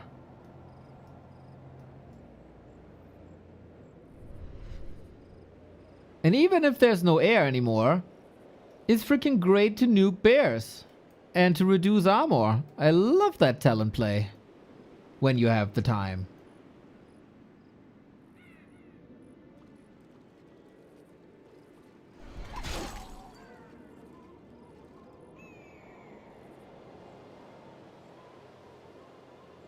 I love the Germans, but sometimes they're so defensive when you say something directly. That can't be true. That can't be true. You must have talked to like some bad seats or something that can that.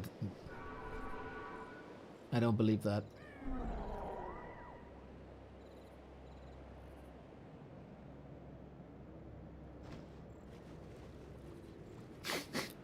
A player's forces are under attack.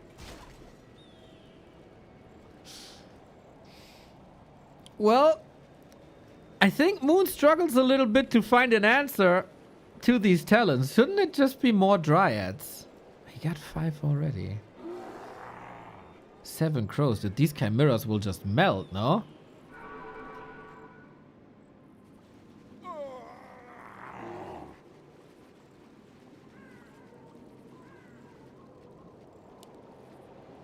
The fight will be cool when they finally commit.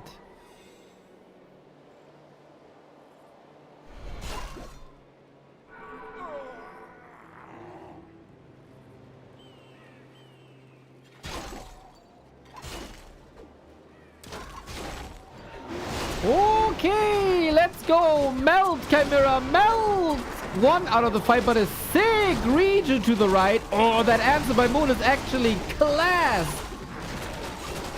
But he can't stop them, though. Can he?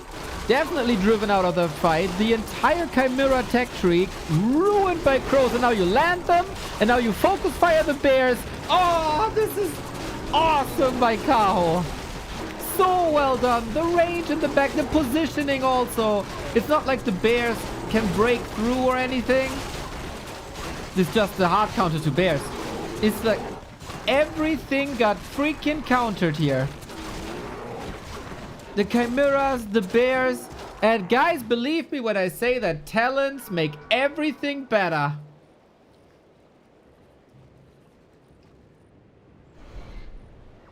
A day full of pain for Moon.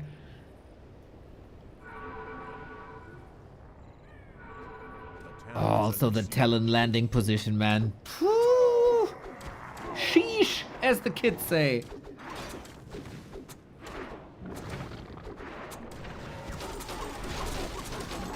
That's the thing with chimeras, man. They have impact when you hit a timing with them. But if you give your opponent the time to respond to them, yeah, they die. They die. Exactly, Murky. Exactly as you say. Moon builds Chimps, waits for counter, gets talents. Why? Yeah, that is a question. I feel like Moon not razor sharp today. Player's forces are under attack. Yeah, die, Hippo. We need more talents.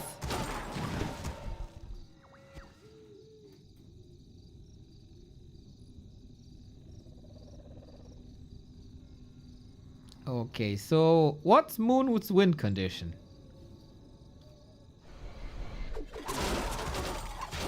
It is quite a few of these talents.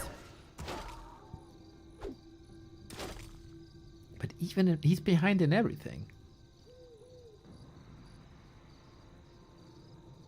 No, no, no. The Chimera is dead. Tuna. You always see the army composition at the bottom. No Chimera to be seen.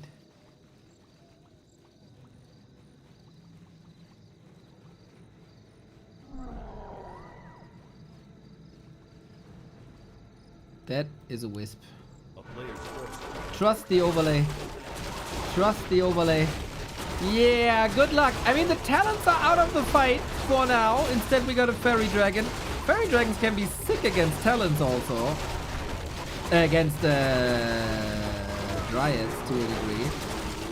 But yeah, I mean, fairy fire versus no fairy fire. Moon has good armor upgrades, but look at the demon hunter melting, bro.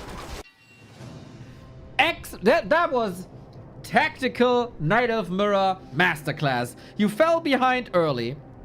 Okay, you accept the situation.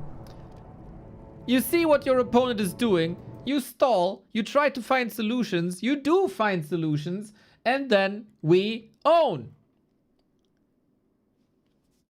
Just like that. The execution was, I guess, the easiest thing to do here for Kaho. Because there was not much he had to do, to be honest.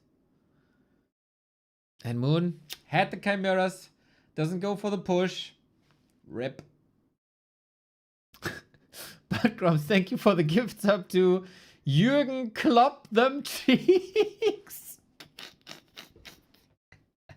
Yes, when he's our new national coach, it's finally time to Klopp cheeks again. You're a genius, man. You're a genius, Buttcrumbs.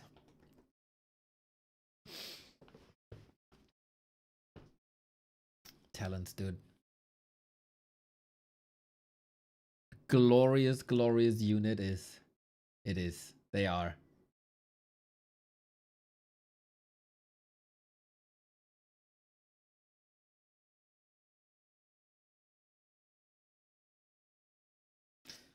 Ah, we've seen a fuller moon in the past couple of weeks. That is true.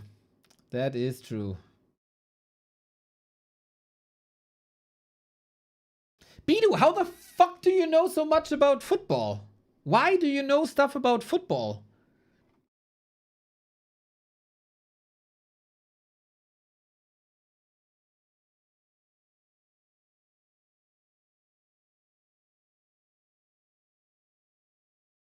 Damn. I didn't know you guys could do any sports but not on ice skates.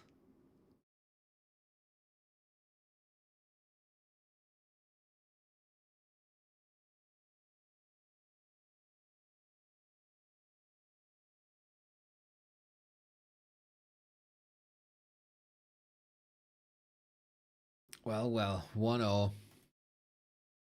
Not a good day to be a Moon Day fan. But hey, he got 2 more chances, right? Well, technically 4, but he has to win 3.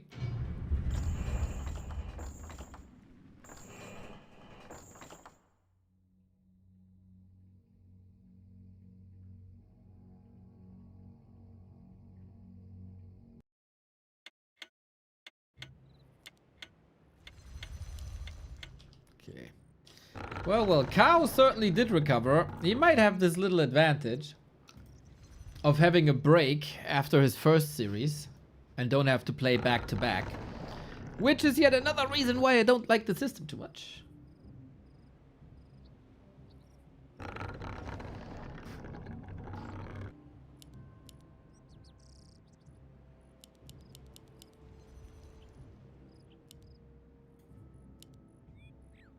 Is it time to switch it up, Moon? Did you take enough beatings in bear versus bear matches that it's time to switch it up now?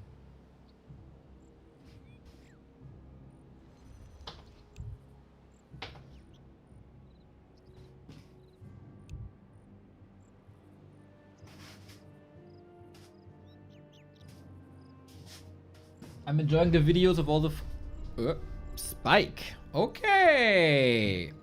We do it again then. I'm enjoying the videos of all the foreigners who say how badass the states are. I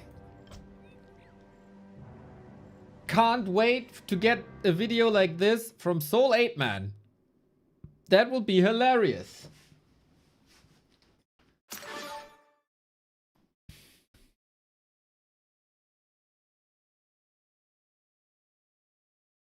We have AC here. Ah, that topic is so overrated, dude. Last week it was all about heat, AC, AC, AC. Now the weather is so shit again. And it's raining and it's windy and cloudy and stormy 24/7. Nobody talks AC anymore. We only talk AC like 2 weeks a year. And then we all want one. And then a week later, everybody forgets about it.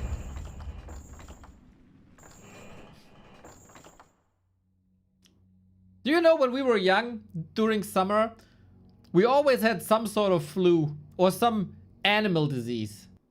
There was mad cow disease, bird flu, etc., etc. It's just this one trendy topic of the week. It's the same with ACs.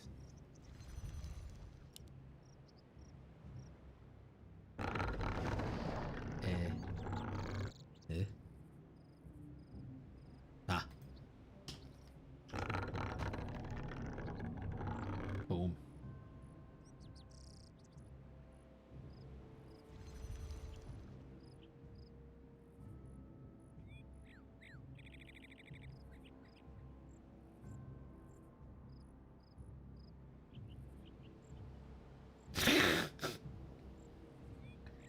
Exactly.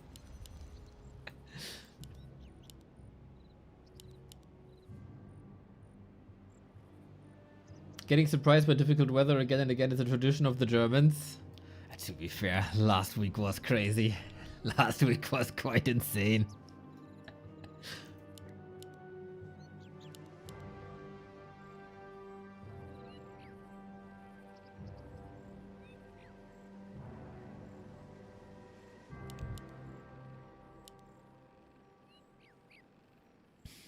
Okay, second try. Moon has some catching up to do. He's still going Demon Hunter.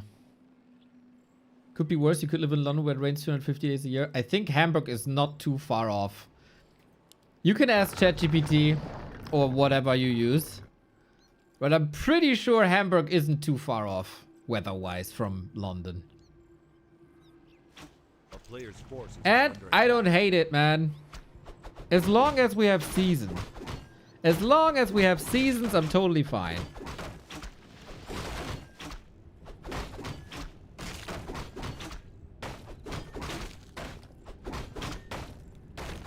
Like a little bit of that and a little bit of that. Just like Warcraft games, you know?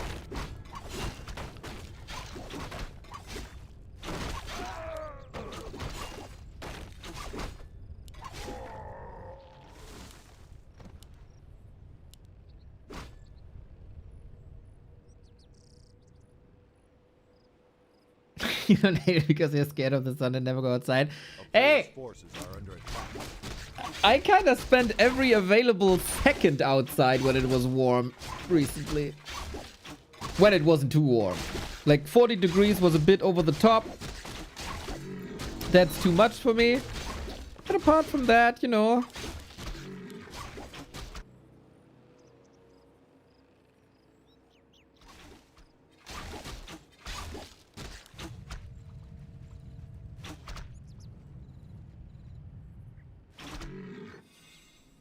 But it is cozy indoors when it's raining outside. I like that a lot. Alrighty, we gamble a little bit with items again. Same level, same creep route, same build, same everything.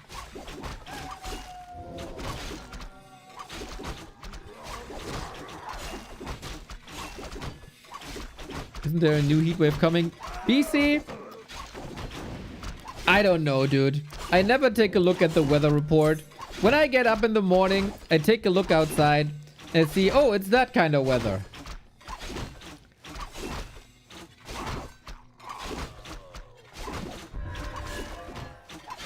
And that's kind of all I care about. You know, when it's raining, I grab a coat. When it's hot, I grab the shorts. Simple. Why would I care about the weather in a week?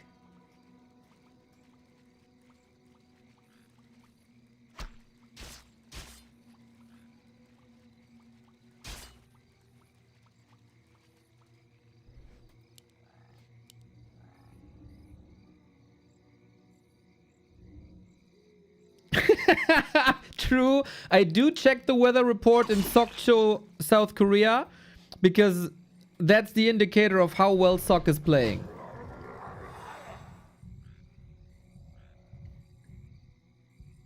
That I do check every other day. Yes, we will check it later, of course, when Sok is playing in the Warcraft Champions finals.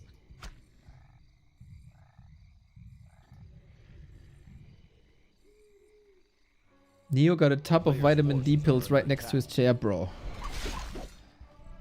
Fuck you.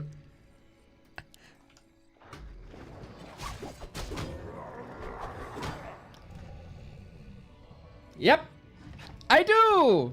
I do. It's never bad to have, you know. That is scary and funny. A player's forces are under attack.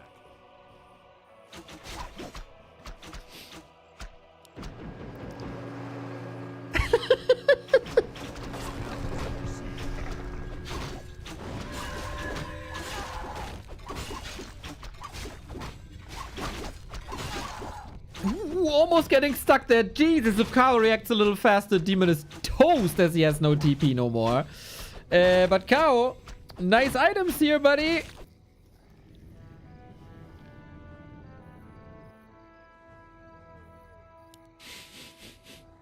I feel like Moon has to get the red, man. Kao had a nice plan B to go for the lab. A player's forces are under attack. And snare trigger. Nice pull. Does it work now? Is that close here?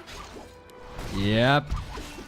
And no burn against the ogre. Is he playing around the cooldown? Does it work? Oh no, he doesn't have the mana for the mana burn. Wait, he got it?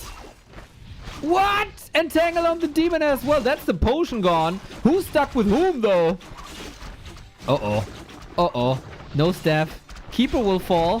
What the hell is going on all of a sudden? So much action. He's stuck? No, he's not. Oh my god. LOL. What the hell, man? He could get out. He tried so hard. And he didn't get far. Well, well. Nice action-packed Night of Mirror, that is. What the hell? Was that worth it? Nope. Nope, nope. Well, it depends. The answer in Warcraft 3 is always, it depends. Item isn't that great for Kaho. If he can now follow up with the Rock Golem and creeps that full and gets level 2 on the Keeper, then it's nice. But since Kaho only lost the second hero, which is now already back, and Moon lost the first hero, that's a bit of a problem. Boozy, thank you. Hey, the creep spot is allowed. And it is a mana pot. Lots of entangle. A player's forces are under attack.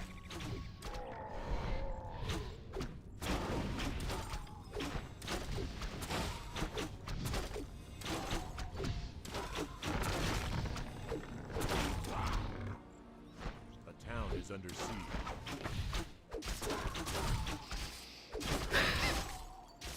Oh, getting stuck there, man. That's nasty. No Zeppelin to help. No staff to help. TP was sold earlier to not fall behind. Fall behind.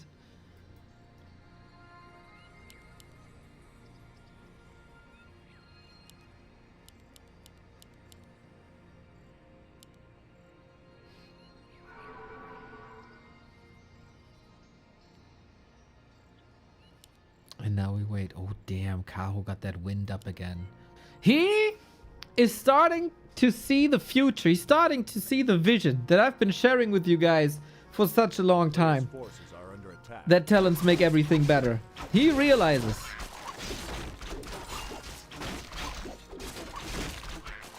Wonder Boy is a visionary. And you know, if you know that your opponent has to revive a level 3 hero, you kind of know that you're ahead and you can't afford that.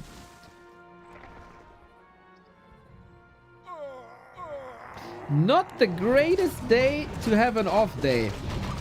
But Kaho is also like, Kaho is the freaking bomb in Mirror. I remember when he emerged and made his first deep runs in tournaments. He got stopped by Night Elf Mirror so many times.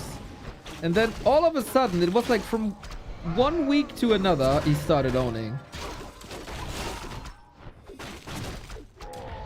But hey, not over yet, I guess.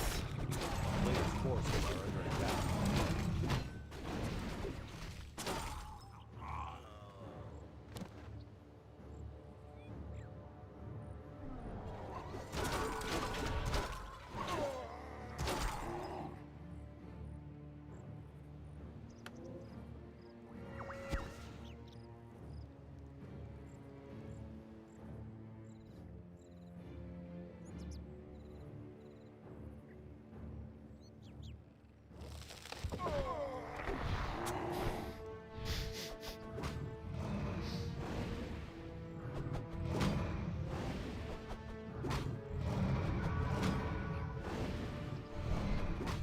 Upgrade advantages with Moon. And the tree is here. And the detonate is here. And we're fighting in a choke. Oh, one bear is not part of that fight, we can say. The other bears are running around like headless chicken. Cow is the only one doing damage right now. Outside of the Demon Hunter, that is. But yeah, now the fight is set up properly, it seems like. Bigger range army for Cow now. They're fallen. Second bear fallen. Alrighty, that was the fight that Moon needed. But what's he gonna make out of it now? How is he gonna capitalize? Has to be red spot.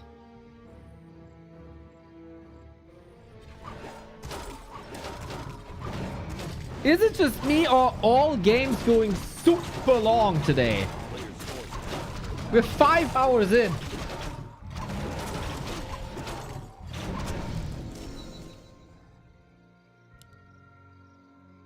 These matchups not made for the TikTok generation.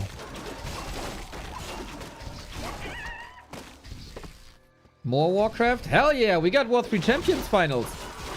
Close qualifier later today. With Sonik and FoCuS and LeMei and Sonik. Forces are under attack.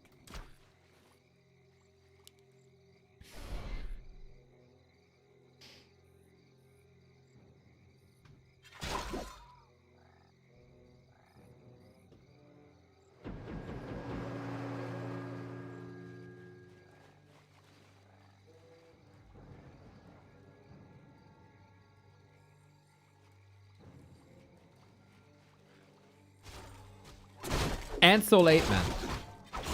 Much needed Soul 8 Man appearance.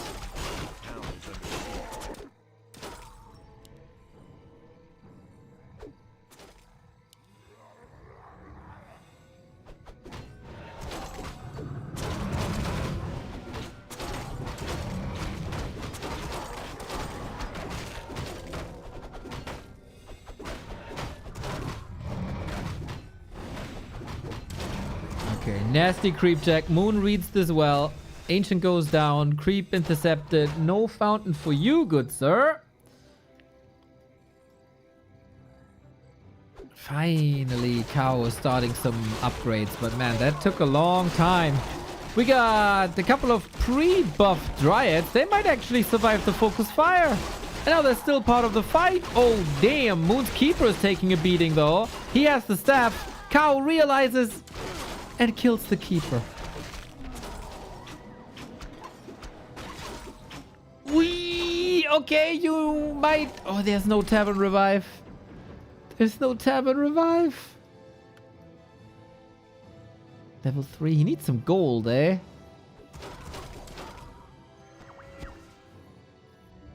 There we go.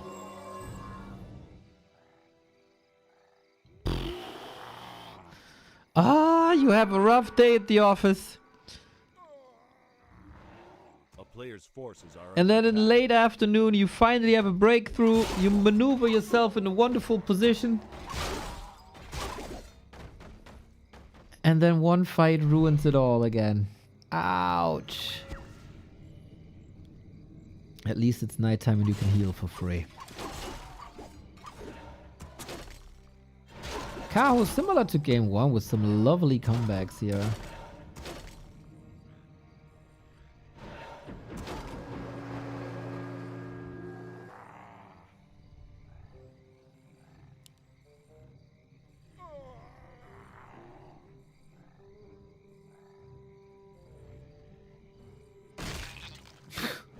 Okay, bro. Somewhat hungry? Poor lamb.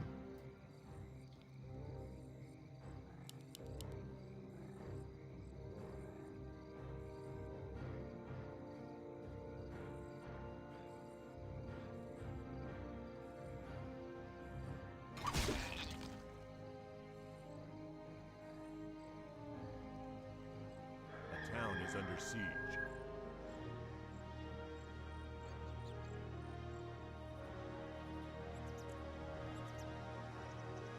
A player's forces are under attack.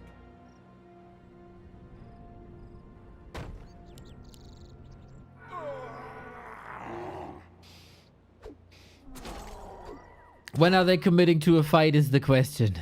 What are we waiting for? It's like we got the wall of death set up, man. It's just the front man has to tell us that there's a clash supposed to happen now.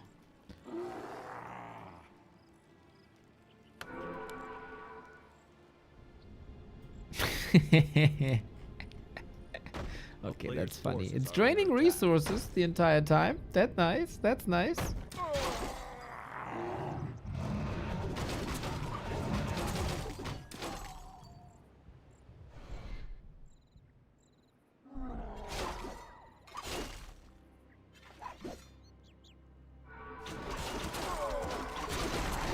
Let's go now.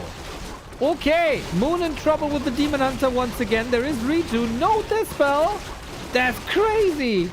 Okay, now it's been dispelled. Entangle on the other side. Steph, Demon Hunter out. Bear versus Bear violence. And it's looking pretty solid for Moon so far with the Focus Fire. But things can change in the Bear Mirror really quickly. With a little bit of Focus Fire, Moon takes out 12 food here. Can he make this a series? The old legend. The GOAT. It looks really good. 2 more bears falling here. Dryads falling as well. But things are somewhat even. And now Kao getting entangled. Dispel. Focus. Kill. Moon strikes back.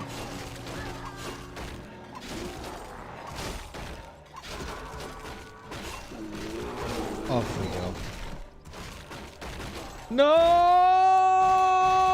The Reju. Okay. That was close. He was reaching for the stars, but he couldn't touch Moon and the Demon Hunter anymore. Damn. I thought Kao was gonna win this one again and take this 2-0, but the fight was very well set up. The bear concaves and battles were better on Moon's side, and he takes it home. 1-1. We got a best of 3 to our hands, everybody. We got a best of 3 to our hands now.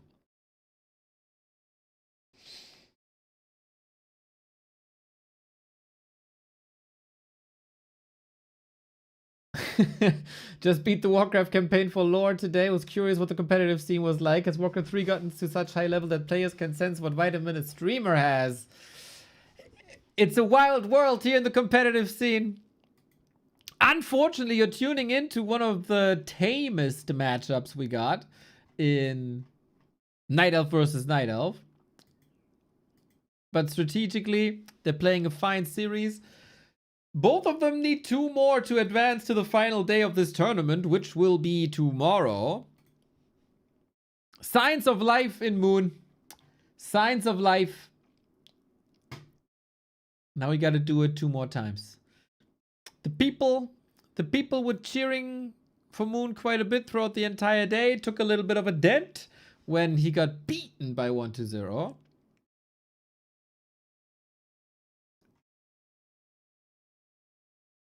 Must feel good, man. Must feel good. A little bit of momentum coming back.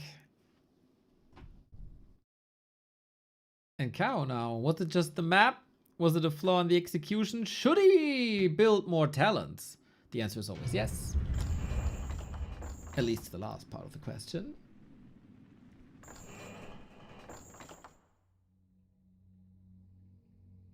I thought Moon would beat them 5-0, but it's the other way around. You never know in the mirror matches, mate. You never know in the mirror matches. Alright. 2 more are needed to advance. Hammerfall it is.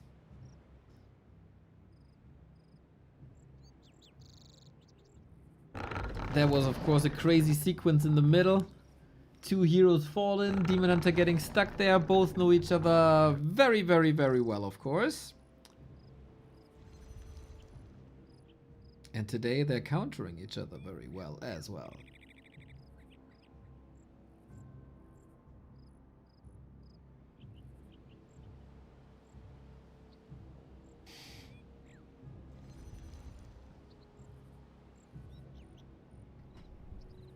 What other matches are today in the World Cup? Let's check it out while we have our early game unfolding. Canada, Morocco, Paraguay, France. Let's see, let's see, let's see. So we do have 2 clear-cut favorites, right? But who doesn't like a good underdog story?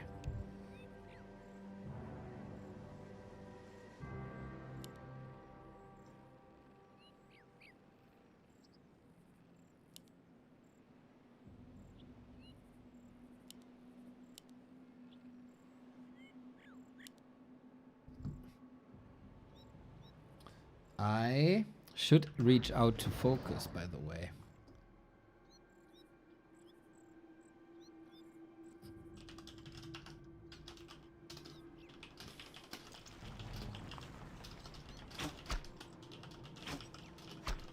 A player's forces are under attack. A town is under siege.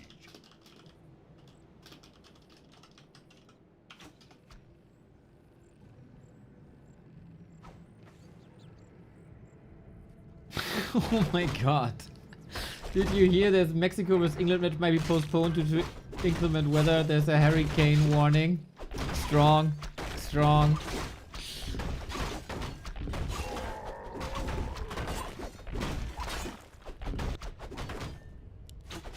I didn't hear anything today. I woke up, had a meeting, did some graphics, casted games.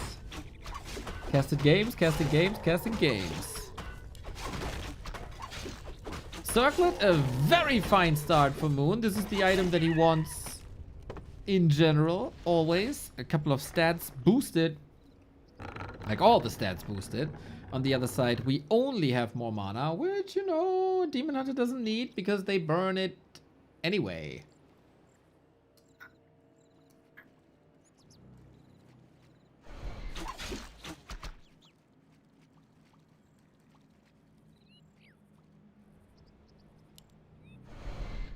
Like this.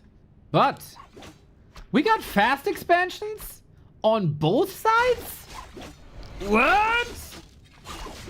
What's going on here? I never expected this in a million years. Moon with the circlet trying to cancel this. The stutter stepping is nice. He maneuvered himself into a corner. Gotta get this one. Oh, body block. Oh, body block. It's not enough. The body is too slim, too slow. Okay. Exclamation mark Moon, well done. No counterattack by Kaho to do anything about this growing tree, which he knows of. Maybe a staff. Oh, taking care of it. Staff. Is it too late? Does it take? Oh, okay, got him. Demon Hunter steps back in. Now things get crazy. Moon is very hurt. What you gonna do? He's trying to distract, but of course Kaho is not falling for it. Archers coming in. Little bit of healing thanks to the Moonwell. 30 seconds? Can you stall 30 seconds? I don't think so, buddy. Really? Archers do the job.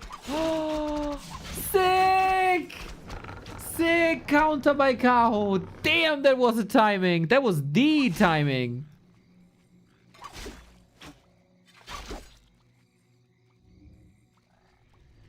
Such a razor thin movement. And now, Kaho has the tech lead. Moon is trying to expand again. Oh, that was Pog. That was a very exciting moment in a Night of Mirror early game. Rare to see.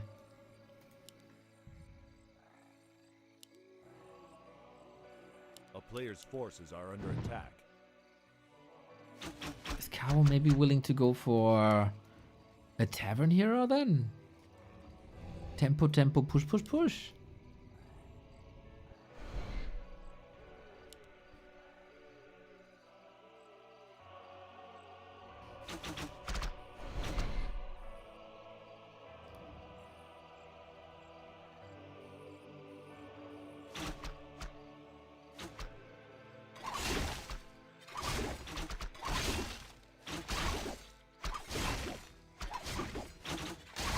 Going for this expo again.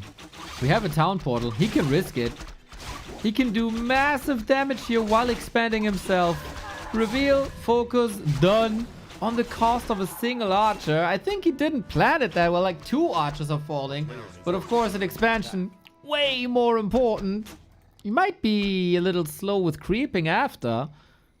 But the keeper is coming. The tech is through. The expo is at 50%. He got so many advantages. Maybe a Naga here? Yep. Okay, Moon needs tempo, man. He got 5 archers. This is usually an indicator of mass range. But he got the lores up as well. So you don't call heroes by their name but by their class? Yes. Because every Shadow Stalker is a Demon Hunter. But not every Demon Hunter is a Flame Seeker. So that avoids confusion. Okay, this is quite an exciting Night of Mirror, I have to say. 2 cancels on each side of that expo. Going for the Naga. She will fall off later. Keeper is always, always, always better later. Due to the Thorns aura. In a bear versus bear fight. But maybe Moon is playing expansion mass dryads. Player's forces are under attack.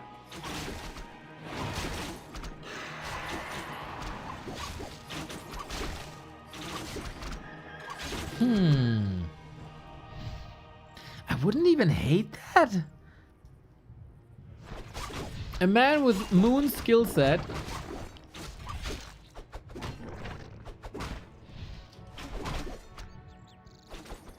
has the best Dryad control in the world. He gets the Expo up now. So it's tier 2 Expo versus 1 base tier 3. And then with good control, you can outmaneuver bears.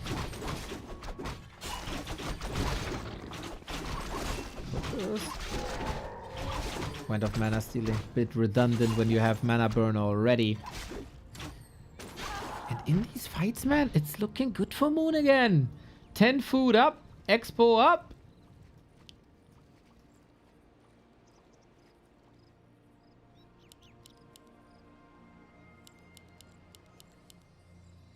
A player's forces are under attack.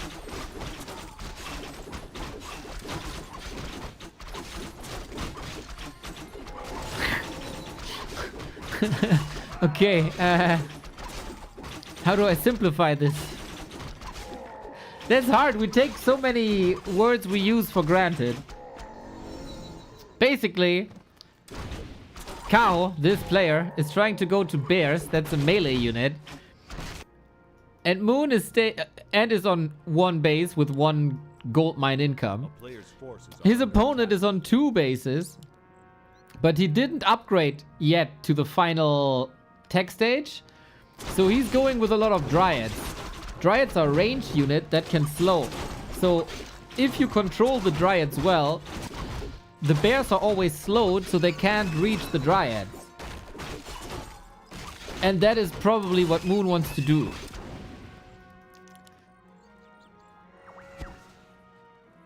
While now also taking to the late stage at the main tree to unlock the latest technology.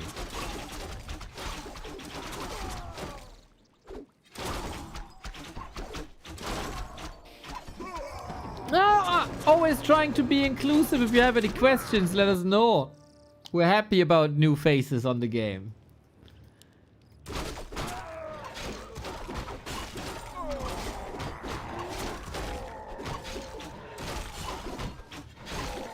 Alrighty, we go now for bears on both sides. are under attack. Still twice the income for Moon, thanks to that base that he kind of stubbornly brute forced. A town is under siege. Yay, where thank you.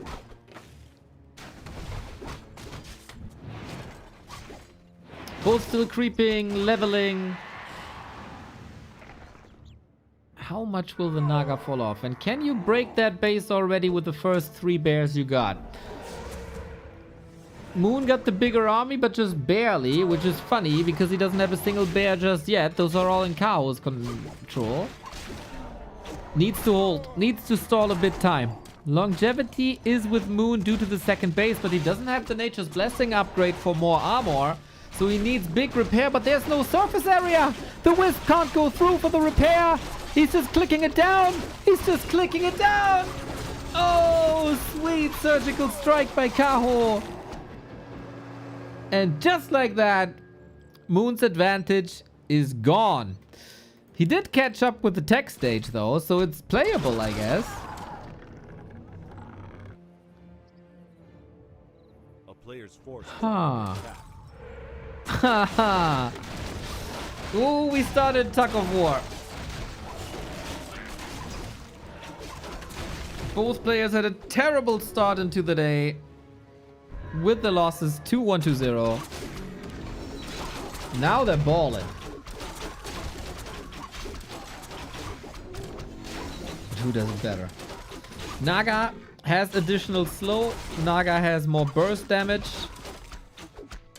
Keeper of the Grove has level 2 Entangle. Really?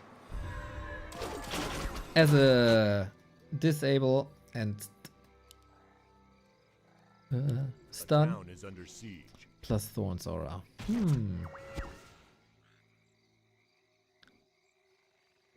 Oh, we get Chimeras too. He fell flat on his face earlier when he tried to go Chimeras.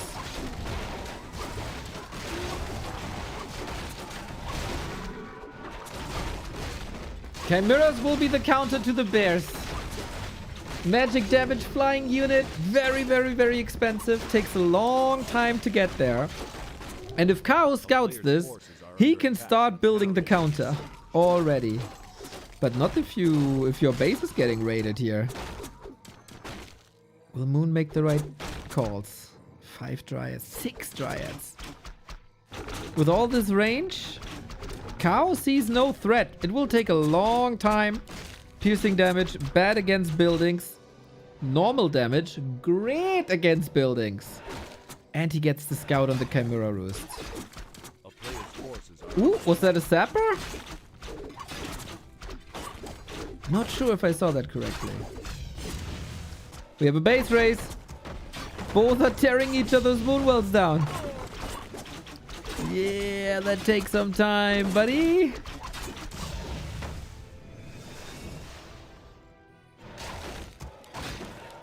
Moonwells behind the laws. We're going straight for the tree.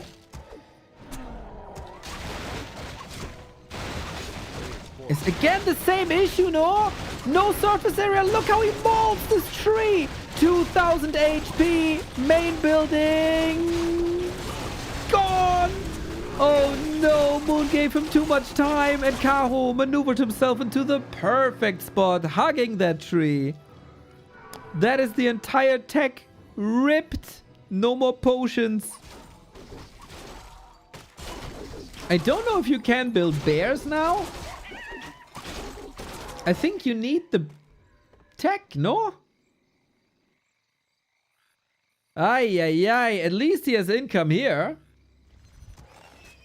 But that's about it. Only Dryads now, right? Thank you. I think you don't need tech for Dryads, but you need the tech for bears.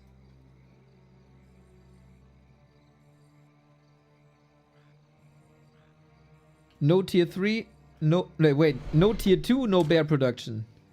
Right?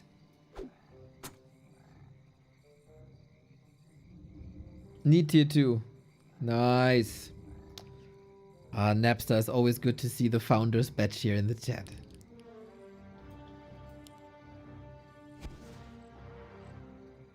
Yeah, that's a problem. That is a problem.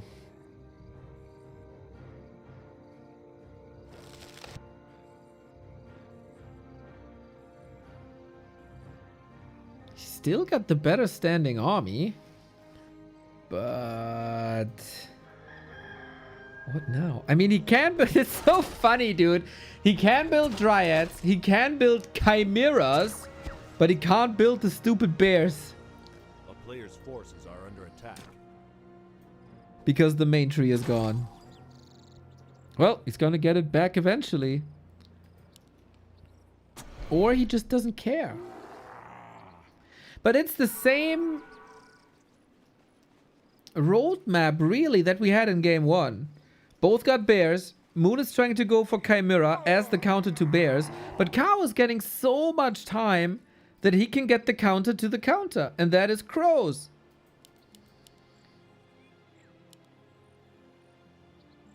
Here they are. They get additional damage versus Chimeras. They have super high damage already. A player's forces are under And minus armor.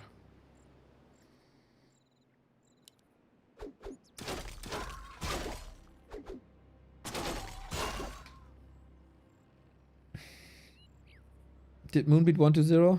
Yeah, you can say that. One time. On map 5.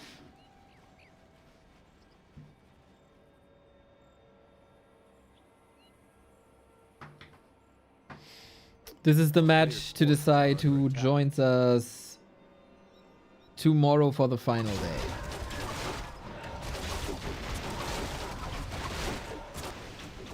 We got crows already. He's once again... He's like spawn farming. Farm spawning, I wanted to say.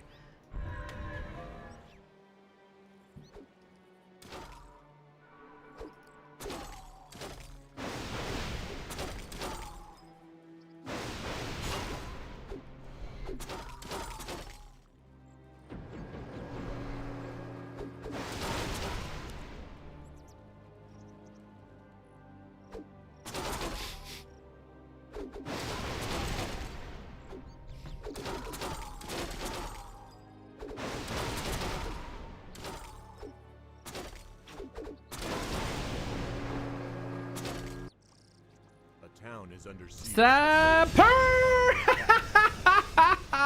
No! Insult to injury, man. Cow is playing circles around Moon. Went to the lab, bought the sappers, blew it up because Moon still has no nature's blessing. That cost him so much today, not going for that damn upgrade.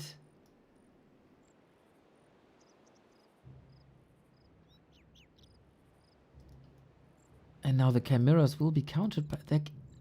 It's inevitable, no?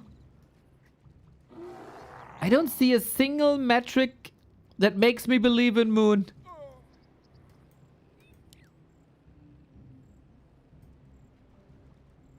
Just the fact that he's Moon. He needs a crazy fight here.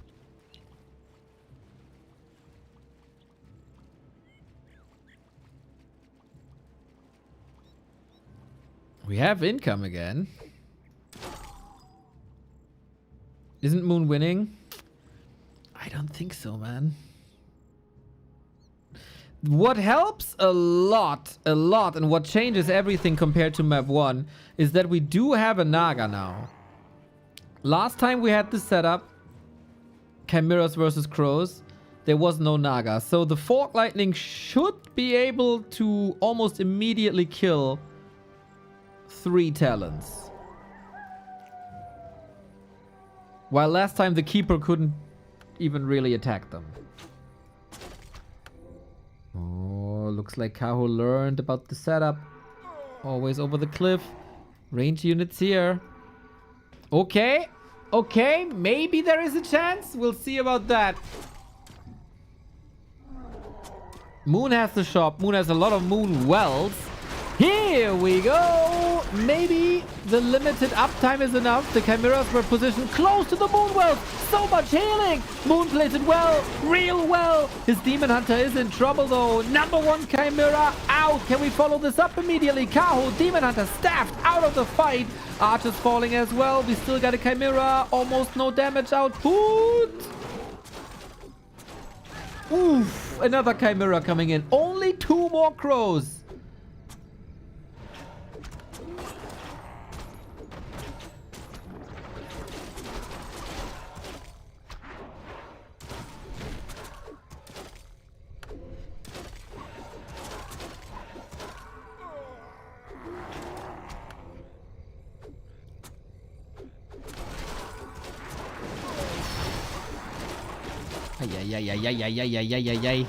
What a neck and neck fight, man. The Naga changes everything, but this is 1 Chimera down. You can't stop them anymore, it seems like. Level 5 on the Demon Hunter and FoCuS on the Demon Hunter goes down. Chimeras gone. Demon Hunter gone. Moon sees no other way than to tap out, and Kaho once again taking the lead. The first half of the fight was really good, wasn't it? And then there's only 3 Crows left, but the Naga has no mana no more. And then you have no Fork Lightning. And then you don't have a solution to the Crows and they just rip you apart. Yeah, again, man, I don't know if that's the play. I love the Chimeras and I love when people try to do something different than just straight up Dryad Bears. But it's so much time. You invest so much time, and given the fact that everything costs so much time already, with the expansion cancelled so late, with the second expansion blown up, or the main mall to pieces, the third expansion blown up, Kaho is countering this so well.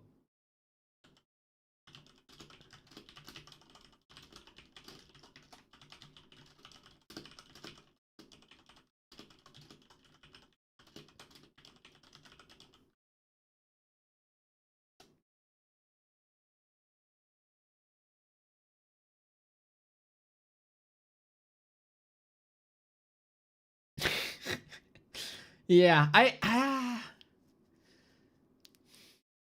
was just a bit late, I think. Everything was just a bit late. So, yeah. What now, Moon? Do you try again to play this style? Or do you drastically switch it up? Next one, Last Refuge. You can play mass range here to go for a tempo push. That is super close and super tight. Timing-wise. But yeah, reality is Moon is facing elimination. If he's losing another map, one of the 2 upcoming maps, he's out and will not be there on the final day. And then we will not get Moon versus Sok.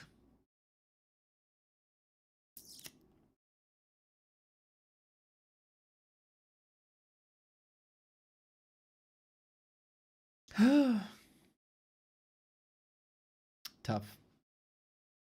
Very tough. Games today are going super long.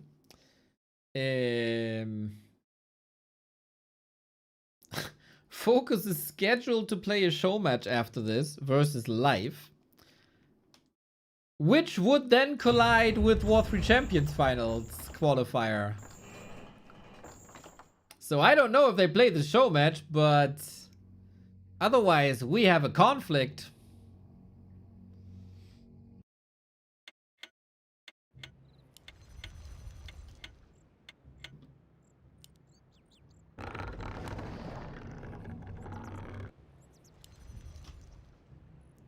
But first we have a match point.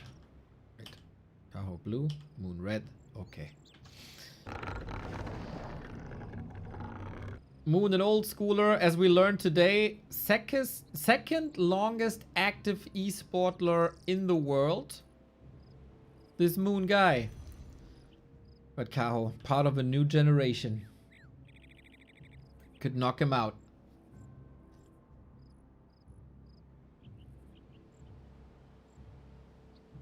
Any changes, or is it Demon Hunters again?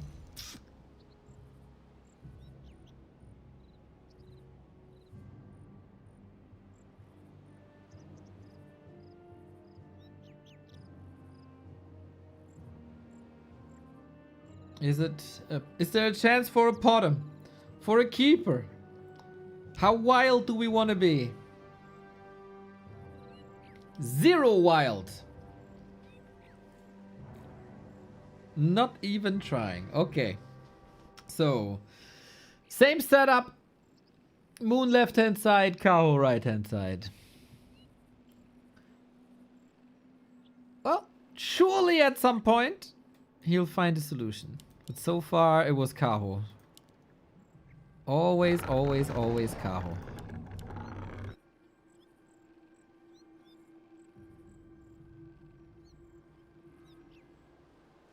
What a beast, man. Can't stress this enough. In what kind of slump he was at the beginning of the year, and how brave he fought back out of that slump. That's just cool to see.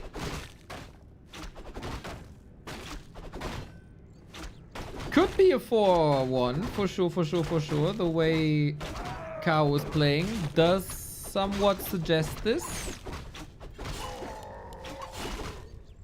Players' forces are under attack.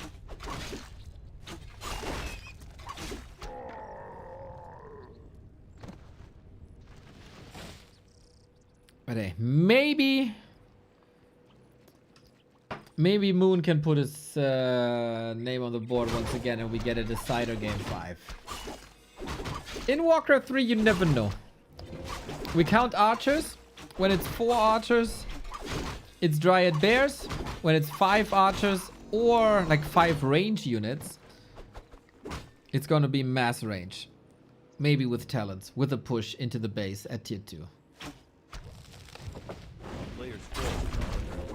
That's the only real way where Moon could like semi-shock Kaho, I think. Doing something that's not predicted. We go for the mercenary camp, got a Shadow Priest for healing. And maybe early tier 2 Dispel also.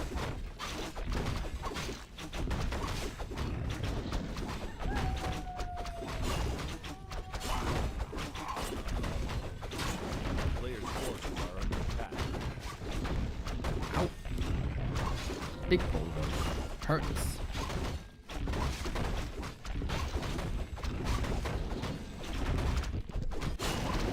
thankfully we got that Shadow Priest. Lots of armor on both sides. Devotion Aura, more armor points for everything. Super duper helpful.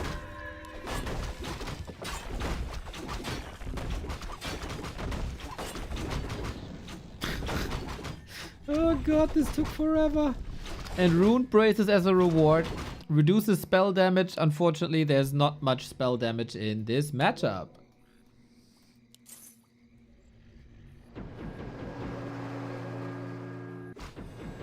Oh, Moon's trying to attack this. Nice. Staff. Staff's worked out nicely before.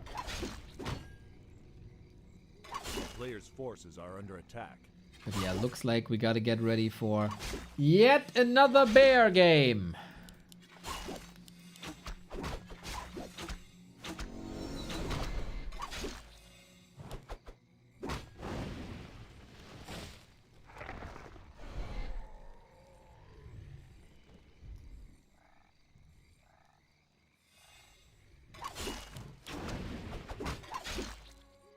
Good block. Nicely done.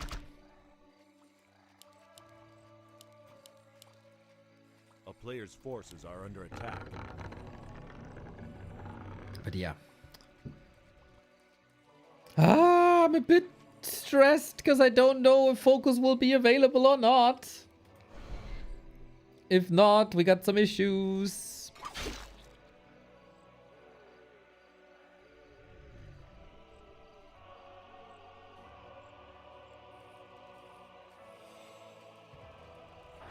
But hey, it's now A player's forces are under attack.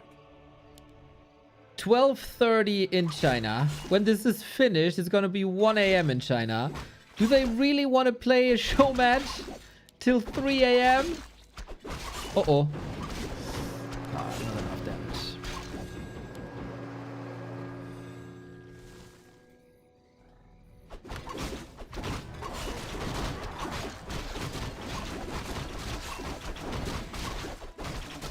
Players' forces are under attack.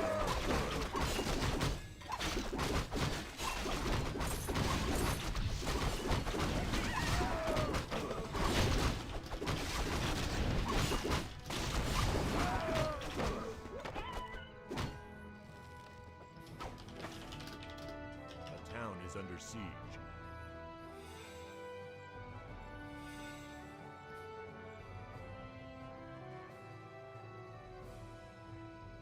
A player's forces are under attack.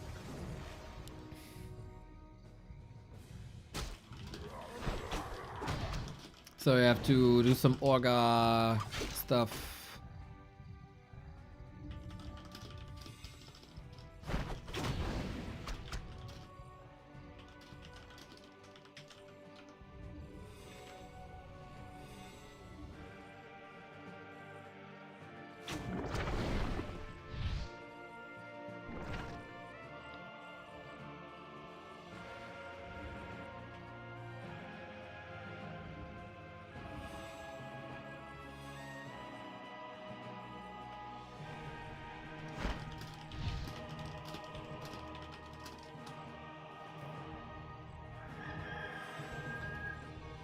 Yeah, they're asking if we can postpone.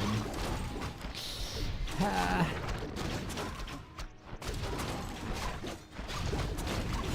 Well, we fight for the red spot. Important moment. We focus on this. We get immolation here. Can be somewhat nice. Chaos Army is pretty much at 50%, but doesn't want to risk it anymore, Moon is.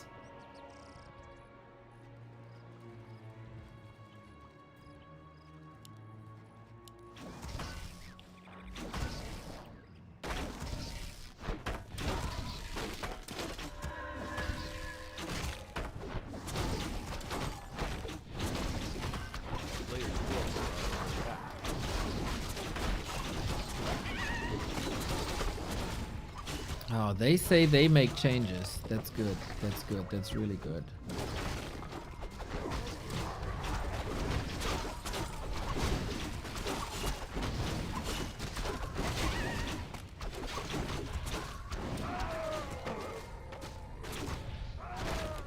Demon Hunter trying to steal something here.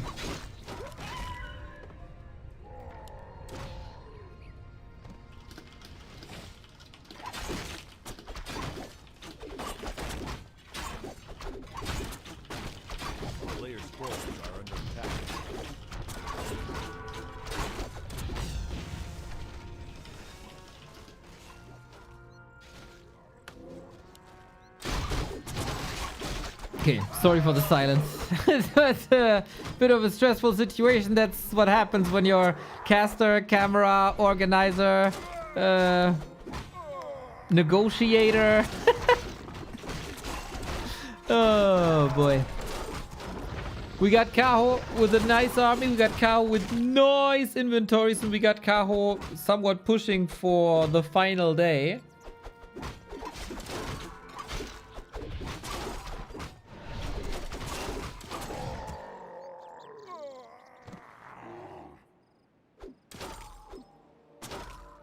A player's forces are under attack.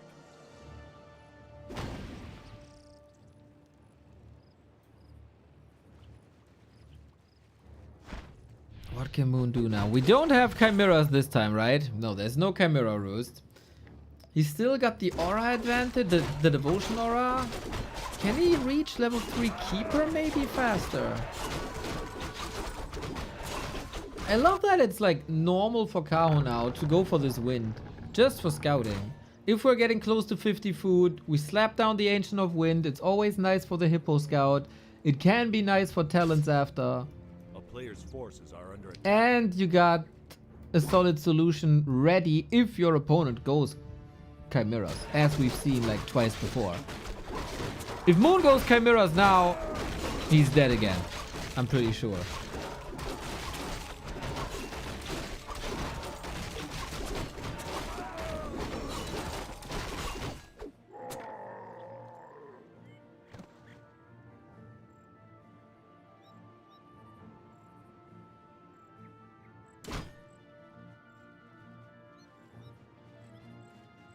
Players' forces are under attack. I'm never sure. Is Cloak of Flames actually good in Bear Mirror? You can spread some good damage, then you're also in the middle of the pack. If you touch 3 bears with that, it's 30 DPS. But you're also getting hammered by 3 bears, and nobody wants that.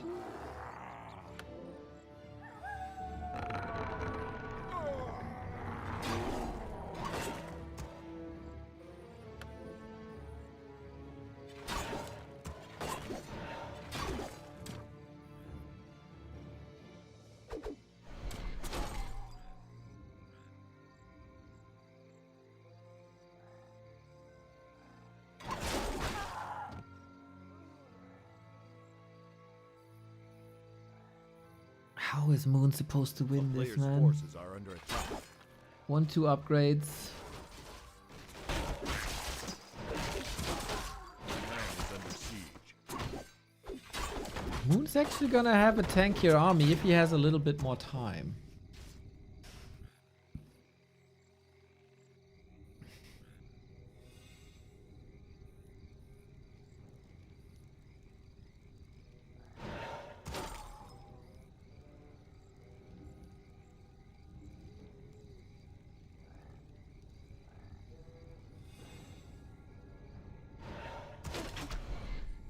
Chaos also 1-2. Yep, but Moon has Devotion Aura.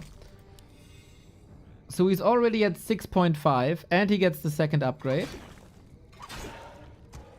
So Moon will have more armor due to Devotion. Where's Wellspring? Ah, overrated, isn't it? I mean, Hunter's Hall is busy with upgrades now. I didn't see that. Dude, no worries. That's what I'm here for. That's what I'm here for. Oh, we got a Zeppelin. How's the anti-air? Still 5 units. He's trying to drop, huh? He's trying to sandwich. Nope. Isn't that too obvious? Moon will not be able to retreat then, is he? Oh. I don't know, man. We're going straight into the middle. Yep. Good luck retreating when the bears are right next to you. What a play by Kaho, dude. The strike of genius that you would expect from a Moon. Has the supply lead. With a bit of correct target fire, Moon's units will all fall. This bear. But the Demon Hunter is also not looking too good. What a play by Kaho. Sometimes things are so simple. Bear falling, but so's the keeper. Potion last second. Bear microed into the Zeppelin. Is there a chance for a Moon overextension? Maybe. You gotta get rid of every rejuvenation. It's running. It's running. There's the Dispel. No Invo Potion here. Maybe also no Zeppelin anymore. Oh, there. Oh, sorry. There's the Zeppelin, but it could be sniped. No attention onto that Zeppelin at all. So Moon's still fighting for this.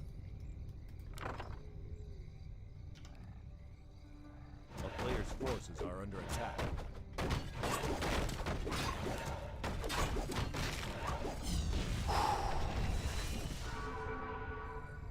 A town is under siege. 4 bears so hurt.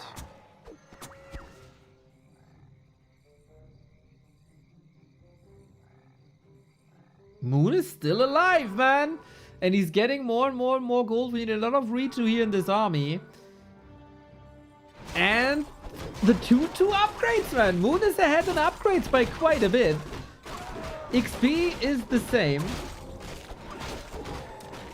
Moon can do it, guys.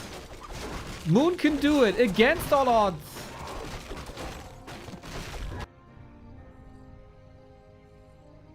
A player's forces are under attack.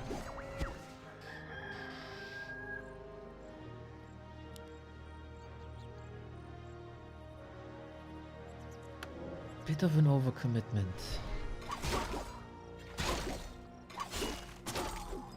Care. Dryad, slow him down. He just got an Invo Potion. Step out. Oh, Cyclone! No way. He has no TP on the Keeper. He needs the staff. He gets the staff, but how do you get out here now? He runs to the high ground where he has a natural advantage. Okay. Demon Hunter has no staff to get back in. Of course, that was just used. Oh no. Oh no. Just when we thought that there's a chance. The Dryad dance is nice. He's keeping taps on this bear. It's 1 for free.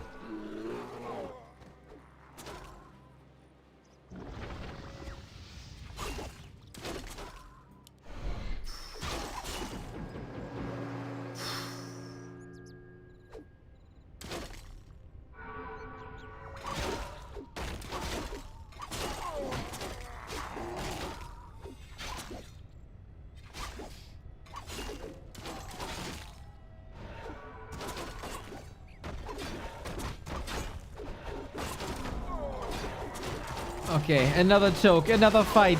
Once again, Zeppelin advantage for Kaho. Moon is not following that up. We do have a lot of bears. Who gets the better concave? We both have a heal scroll. Supply numbers are, of course, far with Kaho. But can he get all these bears into the fight? With the Zeppelin, so far that's looking good. Staff ready, used, heal scroll gone. Both Demon Hunters in a bit of a pickle here, we have to say. But maybe the Zeppelin is making the difference. Moon holds again. And again and again. Now he's the one needing all the rejuve in the world. And shop control should go to Kaho. Both are paying upkeep now. How is Moon supposed to catch up? He's surviving. But how is he supposed to take the lead?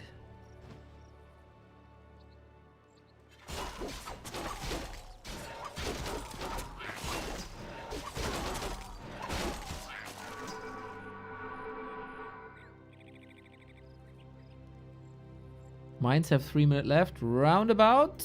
Exactly 3 minutes, Caltech. Exactly 3 minutes.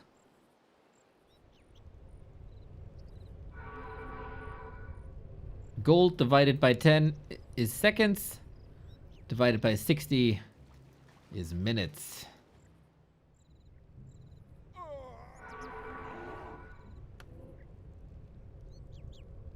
So divided by 600 is minutes.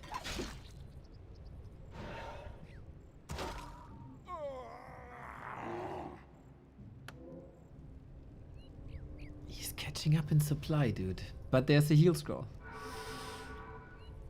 Is there any way for Kao to get like 2-3 upgrades? It's so expensive, but he has the lumber.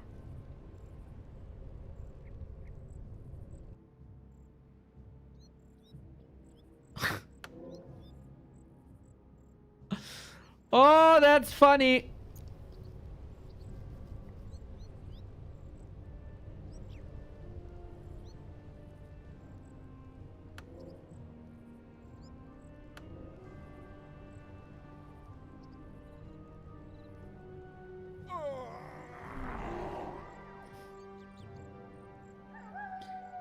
They are stalling quite a bit, but we have shop control on Kaho. Double heal scroll now. Oh, does Moon see a moment here? There's 3 bears now in bear form. Any chance against the Zeppelin? Once again, we have to ask ourselves. We have a heal scroll available for Moon, so at least it's 2 against 1. Keeper and Tangle, but the demon is more or less surrounded. Is it really the devotion aura that is the carry here? Demon, demon, demon, both in trouble. Demon. Oh, he alive. Now he has to get out here. Things are getting too dicey. Bears are falling everywhere. Neck and neck fight once again. Moon cannot lose this map. Not allowed. More bears dying. And it's still 50-50. This is so narrow. How is this so narrow? Steph on cooldown for a couple more seconds. Level up would be sick. Or rejuve, of course. Both end up on 50. But Moon, this was 2 heal scrolls against him. And now the mines are empty in exactly 30 seconds. A player's forces are under attack.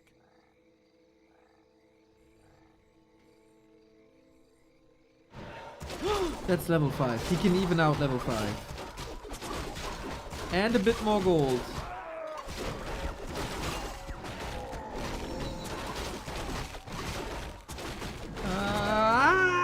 One bear to the creeps, bro. Really? I mean, they're all hurt. It would have needed a rejuve. The mana was almost empty anyway. Yeah, he wants to replace it, right? Okay, so maybe it was on purpose. Uh-oh, uh-oh. Cow is coming in here, smelling blood in the water. We got the Wisp ready for the detonate to get rid of Entangle, but doesn't matter. Now we will get the Keeper advantage super soon.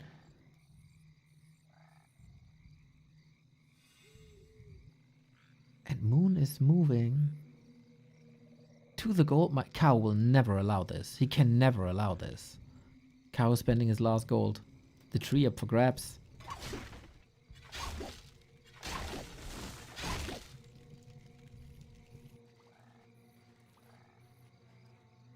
Only now nature's blessing. Oh, damn!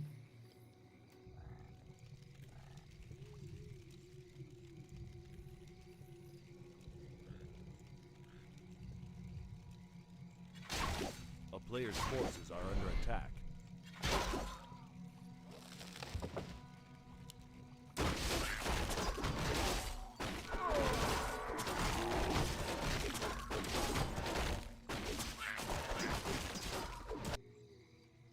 Nailbiter. Now, of course, you can be in upkeep because you don't have income anyway. How about, is this level 5? Oh, it's Keeper solo XP? Oh, also 4.9. That's crazy. A player's forces are under attack. Both Demon Hunter meet each other here. It's 4-9 versus 4-9. Level 3 Thorns Aura is 45% damage reflection. 45%! That's nuts! So who gets the first kill could be a gigantic snowball if you skill fast. Moon, hurt. Kaho, hurt. Bear, rejuve. Do we have fast dispels? You need this bear. That's a rejuve, but he snipes it. Level 5 at the exact same time, bro. Are you kidding me? Moon is the one skilling faster. Cow skilled now. But Moon is losing so much. Demon Hunter by Cow is hurt though. Demon Hunter here is healthy. Is it the Demon Hunter eventually that makes the difference? No more mana for Entangle. No more consumables. And that Zeppelin. Yet another bear. 31 versus 32. How close can a Night Elf Mirror get? Moon is mining though.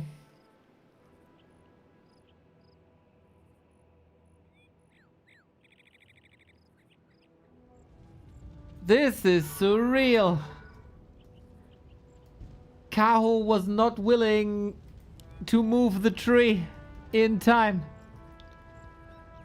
He didn't upgrade Nature's Blessing in time. This is unreal, this game.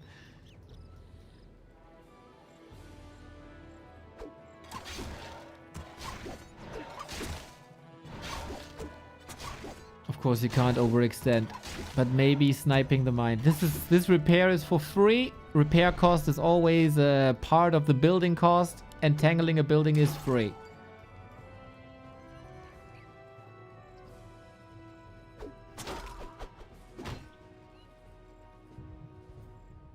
Tree is almost there. There might be a creep. Doesn't really matter. Tree of Eternity whacks that one.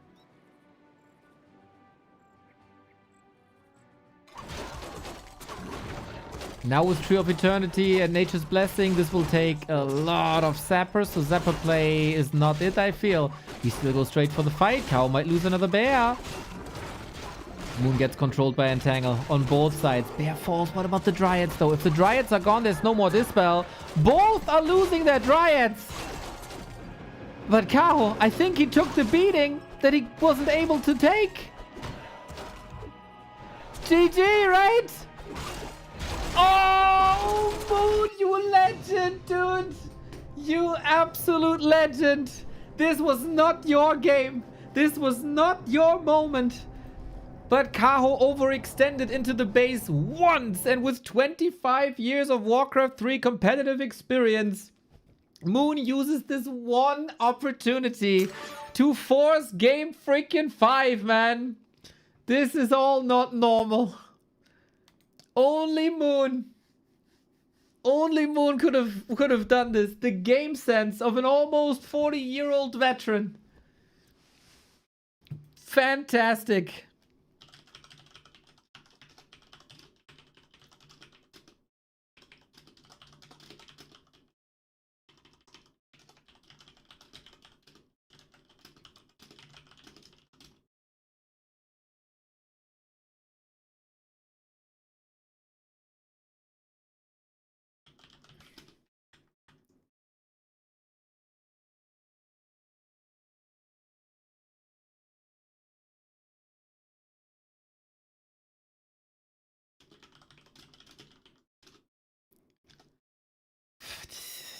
What a mirror match, man. You know, sometimes a mirror match is really freaking boring. But when there's stakes on the line, like survival in a tournament, in this situation, that's just something different, man. That's just something different.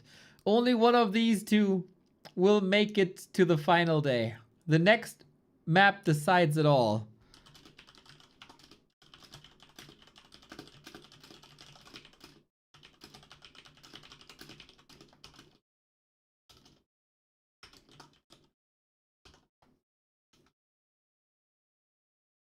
Stakes?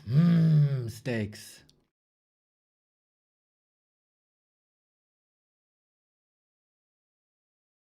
Awesome, man. Awesome, awesome, awesome.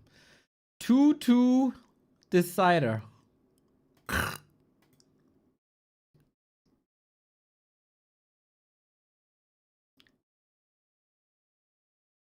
it's gonna be Tide Hunters. Similar situation as we had on Last Refuge. You can play range here. You can play surprising strats here. You can maybe even throw in a keeper if you want to be really wild.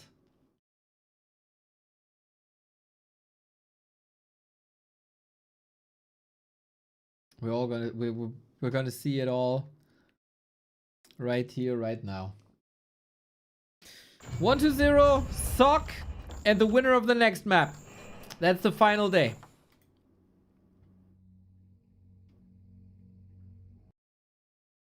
Afterwards, War 3 Champions close qualifier. For another, I don't know, 2.5, 3 hours. Let's go. Let's get it on. Let's get it on. Moon in the blue. Cow in the red. The series goes back and forth if we go according by the pattern. Cow is destined to win this. But screw pattern.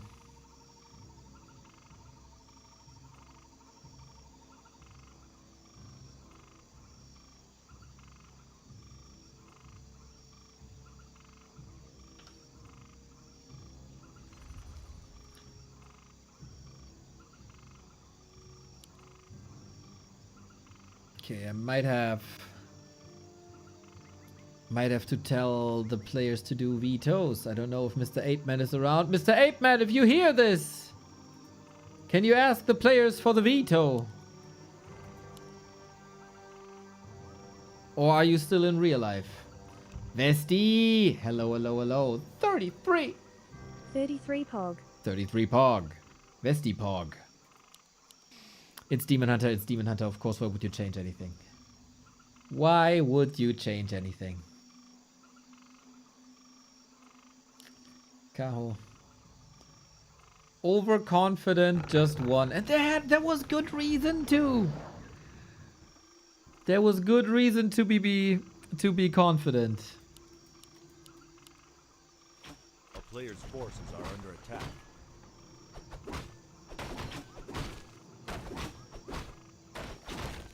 Alright, I think Mr. 8-Man is not around, so I will leave you with the creeping phase. Tell both players real quick how the vetoes are done.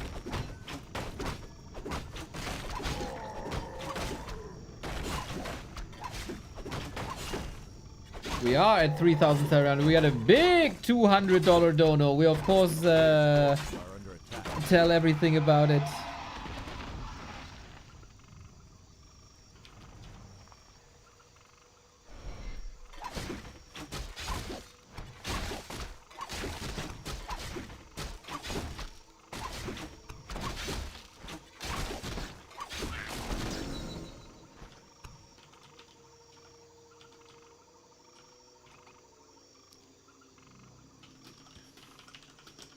A player's forces are under attack.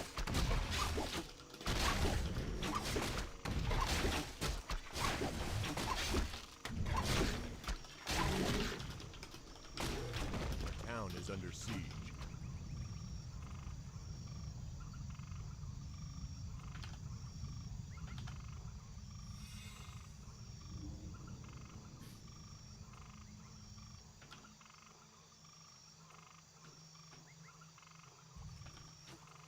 A player's forces are under attack.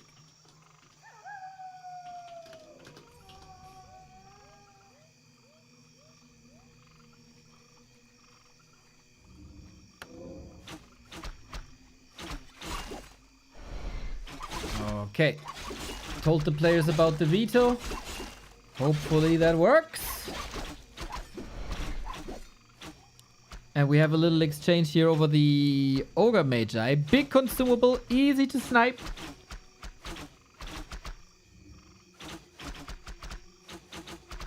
And all that while the tech is running. Items, pretty similar, I would say. Moon almost a glass cannon here. And gotta be a bit careful because Cow comes in with boots now. Do we have enough damage in time?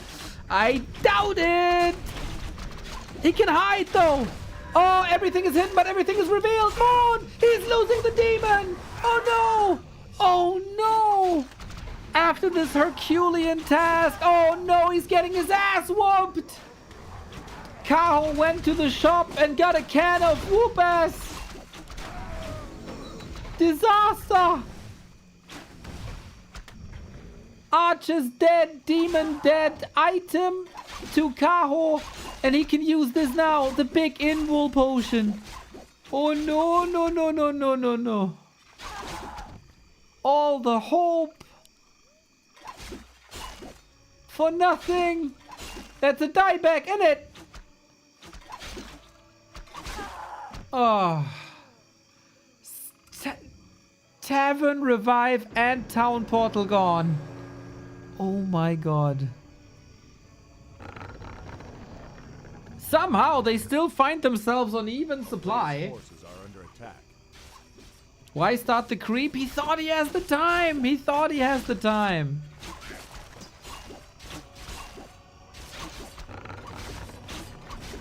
Miscalculation.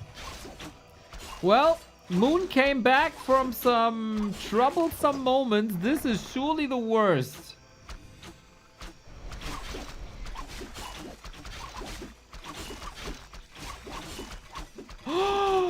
Kaho forgot the Hunter's Hole. Okay, we got a game still. Over all this panic and fighting and probably patting himself on the back, he forgot his tier 1.5 tech building that is required to build the lores that are required to build dryads and bears. A player's forces are under attack. Nerves, man. It's getting late here in China.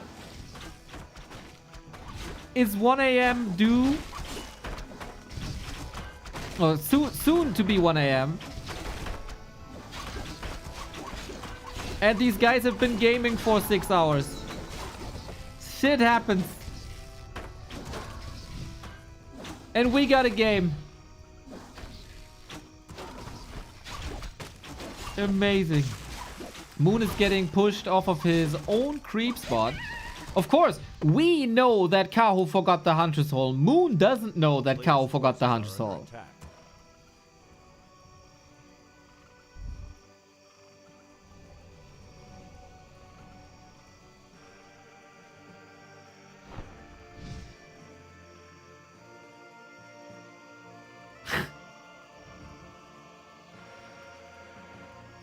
Even the World Elite shows nerves.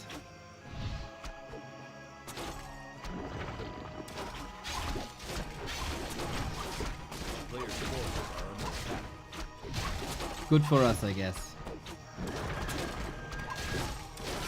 Oh, lost it again. Moon got it. Heal wards! Heal wards! Oh, shit! The dream item.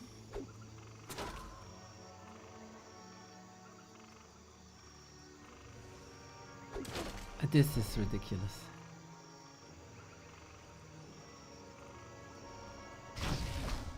Moon might lose his hero in the early game and the town portal and run away with the win.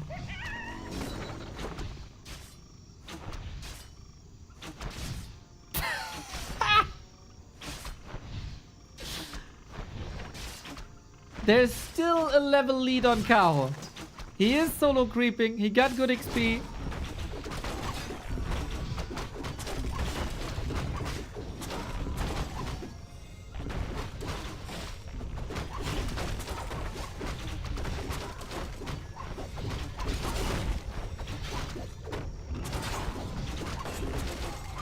And okay, he can't contest this. Boots of Kel'Thuzad though. Moon's items are now getting crazy. Plus 6 damage, plus armor. It's the main stat. But we are creeping with the Demon Hunter. Everything is hurt. Riju will fix this.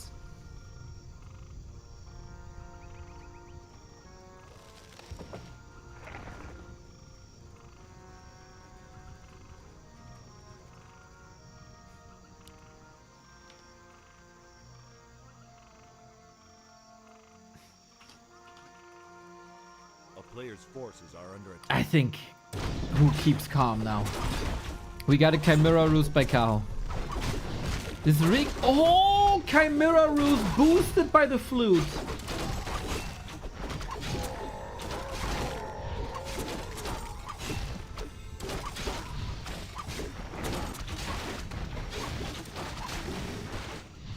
This is extra damage on Chimeras. Does Moon have the read? Kaho did not go Chimeras once this series. And now they're coming.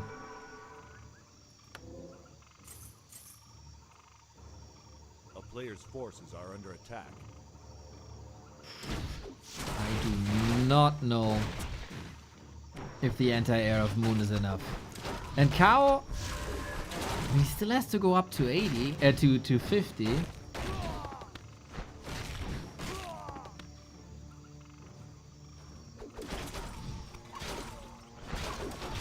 And Moon never built a wind. Correct, Murphy. Correct. It Yeah, Moon is not scouting, man. He plays this blind. He got level 3. But Thorn's Aura isn't that important when Chimeras are in the mix. Kaho, when Chimeras were on the horizon, there was always an Ancient of Wind. Player's forces are under attack.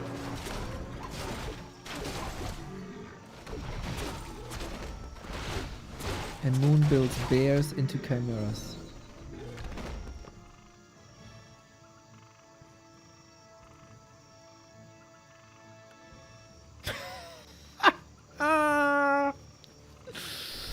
What a crazy roller coaster this is, man. For the Moon fans, for the Cow fans. Can the Demon Hunter carry, maybe? So far, I love that Cow is showing no sign of that Chimera. He's hiding them here.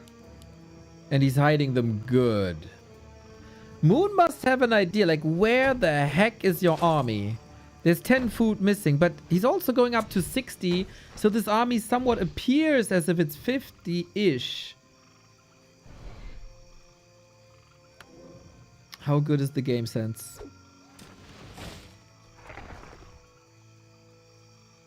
Of Moon. Now we get the wind. Can he stall? Ancient of War mirror match.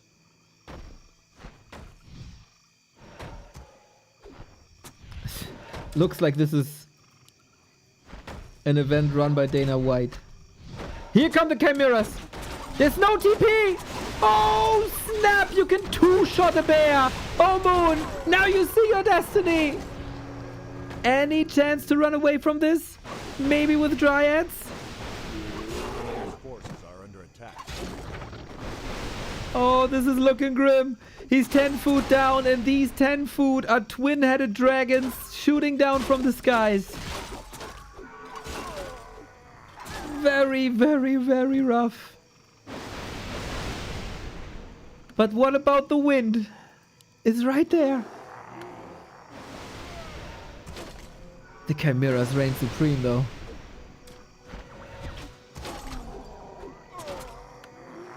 Player's forces For now. For now.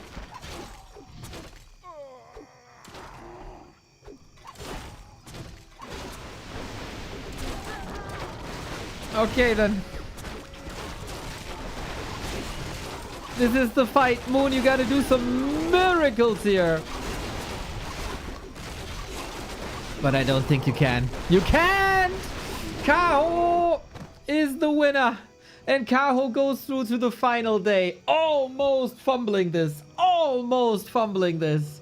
But in the end, he didn't. The Chimera change was this moment of brilliance that overwhelms even the GOAT that is Moon.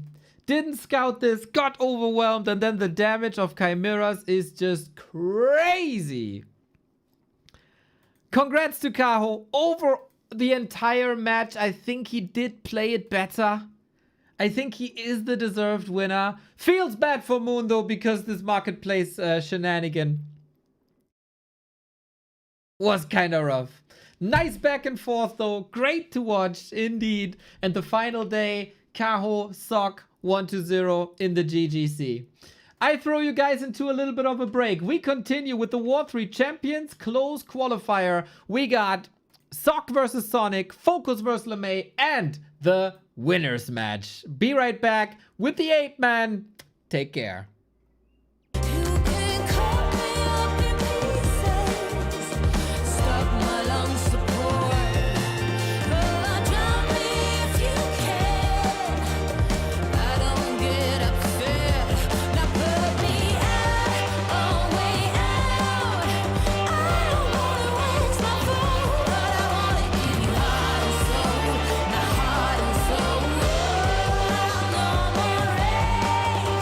I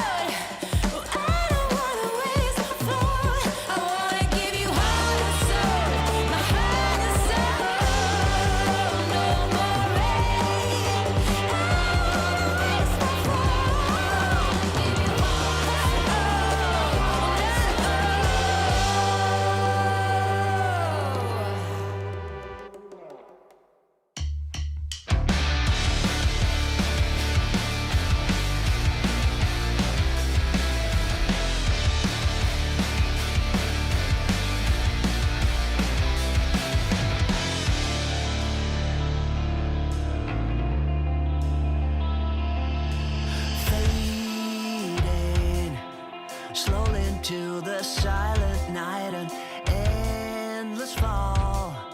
Like cuts from 1,000 knives, I hear you call, but I'm still stumbling in the dark, a silent howl, as I dissolve into your arms. I waited now, seduced by a sweet mirage. We could leave or we could stay, stay to stay to wide awake.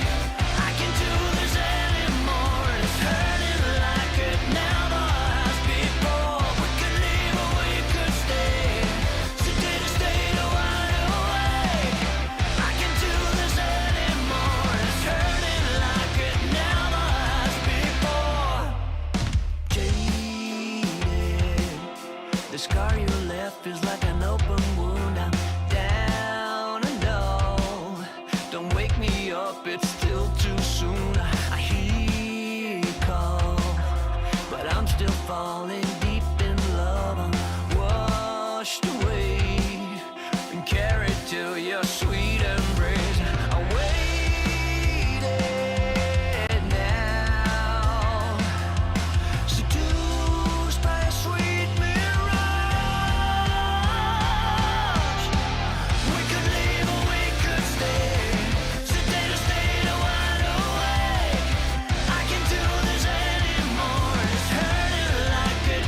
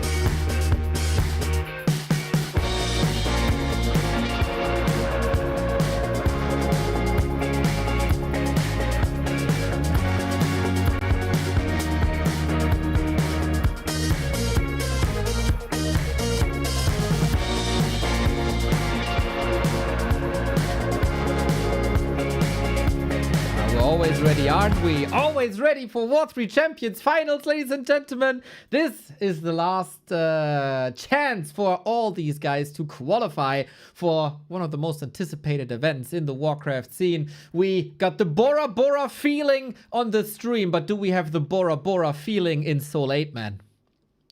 Yeah, that's a big day, the first day of close qualifier, only the very best players. And yes, Warcraft Champions is an amazing platform. And let me tell you that yes, the players are here.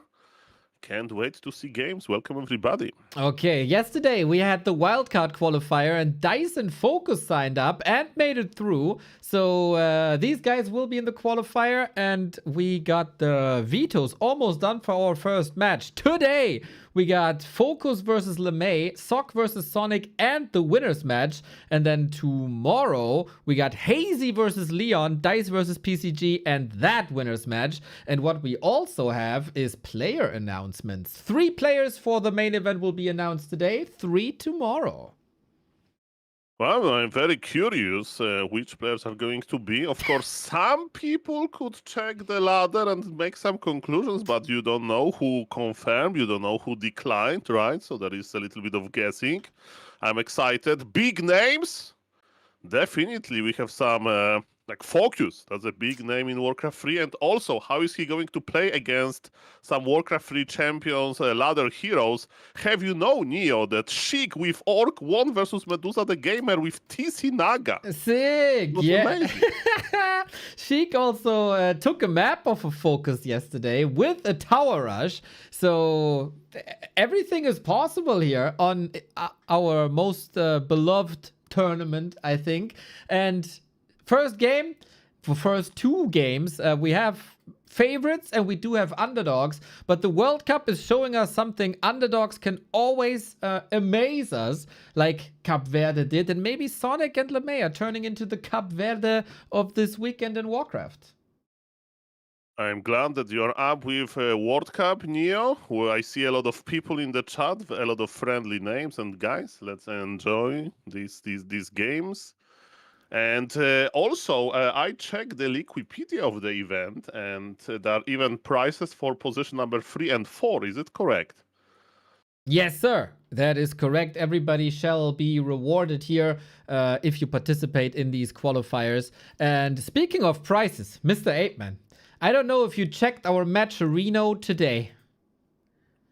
Not sir. Did somebody bought an icon or something? Well, that happens. That happened the entire time. But a person called Coca-Cola donated $200. Well, we with K, I see. I see Yes. Coca-Cola with K. So whoever you are, Mr. Coca-Cola, shout out to you. Do you remember Pepsi used to sponsor players? Do you remember Pepsi TED or whatever like that? Yeah, World Maybe Elite. maybe it's time for a Coca-Cola Ape Man. Let's hope the Hit me up. let's hope the Coca is about the drink and nothing else. But yeah, we got a lot of people contributing here. You're all wonderful. Win Tony W and Win Tony W. I think that is Boyzinho, Jamie, Flo, Nodoka, Mr. Random Bad Gamer, Real Old Dragon, so many others. If we could crack 4K over this weekend, that would be amazing. And of course, the number one way to do that is buying these profile pictures that you see here, the bundle for 20 or individual ones for 5. Archmage, surfing on a water elemental, an ice cream blade master, a lifeguard, demon hunter, or a chilling lich. Who do you identify with most, Mr. 8-Man? I mean, that's a great question. I like ice cream, so this Blade Master is wearing like an ice cream outfit, and it looks a little bit like, you know, I wouldn't say weird, but exotic. So I look weird, so I'm with Blade Master. You are wonderful. I am very much the Lich. Once Remo is back from his vacation, this will be me for 6 weeks straight. No, you can't. You know this meme that like, okay, it's a controversial subject. I know that Mr. Baron Warcraft 3, like CEO of Gym, right? Discord. He likes this meme that in Europe people take a long vacation, and I saw on Twitter that like some European AI company, it of course was a joke. Probably they took a month vacation. So we can't have Warcraft 3 without Neo for 6 weeks. What are you talking about? Yeah, what am I doing then? And what am I talking? I don't know what I will be talking about without Warcraft. I can tell you that the game is up. The game name is in the Discord, and we got our first game on the way. Sock versus Sonik, best of 3. First to 2, whoever loses twice is out. We got Echo Owls as the first map. Sonik picks Tidehunters, and Sock picks then Hammerfall. That's the playground here for both of our gamers, and I think we're ready to go. Mamma mia, and you even have the icon already, Mr. Neo. I see that you pick Archmage. What is the story behind that? Do you feel guilty for what you have done to humans? And now you Please. stay with them? I had to test if the icons are working, and I picked the first one that came to mind. The nice one. Some water, some powerful hero. Welcome everybody. And yes, of course I'm kidding, Mr. Neo. Big fan of Warcraft, big fan of you, and big fan of those two players. And you know what? Sonik is an absolute beast. I casted today game of Sonik where he played Dark Ranger Hans, and I had like 3 separate moments where I was saying, Sonik, go back, and Sonik stayed, he traded, everything was red HP, and it kind of makes sense. Let's go. Let's go indeed. Sock versus Sonik is our first game. It is single elimination here in the qualifier, do or die.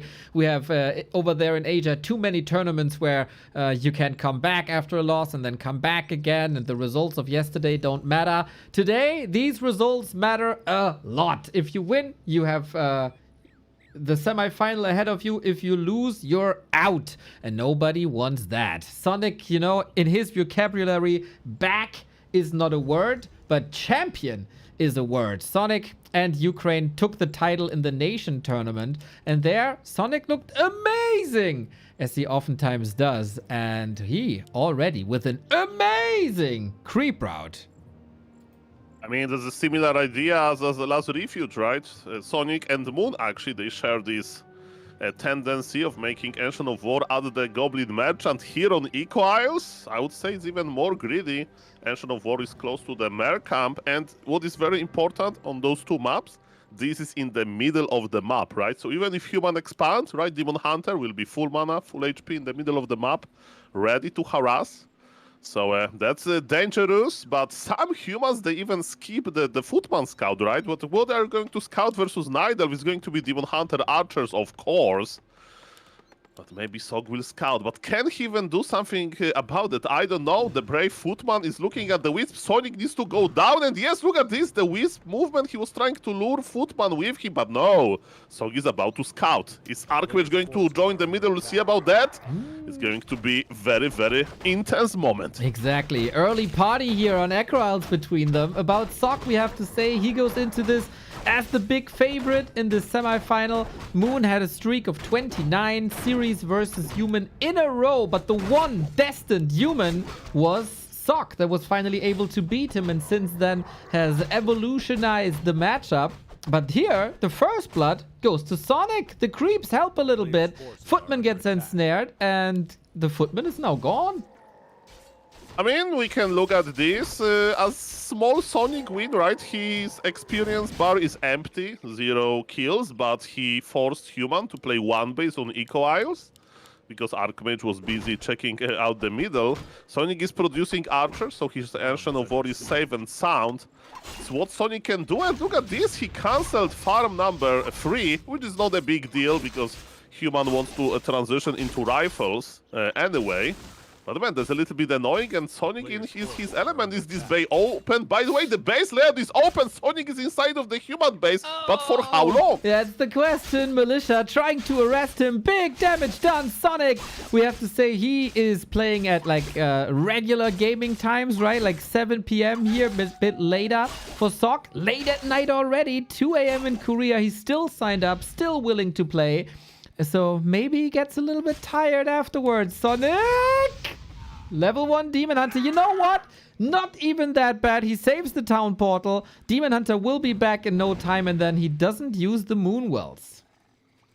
He doesn't use the TP as well, so maybe he'll be there for round 2. By the way, another player in this tournament, LeMei. He really, the Night Elf, he really likes to play like that, you know, with this immolation, like over and over, stuffing into the human base. All of those peasants, they have some missing HP, and let me tell you, peasant HP regeneration is not high. But what is not high as well is experience on Sonik. This Demon Hunter is literally 1.0, and it's not great. Yeah, it's like you go to elementary school, first class, and then you're so bad you have to repeat it. But hey, he tried. He tried. Now, he gets the Ring of Protection. That's amazing. Would love to have a Telestaff, of course, as well, to staff onto that Wisp that's already in position there. But here on Echo Isles, it's a long way to the shop if you want to rock and roll. On the other side, Archmage. Beautiful experience as well, close to level 3. And Claws and Mantle. Very good. 1,000 gold already. And Sock with the Fire Lord. I mean, I was about to criticize Sok a little bit for how much gold he has, you know. His blacksmith is a little bit late, but with Fire Lord, he can just start buying items, you know, and the more agility on Fire Lord, the better. There was a game on Equals, I don't know if you have seen it or not, where Grabby played, I think he played Nidal or something, and he made Fire Lord with 6 gloves of haste. I'm not kidding, it was solo Fire Lord, 6 gloves of haste. Actually, he played Human versus Nidal, now I remember, and he was just slowly buying, and you know, it's all about attack speed to spread, incinerate faster, and man, this Fire Lord was a beast. Knowing Mr. Sok, he's a big fan of Fire Lord and this marketplace. Please sell more of those beautiful, beautiful, beautiful items. Well, we start things with Soul Burn. Minus damage on the Demon Hunter, always appreciated. Also a silence, also appreciated. And the Demon is back! But back at what? Back at using the town portal. There were some, like, 3 kills while we were watching at this magnificent Fire Lord creeping. Sonic gets some kills done here. And Sonic, what is going is pretty interesting. It's a lot of archers. 6 archers by Sonic, because, you know, when you play versus human, that is on one base, you expect a very strong push. One base human has this tendency, of course. And what Sonic is going to do about that? I thought he's going to play only 1 lore, but I'm mistaken. He's playing double lore.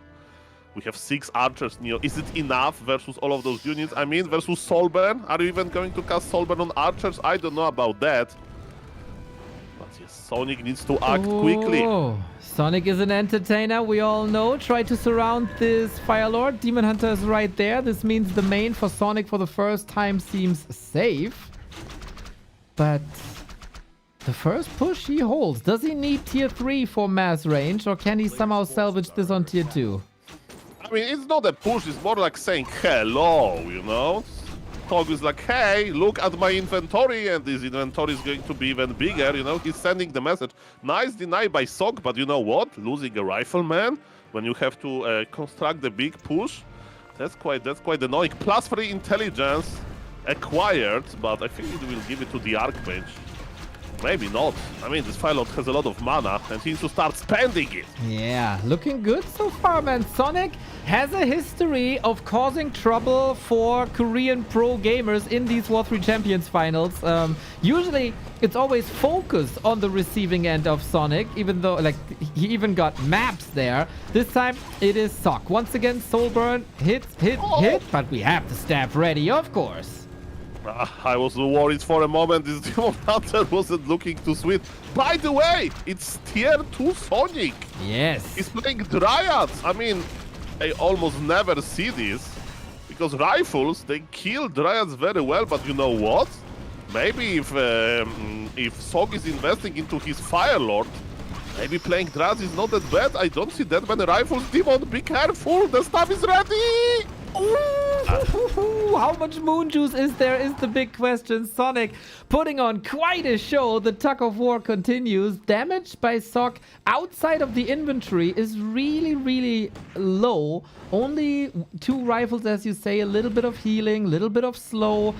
Can he hold here at home? We have a staff, we have a potion, shop is there, but it's a long way to tier 3. I mean, Sonik is trying to solve his health problems with money, so he's cosplaying, I don't know, a Switzerland healthcare or something. So he's buying potion of healing, but this demon hunter needs a lot of healing, man. Oh. And without this, he just leaves the game, I think. Yes, unfortunately, sees no way out. Hopefully, this was no disconnect, but I think it should be a GG, a regular GG. Sock goes through, and Sonik, good attempts, man. He's coming in clearly with a plan, clearly wants to cause some trouble, but Sock is also a world-class gamer and defends this. Mamma mia, that was, I mean, Sonik had some nice ideas, you know, go to this base, creep the middle, but Sock scouted, Sock did not expand, and he had the game under control, I would say. Yes. So that wasn't that best of one, Mr. Neo? No. Your co-caster is asking. No. It's best of three. Best of three, Perfect. of course. And the next game is up already as well. Sonic's life on the line here. One more loss, and he is out indeed. It was a tough bracket for him. The draw was not favorable to him, even though like it rarely is. Still, his next map is his pick, and that is Twisted Meadows. Wow. Picking Twisted Meadows versus Sock. Is it Warden? It has to be Warden.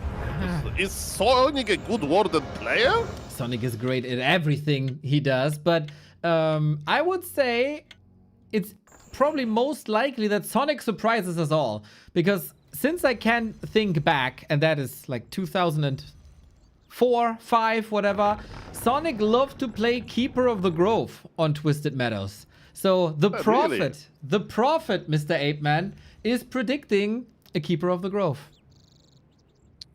I mean, you know Sonic longer than you know me, right? So Correct. Definitely, I need to trust you on that. And I'm a little bit surprised, right? Twisted Meadows is a like big, kind of human-friendly map. Of course, if you are, I mean, human-friendly kind of feels like it. You expand, you can make triple base, you can go guard towers, cannon towers. But of course, if your name is Moon, we can see some amazing Warden. Some people like Medusa the Gamer /Live, they try to play Demon Hunter on this map, but Keeper? You got my interest. And of course, going to be another hero, not a big deal. By the way, do you remember this game during Yang Feng Ken Humba Beat Moon games when Fortitude played Blood Mage, Mass Tanks? Oh, that was a good game on this map. It was glorious, man. I would love to see that. Sonic! Demon Hunter. You know, people change, you know. Yeah. Sonic changed his nickname from this one very popular nickname. Now he changed a little bit. It's a beautiful Demon Hunter.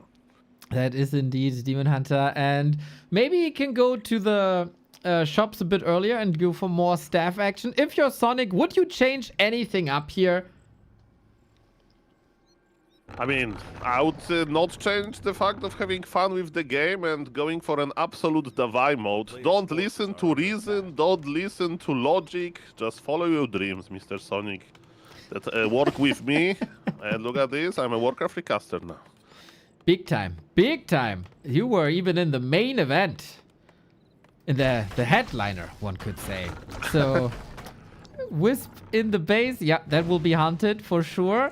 Detonator already. Very uncomfortable from the human position. Mamma mia, yes, the legendary nickname. I mean, I'm too young to remember, but it's, you know, people usually call themselves to describe themselves. 1 second. The Footman? Oh no, okay. Experience went to the Demon Hunter, all good. And look at this. This is a complete opposite of game number 1. Sock, instead of playing one base, instead of being aggressive, he says, Sonic is creeping slowly. Let me expand. Okay then, that is of course in the second base where Sonic can put his Demon Hunter into and set himself on fire, just like we're on fire for the games that will be happening here this weekend and the next weekend. Interesting, he comes in, he got a ring +3, already more XP than in the previous game, so Sonic, go, dabei. Okay, I'm just observing how Sonic is going to deal with scouting footman because I feel like I'm always losing Wisp to scouting footman. Sonic is cycling Wisps quite alright. And look at this! Mr. Sok is refusing to close his base. It's like a trap, you know? It's like this opening a bait. We'll see about that. And 0 kills! 1 militia just escapes. Of course, it's quite expensive for Sok. Sonic wants to escape, but look at this. I'm thinking about his nickname. Mr. Sok says, "You shall no pass. What elemental blocks the way?" Sonic probably can't swim. Probably, yeah. I never asked, but this was not super impressive, I have to say. 1 kill at least, but traded for a town portal, a little bit of mining time, and a lot of lumber time. This is what I guess you want to achieve the most. Get the peasants off of lumber to make everything slower. But on the other side, there's a tree growing as a counter expansion. Yeah, I mean, it's Twisted Meadows, big map with long rush distance. By the way, is Sonic going to acquire Staff of Teleportation? I think so. He's coming back, Neo. I think he's coming back. He got level 2. And is he coming back? Where is the Scouting Wisp? It would be too crazy, maybe. Maybe he will try to enter and then stuff away. Sonic with plan B? Yeah. I mean, with the exit plan? I thought that he's just going to dive in, but no. This is Sonic with very responsible Sonic, I would say. I love it, man. I love it. Just bang your head against the wall. At some point, the wall will give in. I guess that's how it goes. Depends on the wall, I guess. If you're one of our viewers from America with your paper walls, that surely is the case. Anyway, we burn away again, and we got a lot of militia calls again, and the Ring of Protection is helping greatly. 2 kills already. Everything hurt here. Immolation is still going through, but in the meantime, Sok is in his base. I mean, by the way, Sonic lost 1 archer to Goblin Laboratory. That was very, very unfortunate. But now he's going to lose even more archers to Sok aggression. And Sok is like, my base can defend at its own. My base is not going to die to level 2 Demon Hunter. And he wanted to use his time offensively. Sonic doesn't have an army, Mr. Neo. Yes. Where is Sonic army? He expanded, but he's losing to 2 footies and Water Metal. Sonic is creeping Rogue Golem camp at the same time. He's running in circles with Archmage in the main base. This is crazy. Sonic, man, is always a joy. He is such a joy to watch. Is always bringing the X Factor. Something that you don't expect. That's what you get. Like a super mega herd priest and a super mega herd berserker, but an invo potion. That's also what you get here. These mercenaries, super expensive, give a lot of XP. Run, run, Bursy, run! Ay, ay, ay, level 3 Archmage, ancient dead. Okay, the problem is that, again, Archmage is not going anywhere. Look at this, Sonic has big invul. I think he's going to pop it, or maybe not knowing Sonic, he's like, why? I'm 37 HP. Exactly. There's still some room. There's still some room. Living on the edge, he is. There we go. No mana anymore. Can he catch up? I don't think so. There's also nothing to block because he has nothing to work with. This expansion is still up and does nothing. Does Sok have a shop? He's working on it. And in the meantime, footies are working on the Moonwells. Sonic is still chasing! No! Oh no! And that is game, and Sok is going through the expected result. Quick games, high pace, 30 minutes, and gone. It is Sonic. It was a lovely series. It was high entertainment, but the big favorite here, the maybe best human versus Night Elf player in the world, advances in the quarterfinal. And Sonic coach, I would say, next time, 1 game of Dark Ranger Hunt. Let me tell you, have you ever seen Dark Ranger in trouble? In the early or mid game, Dark Ranger is unkillable. So imagine this, Sonic with his tendency to having red HP heroes. I think, ladies and gentlemen, that Dark Ranger would save him. Hopefully. Next time, That is, of course, a bit sad that Sonik is eliminated already. But hey, there can only be one, right? We said it's do or die. There's a couple of people here that are clearly outclassing the other in terms of elo and standing in the scene. But Sonik tried to be unconventional. Sonik tried to be entertaining. And this is exactly what we got. I mean, Sonik played his best, he's just himself, and Sog is the Super League player, and it's very nice to see, the Asian players in Warcraft Champions finals. So Sog, welcome, and good luck in the upper bracket, right? Right. That there his opponent will be either FoCuS or LeMei. It is again a similar setup, we have to say, with the big favorite, with one of the Korean players here in FoCuS, who was supposed to play a show match versus Live right now, but we said BBC, Magic Yang, Orc Wolf, War3 Champions Finals. And then they said, oh, Neo, yes, of course, War3 Champions Finals. We will postpone this. No problem, no problem. Your event is the way bigger and better one. So we give you FoCuS. Yeah. They said that both events are amazing, but we respect you, Neo. We run a lot of show matches every day, and Warcraft Champions Finals is something special. And man, having like how do you say in English, like an ear to Mr. BBC, that you can talk to him and convince him, man, congratulations. Yeah, that was actually very, very nice of them. Otherwise, we would had to postpone for 2 hours and a little more. Then FoCuS had to play at 5 a.m., 6 a.m., and then the decider also. Like, it would have been terrible, but everything is cool now. It was a bit of a surprise that the Koreans signed up, as it is even an hour later as it is for the Chinese, but they have no issues making it through the night. Yeah, people are buying profile pictures. People are donating to the prize pool. Of course, Mr. Klein Shilpat, right? This is the main sponsor. And we, like Mr. Coca-Cola, just dropped a 300. So crazy. Players are doing the mighty map veto. Both players are active. Mr. Neo, as a great host, is hosting the map veto. And ladies and gentlemen, I can't wait for some Orc versus Nidal. Let's go. Okay, dude, they are picking and banning so fast. I can't even catch up by updating the pool. So, Mr. Apeman, the people are asking, who is LeMei? And as a person who is basically living on the ladder, can you give a bit of an introduction for the people of who is LeMei? I mean, LeMei is LeMei. Basically, that's his name, and he's a very skillful Nidal. Ladies and gentlemen, let me tell you one thing, that he plays a lot. He has a big MMR, strong player, very active, plays versus the very best. Top on the ladder. I think he's currently rank 1. Let me actually confirm that, because we are running season 24 finals for a reason, because season 24 is over and we are in the new season 25. And yes, so far in the new season 25, with 336 games, Mr. LeMei is rank 1. That's a crazy number of games, man. If you outperform the Hitmans and Angry Acolytes of this world, then you are doing something correct.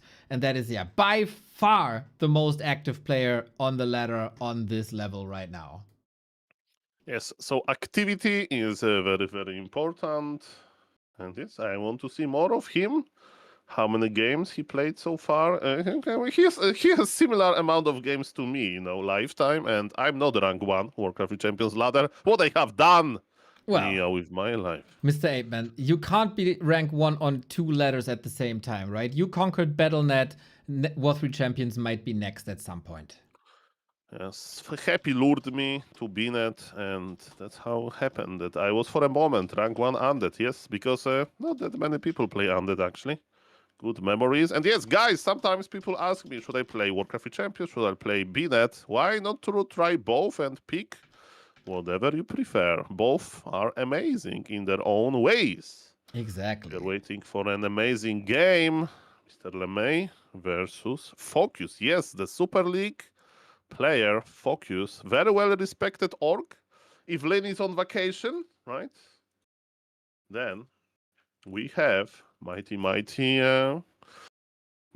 FoCuS as the best active orc player, right? Because who else than FoCuS? Well, Soin is sometimes contesting. Yesterday we've seen Rezaman in the qualifier as currently maybe the best European. You never know.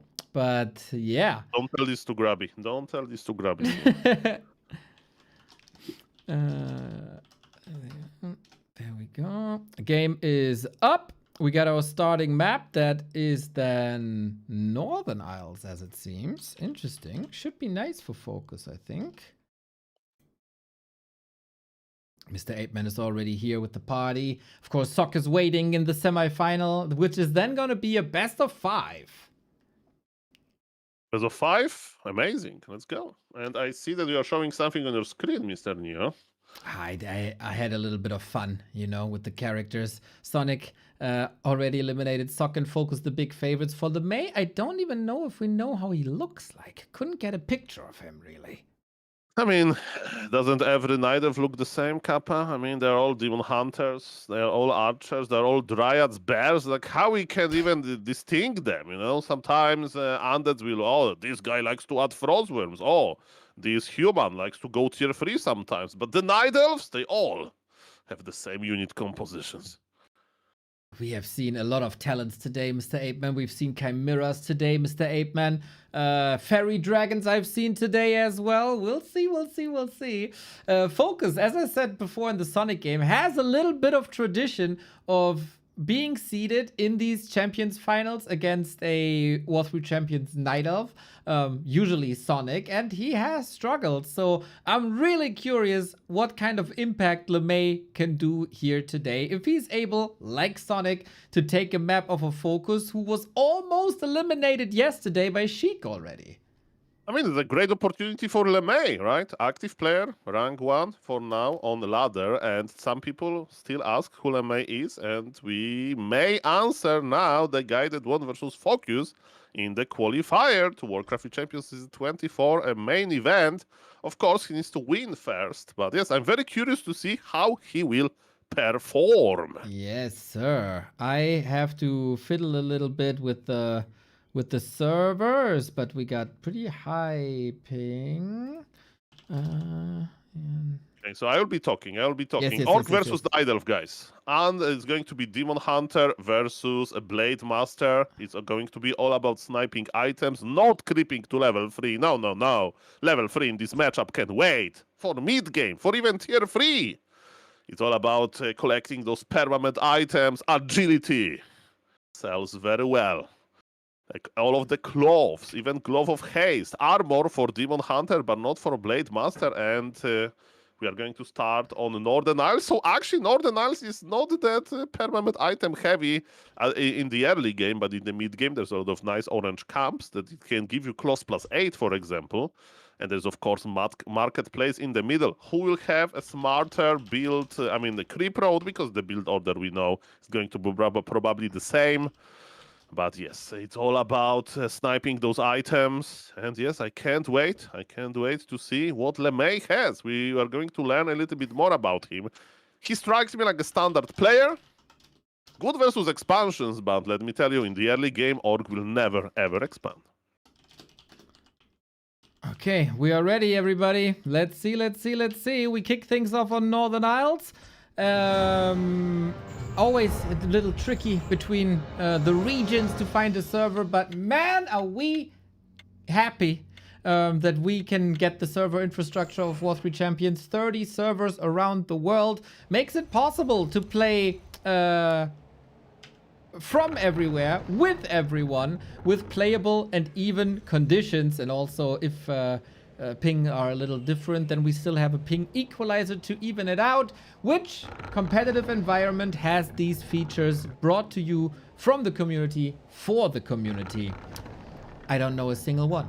Now, I know that we get quarterfinals. LeMei versus FoCuS, best of 3. Winner faces Sok for the 1 slot in the grand final next week. Oh yes, very exciting to see. And you mentioned it very well. Shout out to Warcraft Champions server infrastructure. Shout out to every Warcraft Champions patron, right, on Patreon. because they are the sponsors of this server infrastructure. And sometimes on BNet you get free 200, 300 ping, which I don't mind that much, because the lower your skill, the more, let's say, immune you are to high ping. But let me tell you, it actually sucks when you are at 300 ping. Here, it's not the case. There is never 200 ping on Warcraft 3 Champions. Let me tell you, 150, it's very rare to see. Warcraft 3 Champions ping is amazing. Exactly, and not only the ping, also they have an indicator for the health of your connection. So ping is one thing, right? But if you have spikes and packet loss, that's another thing. So that is also factored into the matchmaking. Other servers might not have that. What we have is, I think, the first time a player from Kazakhstan in our finals, that is LeMei. Up against FoCuS, we have Demon Hunter versus Blade Master. Can you tell us something about the playstyle of LeMei? I mean, I know him well in Human vs. Niner, because that's the most games that I casted. So he's very active with his immolation. So I'm expecting a lot of immolation by him. I think he will not creep with just mana burn. By the way, Sonik FoCuS goes for casino build. Crit first, Mr. Neo. It always excites me. There is a lot of urban legends. Is crit first good? The answer is no. But on this very map, on this specific creep road, why not? This Blade Master is trying to deal more damage. Where are the big red numbers? And how big they can be? 68? That's not big, but it's a very nice number. It has very two good neighbors. One of them, 69, of course. Man, we could have met the two of the most memed numbers, and he lands right in the middle. What a disappointment! But hey, hopefully the player's performance will not be a disappointment. I don't think so. So the reason you go for crit is because you get level 2 uncontested, and then crit is just faster while not spending mana. Oh, we lure the creeps away for Circlet and Dust. What a sweet play by LeMei. Yeah, that's the first time I'm seeing this. Maybe it's popular now, but back in my day, when I used to cast every day, you know, live versus Lin or something, I definitely don't remember that. I mean, you save a little bit of HP. Dust of Appearance used by Mr. FoCuS is like Forest Gum. He's just running. He is, like the previous Warcraft player with the mysterious one. He was also running a lot. What we have now is FoCuS with Claws and Slippers. Good damage output. Red numbers are rising. I see my German team manager colleague Nase in the chat. Hello, hello. I hope the tears dried from last weekend. And now we'll see who has to shed some tears, because damage will be inflicted at the Murloc camp. Okay, mana burn connects. We have immolation, but FoCuS wants item to go. Grant was ensnared, but not a big deal. Another Dust of Appearance, but Sog is like, FoCuS is like, oh, thank you for casting this. So I just run away and it's all good. I mean, you usually use Dust of Appearance like that to connect with mana burn and stop potential healing. But in those two cases, Dust was for nothing. It's not the most expensive item to waste, but it wasn't perfect. Okay. That means there's a bit of map control in the middle. FoCuS doesn't want to face this strong Demon Hunter anymore. Goes for the middle. Blade Master snipes some more items here for illusions. That's also something that I haven't seen before. Elfstone on Demon Hunter, though. Grant are in the middle, but they are kind of wasting their time. They went to the middle to just observe Demon Hunter creeping. I think LeMei is not complaining, but look at this! Mighty FoCuS is creeping something crazy. He's in the middle right now as we speak. By the way, on this map, there is a very nice Wisp location for scouting here. And LeMei doesn't know. This is crazy. Tier 2 is done. He can go for the Naga, but decides to go for the Keeper. And he mana burns the illusion. Oh no! Can he get something? Item in possession of FoCuS. And his Vampiric Aura, this Blade Master is going to heal himself while attacking. And is quite impactful. He's critting left and right. The archers are running in fear. That hurts, man. That hurts. Nice creep check opportunity for LeMei, but FoCuS gets XP, FoCuS gets the item, and this will be healing for the rest of the game, as there's gonna be a lot of melee. FoCuS, of course, plays this matchup all the freaking time. If you're at the top scene in Asia, there's a lot of night elves, and you meet them in a lot of tournaments. And even if you don't, there's always going to be a potential show match where you can show your skills versus Life, Kaho, Moon, Lawlight, Colorful, you name them. So this might be one of his best matchups. FoCuS might just be one of the best in the world in this matchup.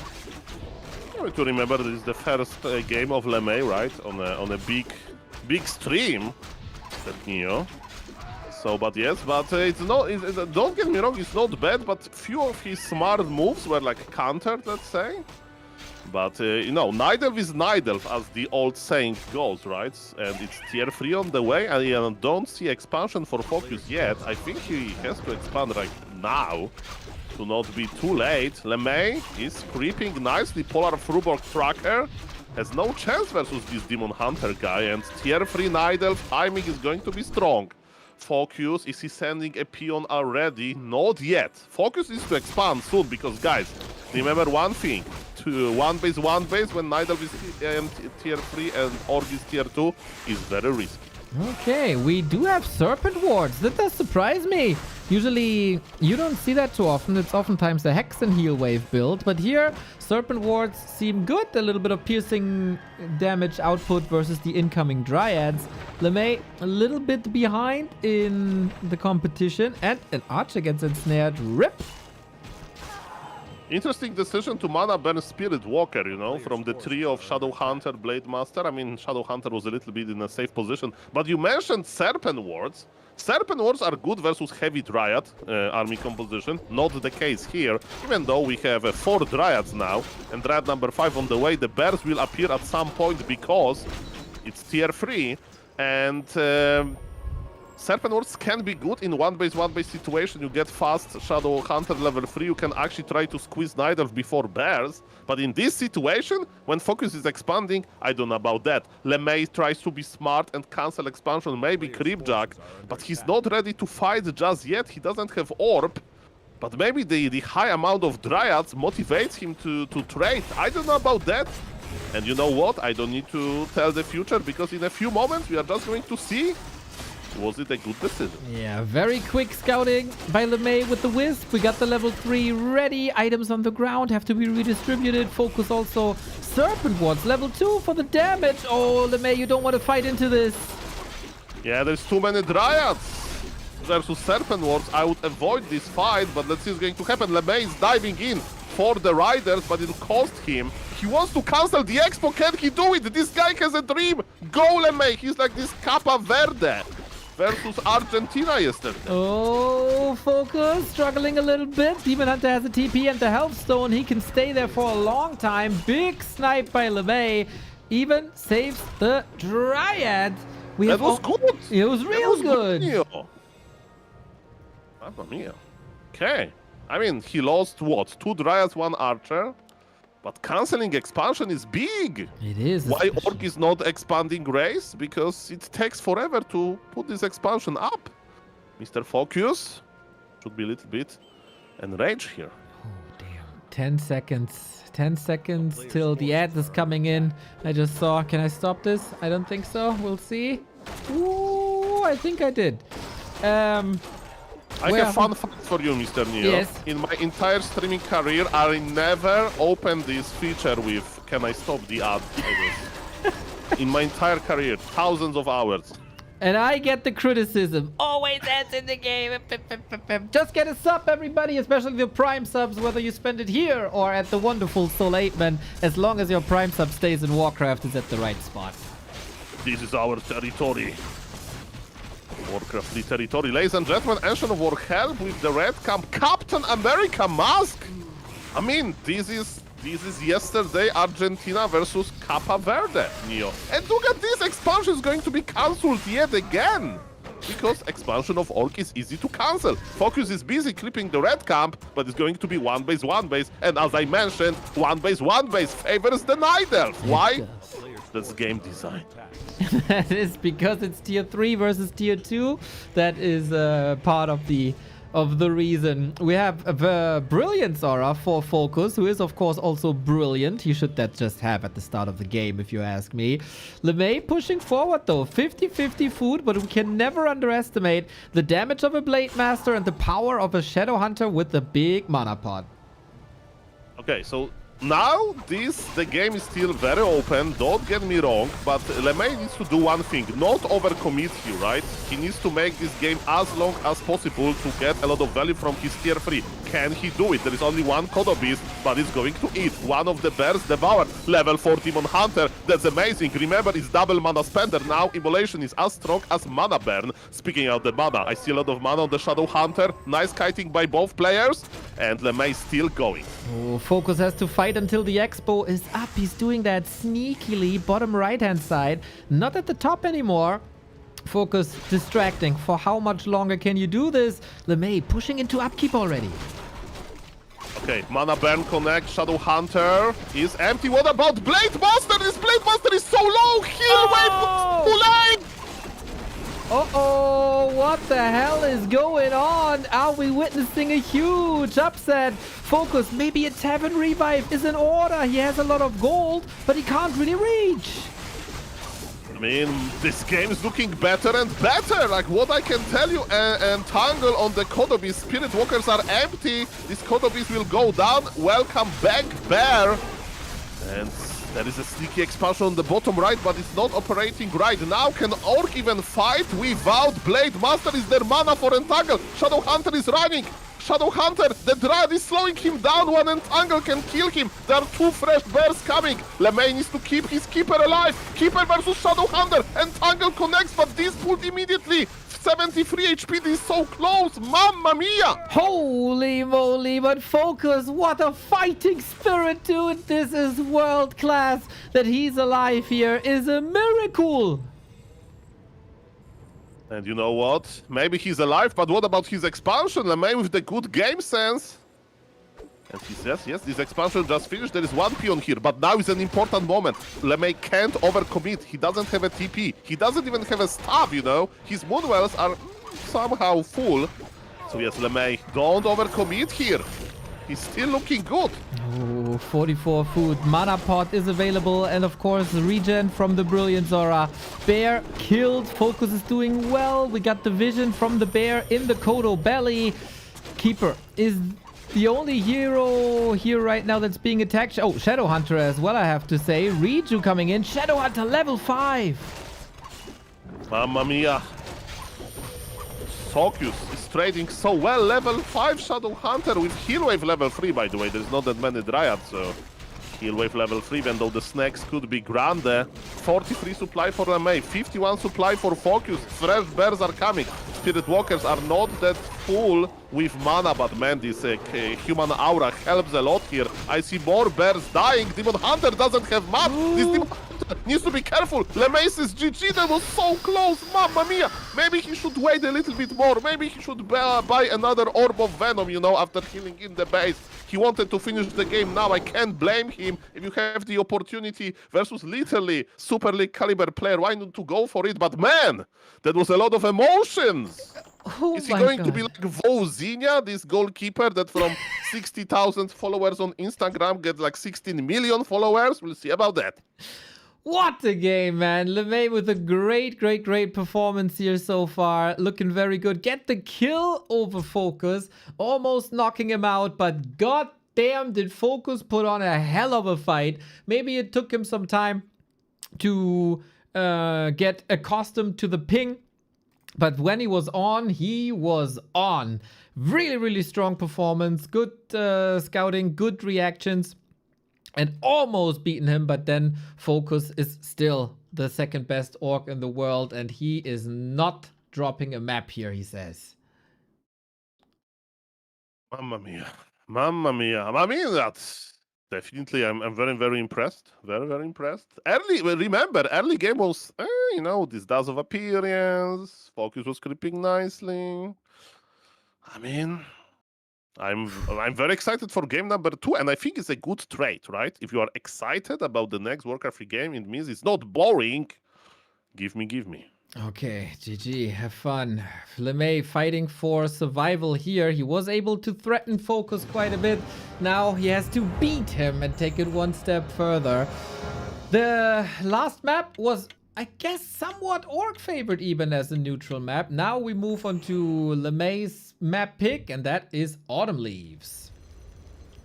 Okay. Okay, so definitely when we talk about Night of player like Jens, you know, Jens is a keeper guy. I think LeMei is a Demon Hunter guy, so even though Autumn Leaves is a keeper-friendly map, it's probably going to be the Demon, but we'll see about that. It's a classic map, you know, Orc versus Night Elf. Here you can get a lot of permanent items early on. There is a lot of potential creep roads. And yes, I'm very excited to see what's going to happen now. Let's go. Sok is waiting in the decider match for FoCuS or LeMei. Can he do it one more time? Did you check the weather, by the way, in this Sok city? In Sokcho? No, we have to do that before the decider match starts, that's for sure. I'm still thinking about this. For the viewers, they don't know. Neo says that weather in the city where Mr. Sok lives dictates his results. The better weather, the worse results are, because we have suspicions that Sok actually leaves his house, you know, or his apartment, and does some in real life activities if the weather is good. So I always say, successful in real life is the biggest enemy of every gamer. I have confirmation actually that Sok is leaving his house. There was an interview on the War3 gossip platform in China, and Sok says he's taking care of a dog at the moment and goes for dog walking every day. Okay, but it was this interview like 1 year ago or like 3 days ago? No, this week. So they have a gossip platform with like daily player interviews? That was Man, I would like to know what Happy had for breakfast today. There is an interview like that. Well, what is it, Mr. Dimitri? That was something that sole journalist man could do research on. Mamma mia, okay. But with all seriousness, both players with a standard play. Okay, Mr. LeMei, can you keep the Wisp alive? Oh no, first blood goes to FoCuS. I mean, again, it's hard to keep your Wisps alive. I know that best when I play Night Elf. And FoCuS with the interesting creep road, he goes directly for Orc Magi. By the way, Neo, if you are very lucky and some mathematician needs to tell us what's the possibility, you can get +5 agility from this camp because the item plus better tome. How many green items? And it wasn't. It was only +3 agility. Only +3. Ay. But Still quite good. Both have the same pair of socks. How nice of them to wear the same, brotherly almost. Blade Master gets a damage boost. Demon Hunter gets a damage boost. Everybody gets a damage boost. Circlet. Man, those permanent items. By the way, LeMei is going to make a shout out to Sonik. Sonik is a player well known for immolation harassing Orc. And look at this, level 2 Demon Hunter is going into the Orc base, sniping burrow number 2. It's quite important. By the way, FoCuS is so slow. And I make it a minute literally because he was slowed down by the flute finger. And his burrow is going to be cancelled maybe yet again. Look at this base control. The brave peon says you shall no pass. Who needs militia when you have peons? Nerf peons. FoCuS, man. The attention to detail. How gorgeous is it? He blocks him! He blocks him! FoCuS is mad! Oh, God. What a wonderful gamer he is, dude. This harass stopped in his tracks. Brave peon. Brave peon with the surround, ladies and gentlemen. Demon Hunter, even with ring of armor, ring of protection, he can't survive that long. TP was used, but you know, lumber economy, slow down. Second burrow, slow down. But now LeMei doesn't have a TP. That's a little bit problematic. He's pulling to the Ancient of War. That's pretty nice, but look who is back. His name is Blade Master. Daisho with the creep jack. Can't really steal anything here, except the XP. Love to see that. That is nasty. FoCuS is dancing circles around LeMei. That's an archer down. The grunt will possibly survive as well. Everything hidden in the shadows that can hide in the shadows. But this Ancient of War is a little bit too big for that. I mean, but grunt for Ancient of War, I would say that's not the greatest trait, especially if Org is behind in production. Canceling the burrow, slow down production a little bit. Not a lot, right? Shadowhunter is still in the altar of storms. I mean, they're trading left and right, high tempo game. Both players, like, by the way, Warcraft 3 Gods, Warcraft 3 RNG is spoiling us, Nia. Every single permanent one item that has dropped so far is +3 agility. That's a lot of damage. Well, you know, on this map, it's autumn, it's getting colder, so better wear a nice pair of socks. And if you're a Warcraft fan, better get your subs in like Rabatska. Thank you for the 28. Thank you, Mr. Rabatska. And look at FoCuS. He's not afraid to creep one of the huge camps. His burrow is on the way, so he can buy Forest Troll Berserker if he wants, but then he can't produce anything else. LeMei, by the way, is not complaining. He's creeping a big camp and another ring +3. Demon Hunter with high armor values is quite dangerous. Ankh of Reincarnation, bittersweet item, you know. Are we expecting Orc to lose some heroes now? I don't think so. That's a late game thing. Mr. LeMei with his Keeper, 4 Moonwells and Shop. So it's going to be a lot of Dryads. So he's not rushing Bears. And let me tell you, if FoCuS would have, you know, full vision, full information, I think he should go for Mighty Serpent Wards in this game. But to the opposite, he's playing Hex first. Maybe he'll decide for Serpent Ward second. We'll see about that, but I feel it's going to be very heavy Dryad game. By the way, Mr. Neo, look at this. Blade Master is still around. Oh, he got it. He got both. He got the quickest fingers. Oh, damn. Gets punished by Entangle. Is there... Wait. There is the Invul Potion that he just got. And maybe he will use the Ankh, if not for the retreat, because the perfect item dropped here. If this is not an Invul Potion, Blade Master is in a bit of trouble. Invul Potion in your face. It's like, you know, you meet like a school bully and he takes your phone and he's like, oh, what a nice game on this smartphone, let me play it, and you just hear the sounds. Didn't happen to me because there was no phones back yet, Kappa. No. But we played Super Mario on our calculators. Okay, I mean, sounds good. Yeah, it was. Player's forces are under attack. Okay, so both players are still creeping. LeMei is not giving up, but he's not taking, right? It's going to be tier 2 Night Elf with a lot of Dryads. By the way, Warcraft 3 logic, Serpent Wards are not present on Shadowhunter and Dryads. Why Serpent Wards are good versus Dryads? It's very simple. The Serpent Wards, they deal piercing damage, and Dryads, they have an armor type, so there is an extra damage multiplier there. But man, FoCuS is very active with his Blade Master. That's amazing. And ladies and gentlemen, the game is very interesting. By the way, if FoCuS is reading the game correctly, he should wait a little bit with expanding, but he's doing the opposite. He's going to expand just now. So I kind of like LeMei position if he can be aggressive enough. Let's see about that. That is the question. Second camp in the middle. Looks like it's going to FoCuS. We have a Wisp scouting. If peons are moving out, the Creep Jack is impeccable again, but the item is stolen one more time by FoCuS. The little magpie, the Korean magpie. Off we go onto the Demon Hunter, but there are big potions, which he needs now. It has Ankh, so I stand corrected. Ankh of Reincarnation was actually used quite early. Demon Hunter has big info, as you mentioned, but there is no rejuvenation.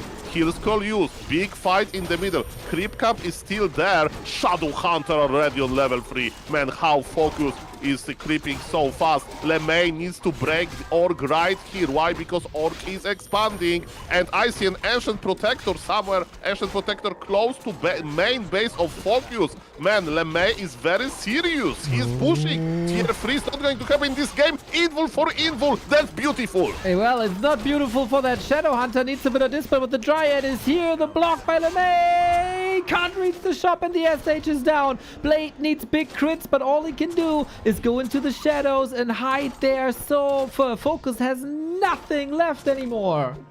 how impactful this Ancient Protector is going to be. We'll see about that. But remember, LeMei use all of his items. Oh no, look at this Blade Master versus Keeper. Potion of Mana acquired. And Blade Master gets the Keeper. Mamma mia. Altar of Storms. Can we kill this altar with Ancient Protector? I don't think so. We'll see about that.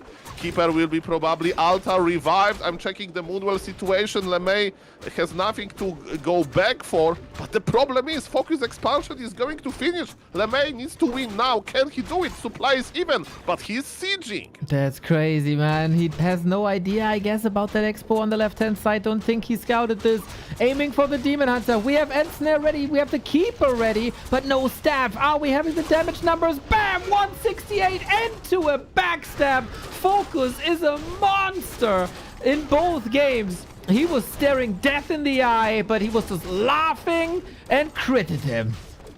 Man, when this Shadow Hunter died, I thought that LeMei has it, but the FoCuS like, another day in the office. Okay. Efficient trade. Okay.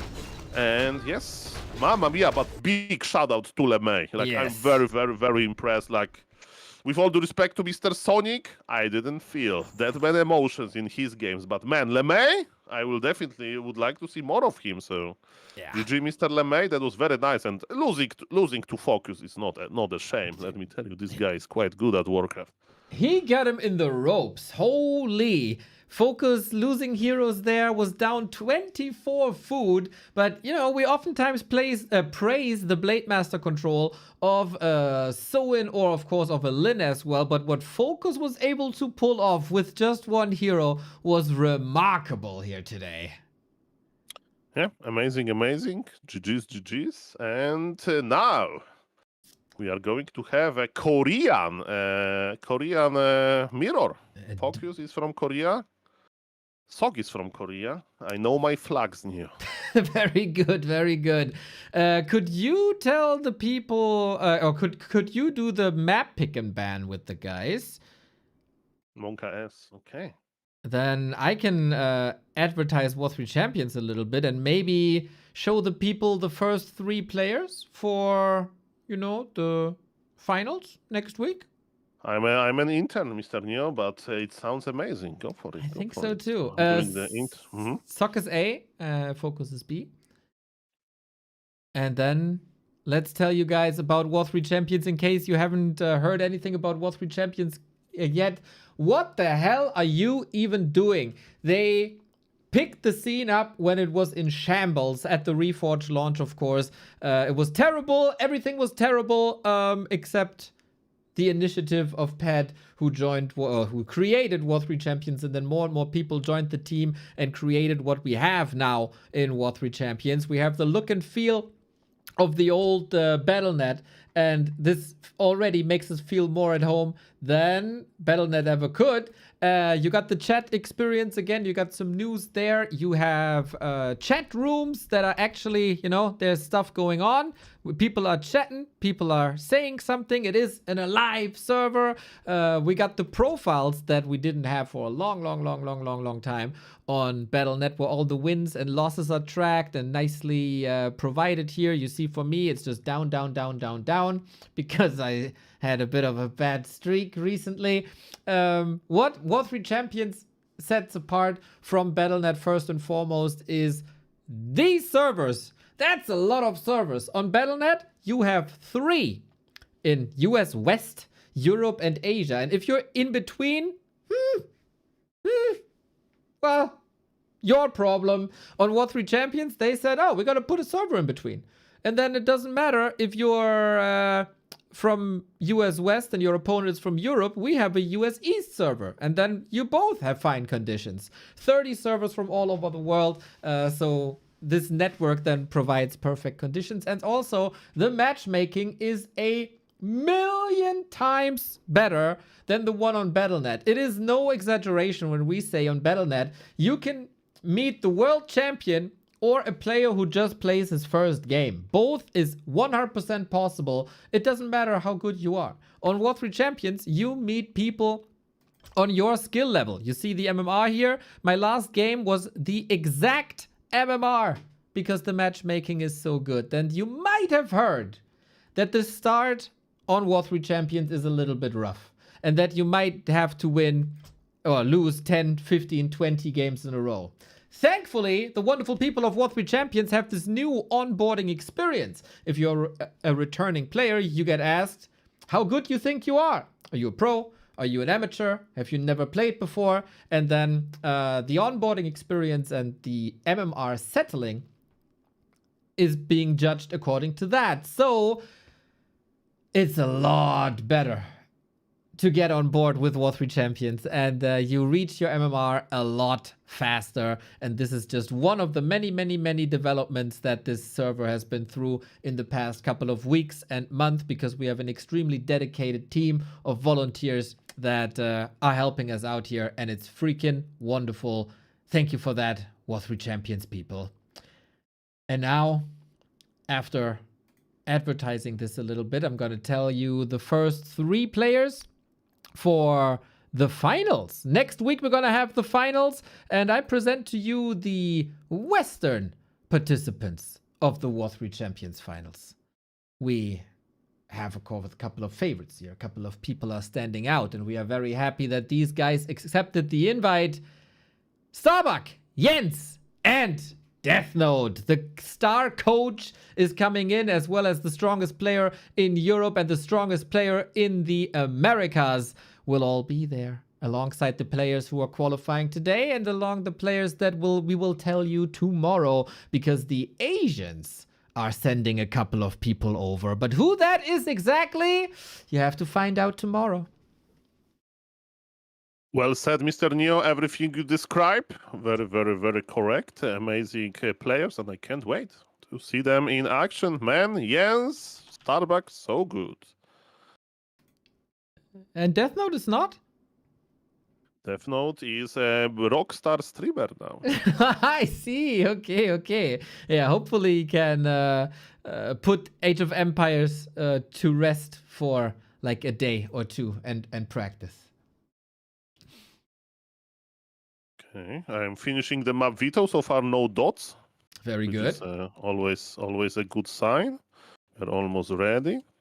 Then I can shout out a couple of people, because our prize pool has been raised to $3,800 because we got a little more support here. Aspect is coming in, purchasing a Demon Hunter and Archmage. Shout out Aspect, you're supporting pretty much every single season. Thank you for that. From the Netherlands, we got Thedelius coming in, purchasing a Blade Master picture. And if you want to be as cool as these guys, here are the profile pictures: a Surf and Archmage, an Ice Cream Blade Master, a Lifeguard Demon Hunter, and the Chilling Lich, all up for grabs. Or you just go for the bundle, or you think, profile pictures, I don't really care too much, I just like watching Warcraft first and foremost. Then you can of course contribute here on the right hand side as well, with exclamation mark W3C Finals. That is obviously important, but what's also important is the ongoing support for the platform War3 Champions. And the best way to do this is the Patreon. You get a nice role in the chat, you get some profile pictures there as well.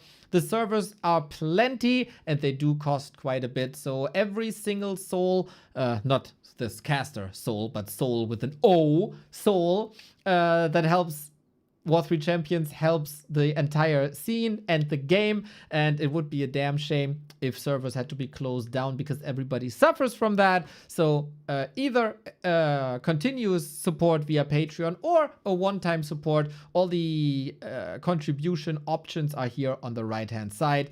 Patreon, PayPal, Bitcoin, Ethereum, Litecoin, or if you're watching from China, Alipay and WeChat Pay also available. More force and monies to War3 Champions. Very, very well said. Mr. Neo, players are ready. Players in the game. The game name's in the Discord. And yes, I'm clicking a lot of sophisticated buttons. By the way, I have a question. Yes. Can we play on Korean server, or we I think so. as caster? Right? I think so, yes. Okay. 300 ping for observers. Not that bad. Are you ready, sir? Wait. We got teal versus blue. That is currently not ideal. Thanks. Okay, now we are ready, Mr. Ape Man. This is going to be beautiful. It is the decider Only one of these players will make it to the War3 Champions Finals. They started the day as the big favorites, and here they are now in one best of 5. Who's gonna take it home? Is it one of the strongest orcs in the world in FoCuS, or who's coming from the wildcard qualifier, or is it one of the strongest humans in the world? That is Sok. The tale of the tape speaks a clear language, and that language is FoCuS going through. Currently on this patch, it is 5-1, but Mr. Apeman, I have seen this matchup, human versus orc, so little that I don't even know what's going on here anymore. Me neither, and I try to avoid watching this because every game reminds me about this one strategy that I used to love. And now Dark it's Ranger gone. openers? Not something even worse, Mr. Neo. By the way, before I forget, I have this joke that when we add ping of those two players in the lobby, it's less than my age. I think it's less than half of my age. It was like 8 ping plus 7. Mamma mia. That is perfect conditions for the two guys. Also, two of the strongest players here in the qualifier. Very unfortunate, of course, that they meet each other in the bracket. But hey, the wheel of names made it so that they are destined to clash here. I think there is a lot of possibilities in this matchup. We have... Whoa! That is not a possibility that I saw coming. I was about to tell you everything about archmages and casters and tier 3 possibilities. And Sok is surprising us all with the Mountain King. I mean, Mountain King with early Arcane Tower, I mean, usually when there is Mountain King involved, you want to expand as human. And let me tell you, FoCuS is pretty good versus expanding players. We have seen him yesterday in the qualifier versus Mighty Sheik, when Sheik tried to expand with Dreadlord, Ghouls, and FoCuS had no mercy. Is it going to be another big tier 2 all-in? We'll see about that. Is even Sok be able to expand? We'll see about that. So far, man, Mountain King first, I would not expect that. This is what people do to forget about Polar Rifle. They try to, you know, change their thoughts with something crazy like MK. Is MK the new Polar Rifle? We'll see about that. Well, I know that if you throw some hammers to heads, you can easily deal with the Farseer if you're not careful, and also headhunters fall extremely quickly, and that's the combination of heroes and units that FoCuS is going for. We'll see if that's just a one-off or if that's Sok's new strategy in this matchup, as we don't see it too often. We don't have so much game tape. But yeah, it is a longer series, and we have to shout out the dedication of both of the players, right? It is now 3:15 a.m.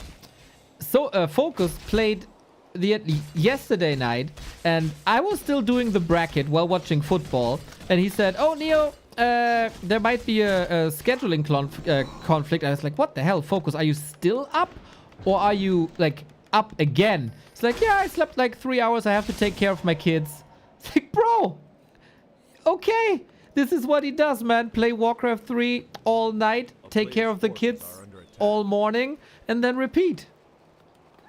I mean, who is asleep? Sok. He just bolts surrounded Illusion that has been attacking for some time, and, you know, Illusion doesn't deal damage, so I don't know what happened there, but, you know, it's minus 70. I hope he's not going to bolt this red HP Illusion. Well, okay, no, he checks it now. It's like dipping a toe in the water to feel how cold it is. It was also like, you know, a statement.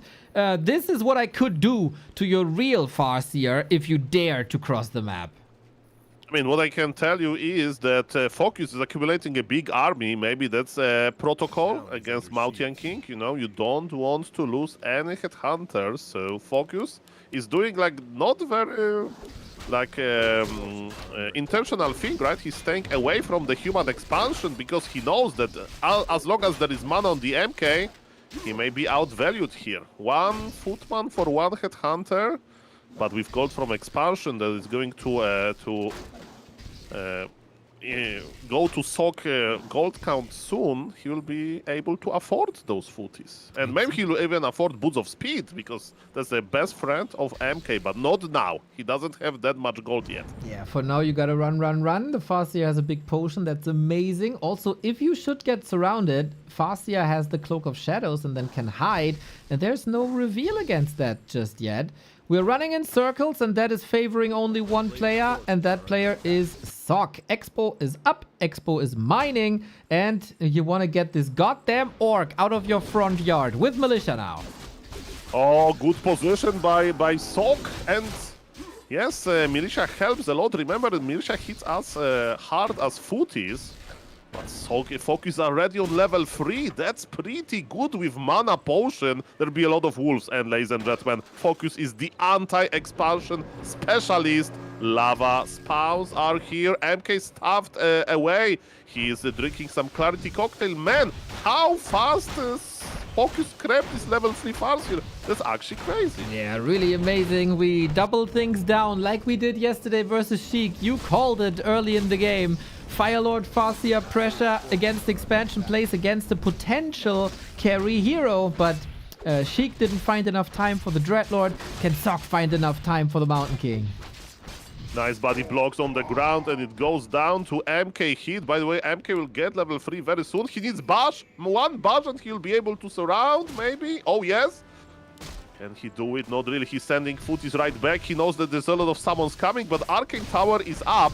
What is the FoCuS decision? Double bestiary. This push is ongoing. Is going to have a lot of raiders very soon. MK is chasing some low HP orc units. Can expansion survive that long? We'll see about that. FoCuS. Sok is still not on level 3. And I don't think this but a scratch. Like, there's not too many kills. He can easily recover from that. Sok is also rich and has now started the tech. It's a countdown.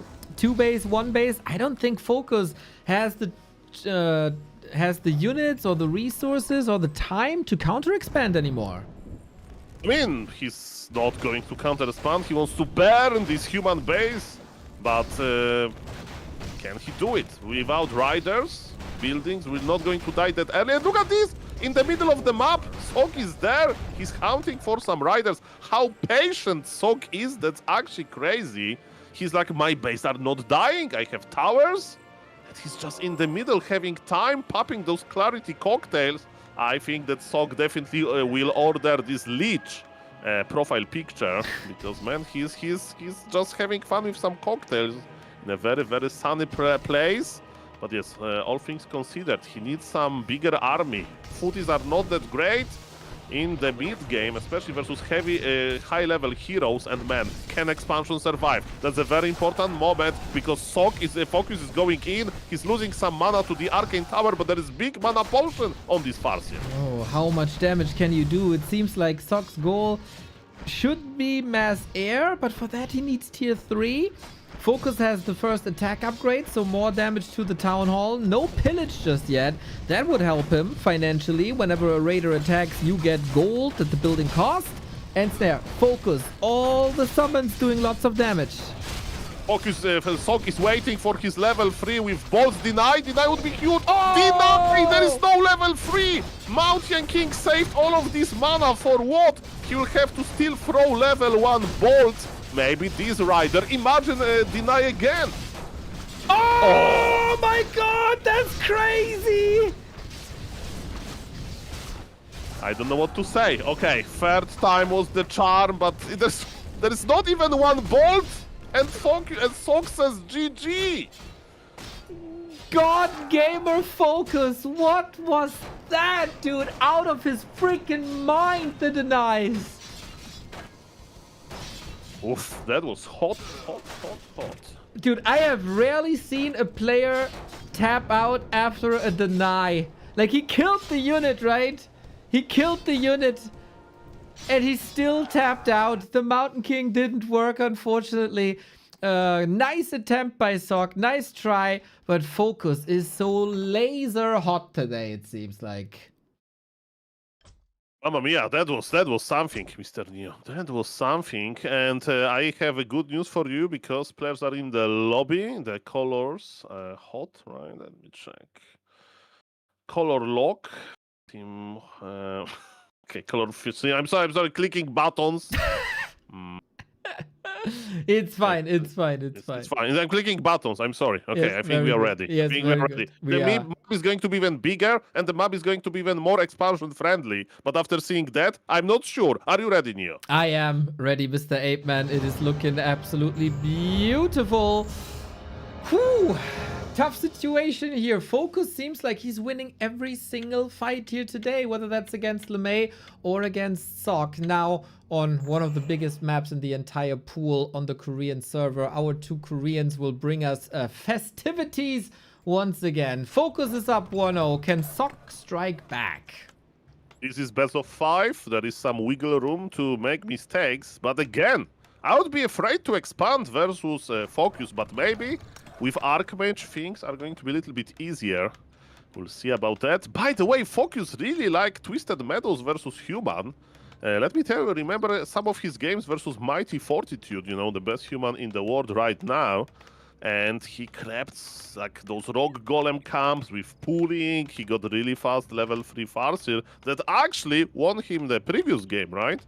So man, I think it's a good map if you decide to expand as Sok. So maybe Sok will play one base. Definitely, he's not going to play Palio Rifle. It's too late for that. Do you want to mention this every map now?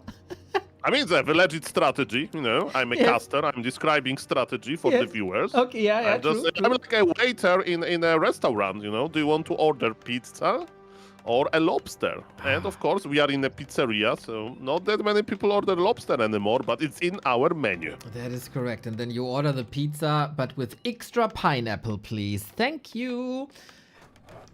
Fortitude had a bit of success with Pally Rifle, but no Pally Rifle here. It is once again a Mountain King. Seems like this is what Sok likes to do here. FoCuS again with the Farseer. No Blade Master, which could be played on Twisted, maybe, because of how pimpable he is here on this map. But, you know, there's this special strat where you sometimes see a Blade Master third. And since this map is bigger and we do have more time, maybe it is time for 2 times tier 3 this time.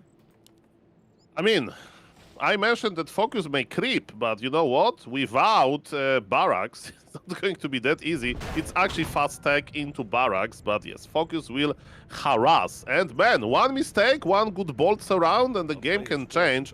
By the way, in this game, Sok is not starting with expansion directly. He pulled the Mighty Rock Golem. He's going for the Rock Golem camp creep. Imagine getting Sobi Mask, right? It's a permanent level 4 item drop here. Sobi Mask on the MK would be just amazing. Scouting Footman is here. This Footman had HP missing. It means one thing, that Human is creeping the Rock Golem. FoCuS knows. FoCuS is on the way. And look at this. Sok is already evacuating Red HP Militia. That's pretty smart. Okay, we got almost a kill, but the wolves are hungry. Yum, yum, yum, yum, yum. Yum, yum, yum, yum, yum. How about the tower? 4 seconds. The peasants should be safe then. A little bit of recovery can be done with the Vamp Aura. Go to the tower. Save to the tower. Looks good. Sok's control on point. Worker saved. Second worker should also be saved. Very crisp gaming here at 3:30 Korea time. And those 2 peasants, they need to buy something to Sok, basically, like, you know, a box of chocolates or something, because he saved them. But for how long? You know that those wolves can come back. They're always hungry. Always hungry. FoCuS is teching again. 40 seconds. But if Sok's idea is to expand, then when do you want to do that? I mean, when Orc goes away, so never. Yeah, maybe. That is maybe the trap of the Mountain King here. Not looking too great. Workers are falling now with the second coming of the wolves. And Sok's game plan is getting delayed more and more and more and more. Still no level 3, and he's also far away. Calls the militia now. Sok has to speed things up as FoCuS is once again on tier 2 and might go for a Tavern Hero. Okay, interesting fact, actually. I thought it's going to be Headhunters build because of early War Mill, but FoCuS says, no, versus expansion, I need normal damage, and he's playing Grunts. Okay. So Farseer Grunts into Riders, and you know, Riders and Grunts, they share pillage. So maybe we'll see this beautiful upgrade online, but it's an important moment. FoCuS is not harassing peasants in the main base, FoCuS is harassing peasants in the expansion. Alrighty, in the main of FoCuS, I think a footman is poking, but it's all about the peasants here. Level 3 finally. Now the hammer hits really hard. We have a huge level lead on FoCuS, on Sok. Now I start to confuse them myself after you let me into this.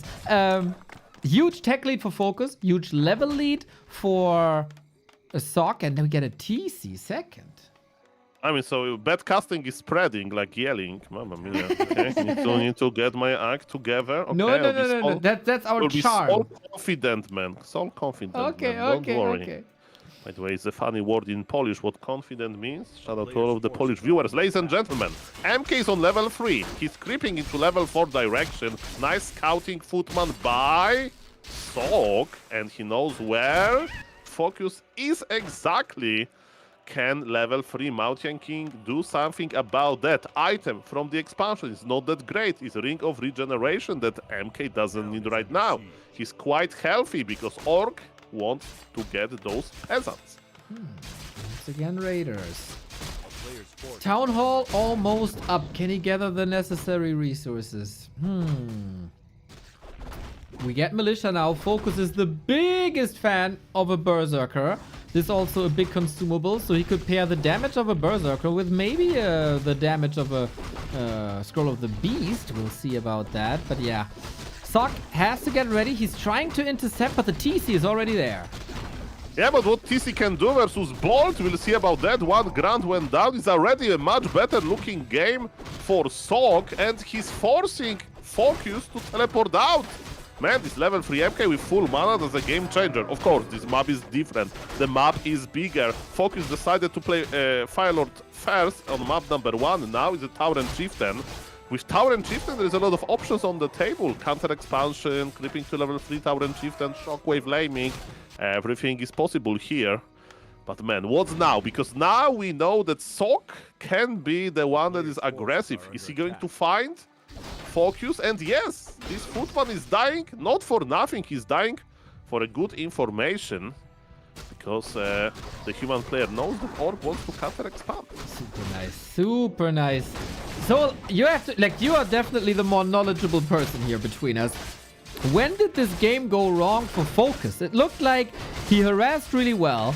He got the kills. The expansion by Sok was late. And all of a sudden, Sok has the lead. Like, huh? I mean, I would say it's not that bad, right?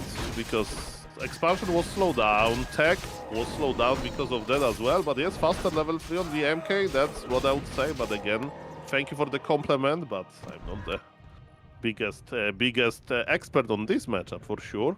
But yes, these pensions, you know, the creeping, just constantly remaking workers was quite successful. But we also see that, you know, we can't compare those games one by one because FoCuS is playing a different hero. FoCuS is playing a longer game here. Maybe that's the map. Maybe that's the creep road of human. Who knows? By the way, speaking of the human creeping, it's level 4 MK going into level 5. Level 5 category. And you know how I call level 5 MK? I'm calling him James Bolt. And he has license to Bolt. Perfect as always, this analogy. He also has a Subi Mask for passive mana regen, Ring of Regen for passive health regen, and the shop is up. So we'll see, man. FoCuS is distracting, of course, from his own expansion. Sick Shockwave, but will he be punished? Mountain King is not only James Bond, he's also a bouncer, closing the door. Body blocks, has another Stormbolt ready. TC, can he get out of there? He got the healing, noise, so we're healthy again. And the bolts are flying onto the units where they belong. Both players use their healing items. Human used the heal scroll. Orc used big potion of greater healing to keep TC alive. And now, can we crack this human expo? We'll see about that. It's not air. We have Rifle Caster coming for Sok. He wants units right now. And counter expansions from the Orc is going to finish. Man, interesting game. A very open game and a very high level Mountain King. I like it. Yeah, I almost expected mass air here because, you know, there's a TC. He can't shockwave up. He can't stomp air units. Also, no Blade Master here, but Sok is going for mass air, mass rifle and casters. when he sees the shockwave already. Aiming for the altar now. Shredder under attack as well. The Arcane Sanctum isn't even done just yet. Shredder goes down. FoCuS with a surgical strike against the lumber economy, but his raiders are suffering for it. Mountain King wants revenge. We have Water Elementals to have a little bit more units. You mentioned air. Probably there is no time for that. Not versus that heavy pressure, right? Sok, the human player, wants to make as many units as possible, including Water Elementals, you know. There is no dispel, so why not? It's like a rifleman. Whoa, this is crazy, man. The TC was dodging a bash with the Talisman of Evasion. What the hell? Throwing the militia into the brink here. Kodo, yummy, has eaten. The wolves are angry at that Archmage because they're not the only summons here anymore. Getting a little bit jealous. And FoCuS has the supply lead once again. He's taking care of the rifles, but now he is facing his biggest threat to date, and that's level 3 Stormbolt. I would like to order Bolt steered, not shake, or something like that. You know, this cocktail that James Bolt always ordered. James Bolt? Yeah, that's him. yeah, of course. It was about Warcraft. Maybe you didn't know? Okay, ladies and gentlemen, like this, there are peasants here. They're here to call more militia, I guess. But it's a very risky route from work to another work. Well, I wouldn't like to live under these conditions or work under these conditions, first and foremost, when there's a wild horde riding. But yeah, two base. Did FoCuS do enough damage, or will the rifle casters take over now? We get breakers. They can't be threatened by a shockwave. We get some rifles. They will do the damage. I'm laughing the Twitch chat with the best comments, man. Shout out to all of the Warcraft 3 fans. Sorry, Mr. Nia, I just had to mention Boltini and stuff like that. Thank you. Boltini is also maybe what a Mountain King wears to a beach. Mr. Nia, what are you thinking? I don't remember Mr. James Bolt in bikini, but now I have to imagine that. Thank you for ruining my childhood and manhood or whatever. I'm sorry. Let people wear whatever they want if they are comfortable with it. We go into this altar once again. This means no tier 3, and we all know Sok is quite a big fan of tier 3, but that is now ruined. I mean, what is ruined is the human economy. Like, FoCuS is running from one base to another. Even though James Bolt has license to bolt, he has full mana. You need to start bolting, Sam. I guess so. Shockwave is hitting only 3 units, but the Raiders take care of the rest. Mountain King, it's all on your small shoulders, mate. Do you have enough mana? You have the Subimask. Throw the hammers as hard as you can in as many Raider faces as you can. Remember that both players are mining from 2 bases. It's a tier 2 versus tier 2. Rare situation to have. Mountain King is a beast. We know that. He has so much mana. I think at some point he will even retrain to club, but of course the late game thing. Man, Militia was even called from gold.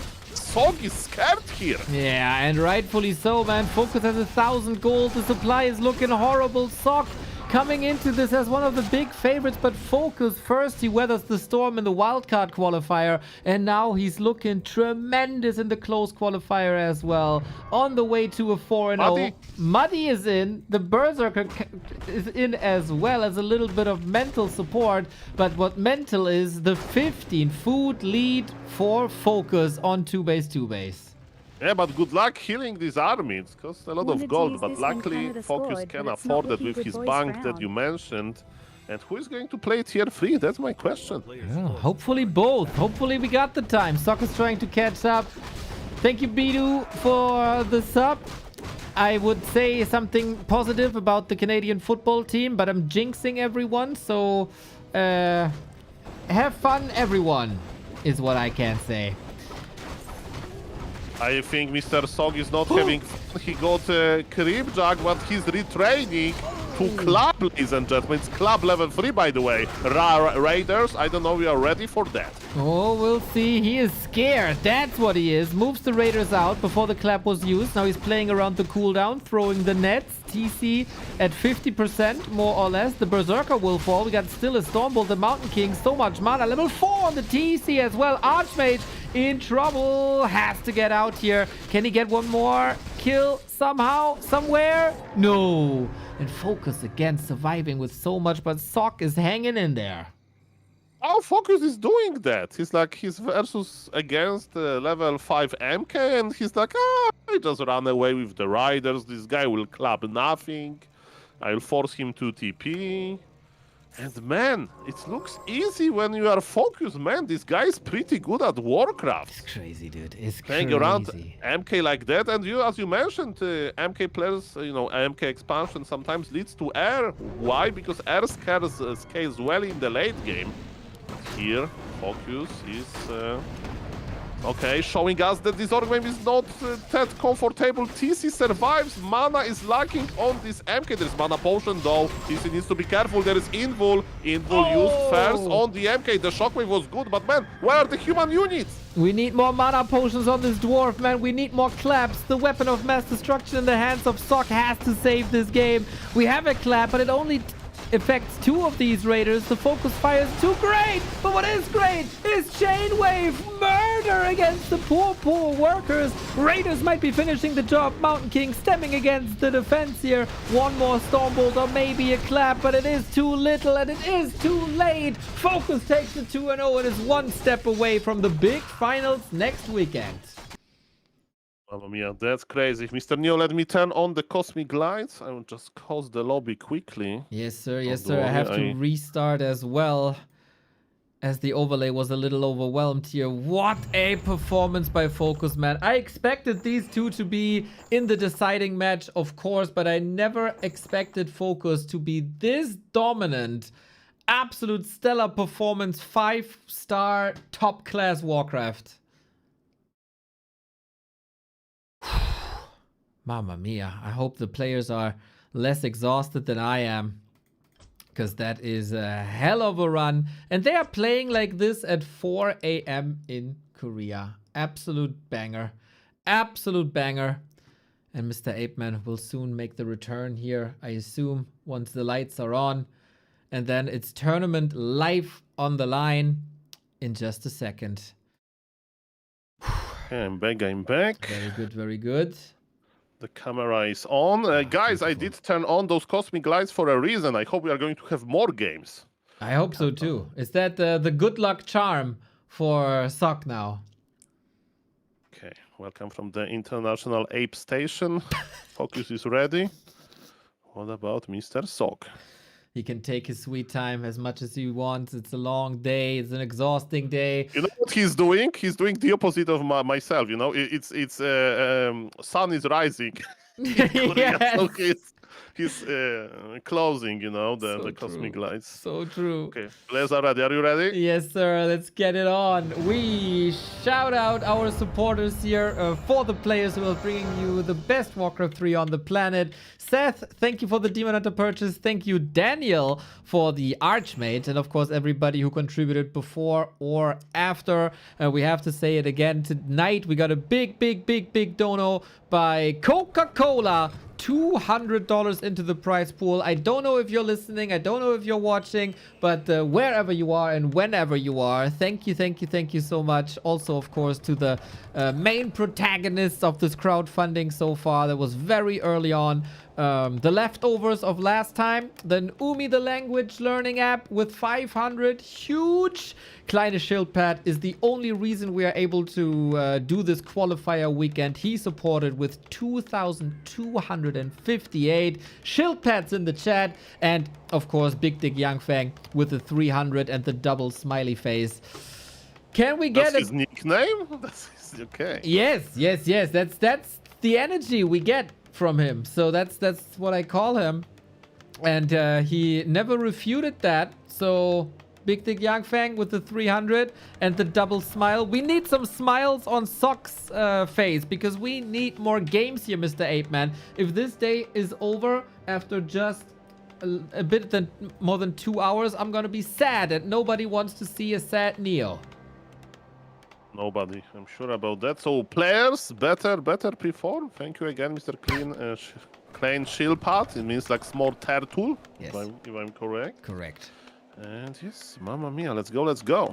Okay. By the way, I remember I have a viewer who probably watches your stream as well. His name was Big Pemis, and then he renamed to Average Pemis. I was like, what happened?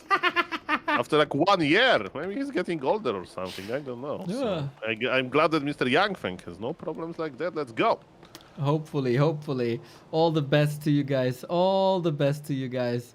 All the best also to Sok. My god, does he need to step it up a little bit. The Mountain King openers that he tried twice didn't really work. So it's time to change something, and the first thing you can change is the first hero, and that's what we're doing. We're in springtime, we get an Archmage, we get an Expo once again, and we got support by Stoned MO. Thank you for the 5 months. Thank you, sir. But what is not changing is probably this expanding idea, right? It's game number 3 in Human versus Orc, and we still see expansion attempts. Quite interesting, you know how different it is. With Pala Rifle, you never ever expanded. But in this situation, expansion on top of expansion. The only problem is they don't work so far. Well, we'll see, we'll see.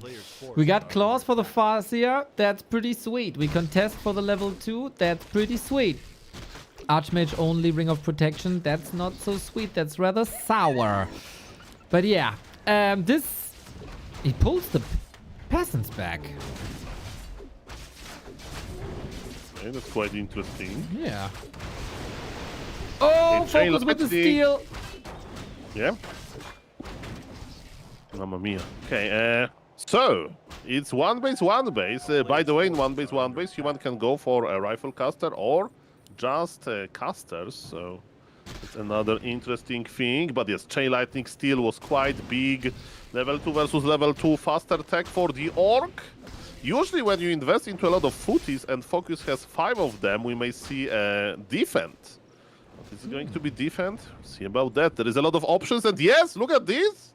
Sol prediction man sometimes is right. The defense is on the way. Exactly. Defense is on the way. Tech is on the way. 3 farm tech that is, so not super greedy.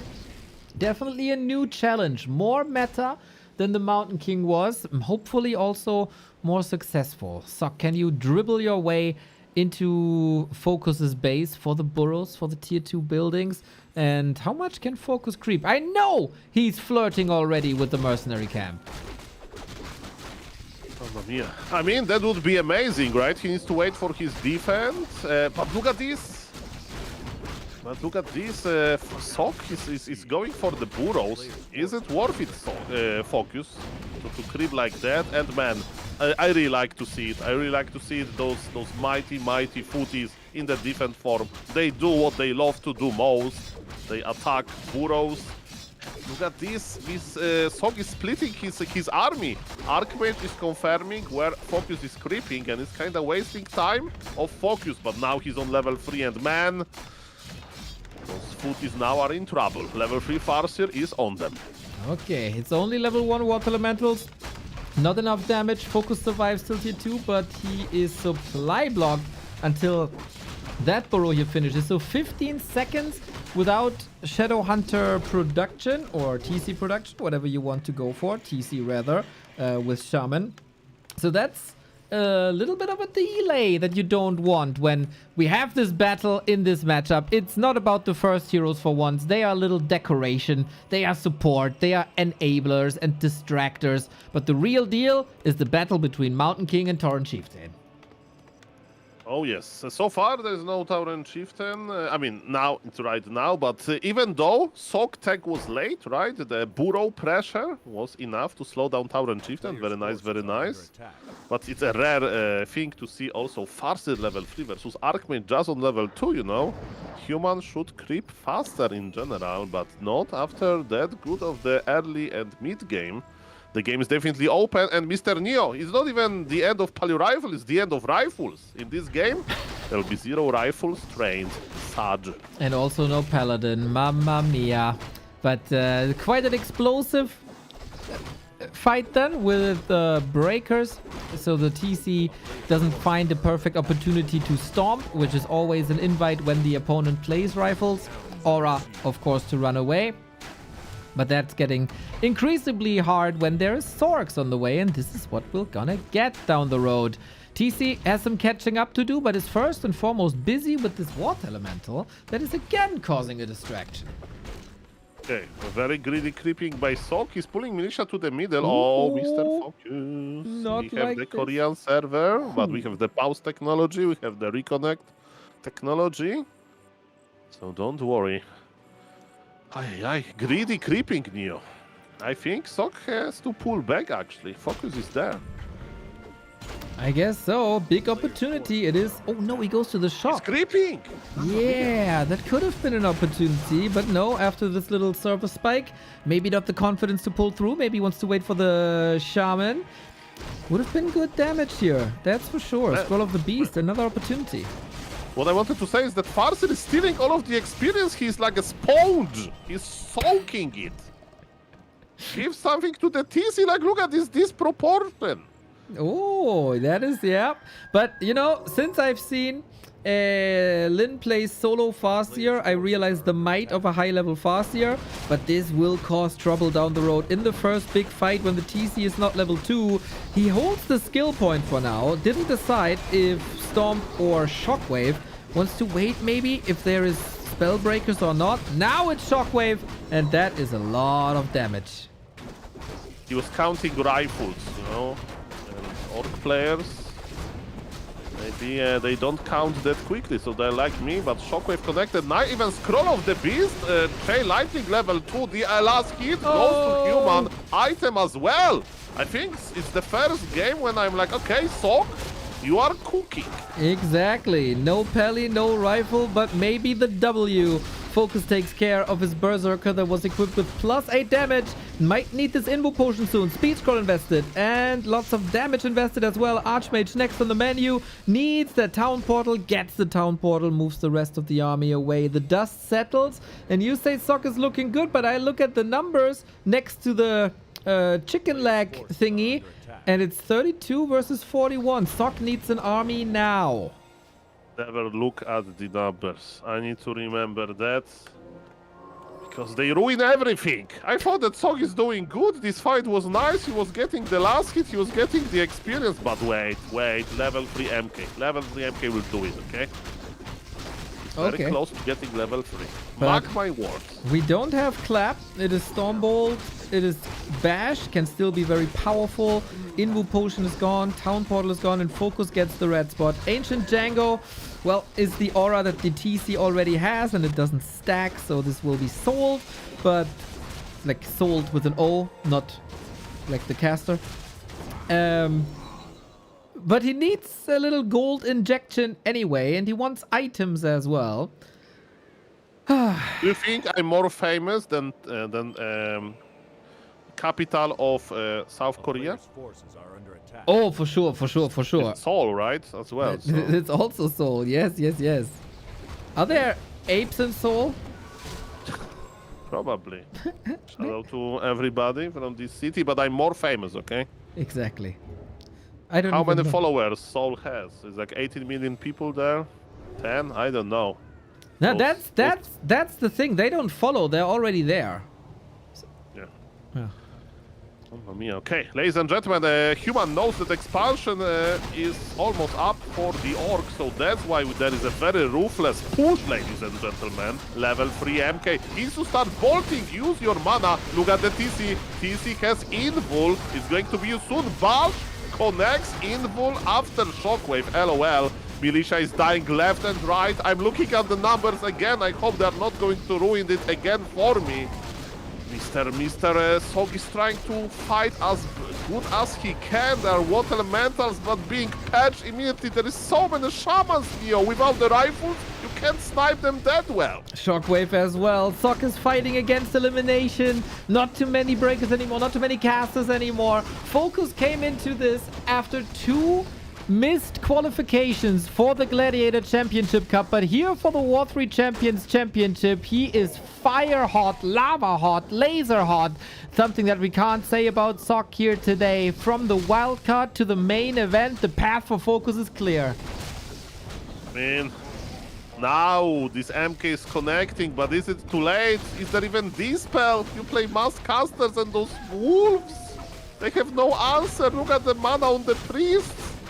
There is nothing, Neo. It's grim. It's very, very, very grim. 2-0, 2-0, 3-0. Is that our first day of the qualifiers? Mountain King still bashing. We're waiting for the crucial moments for the Stormbolt. Maybe an opening against the TC. Maybe a bash Stormbolt combo. A little bit of luck. Switching targets onto the Fascia, who is flirting with level 5. They are looking for a miracle here, guys. But maybe.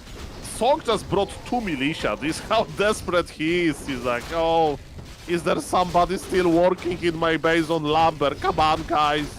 It may be our last fight in this tournament. Let's go. Maybe. 4 a.m. Korea time, and FoCuS is getting closer and closer to the main event. Getting some kills in his sock. The production is always looking good. The breakers game as well. Fascia gets him. Oh, damn. Is that the one move that he needed? Slow trap kicking in. Little bit of purge coming in. More water elemental solo experience for the TC as well. Because of that expansion, FoCuS has the buyback and the double level up. I mean, Org is still clearly ahead, but supply gap is closing. Also remember that Human has literally 6 workers. So 1 on Lumber and 5 on Gold and 1 not on Lumber. TC will have to teleport out soon. Shockwave used. Mamma mia, there's no way. There is a freaking expansion on the Org.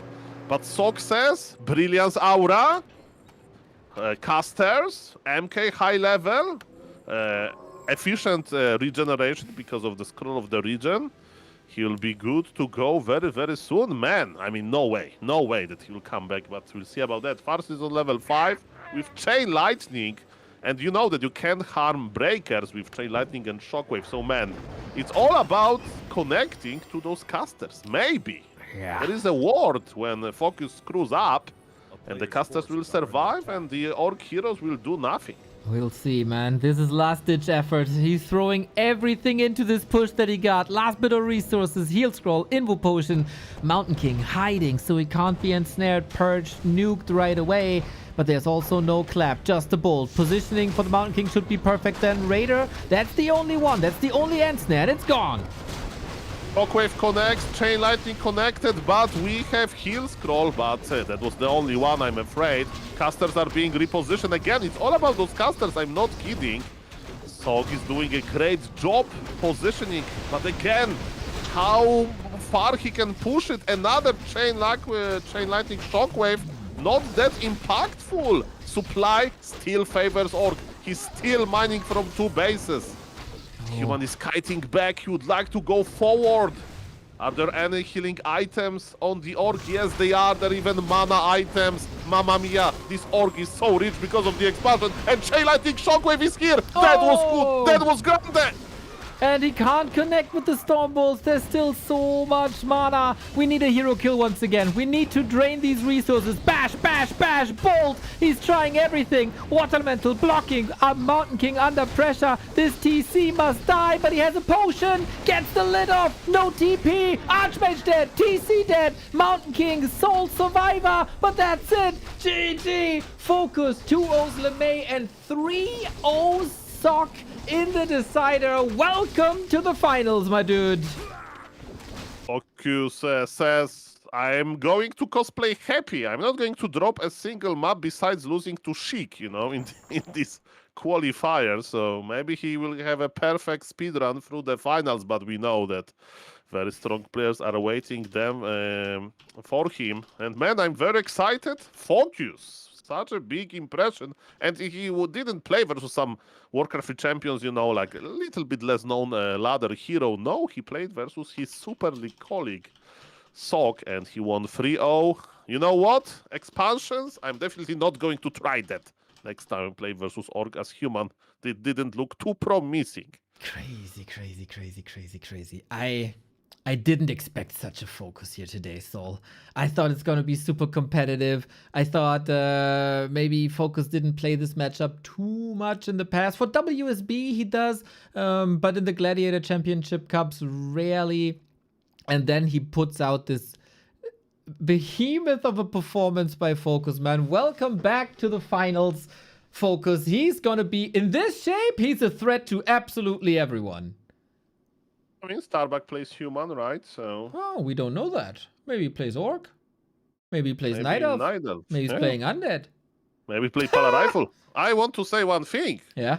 Do you remember these like practice games of Fortitude and FoCuS? Fortitude won 2-0 with Pala Rifle. Correct. So just saying. Yep. Undefeated, that's for sure. So we now know 4 players for our finals. In case you weren't here earlier, we announced 3 players that are coming in from the ladder, and those are the Western representatives here with Starbuck, with Jens, and with Death Note. They'll be joined by FoCuS, of course, who qualified here today. That is only half the players that we will have for the main event weekend next weekend, July 10, 11, and 12. One player will make it through the qualifier tomorrow. And what is the bracket there? What can people look forward to when they want to see Exquisite Warcraft tomorrow evening? Great question. And there's a lot of exciting players. One of them, I mean, 2 of them are Chinese, so it's already a big change, right? We haven't seen that many Chinese players in Warcraft Champions finals like in like few last editions, but we'll have Hazy, mighty Hazy. Hazy is crazy, multiple race player. PCG, this is an old school guy. You probably know PCG longer than you know me, Mr. Neo, right? Yes, very correct. And he's going to play versus 2 titans from the, let's say, European scene. Everybody knows Leon, the best German human, the highest APM player, and man Dice. Dice is one of my favorite players because I think the Dice profile picture on Warcraft Champions describes him the best. He's like this galaxy Blaine warden, so he's a warden that looks like a universe. Basically, I go of all of these weird purple and golden colors. And that's Mr. Dice, this extraordinary night elf that can pull huge performances. And man, Dice is very, very strong, very, very sharp, amazing micro. When he's locked in the zone, he can bring a lot of action. I think you said it best yourself yesterday, that Dice is the running Warcraft Champions champion. Double champion, ladies and gentlemen. Exactly. We bring the current reigning War 3 Champions champion. We bring the current reigning Dach Inferno champion against the 2 Chinese players that qualified via their ladder standings. Hazy is still very, very hyped, and we will see tomorrow if Hazy can recreate magic, because he made it through top 3, top 4 in previous War 3 Champions finals that really put him on the map. Very excited. This is gonna be, it's gonna be hard to pick for people tomorrow who they like more. Is it Leon? Is it Hazy? Who to root for?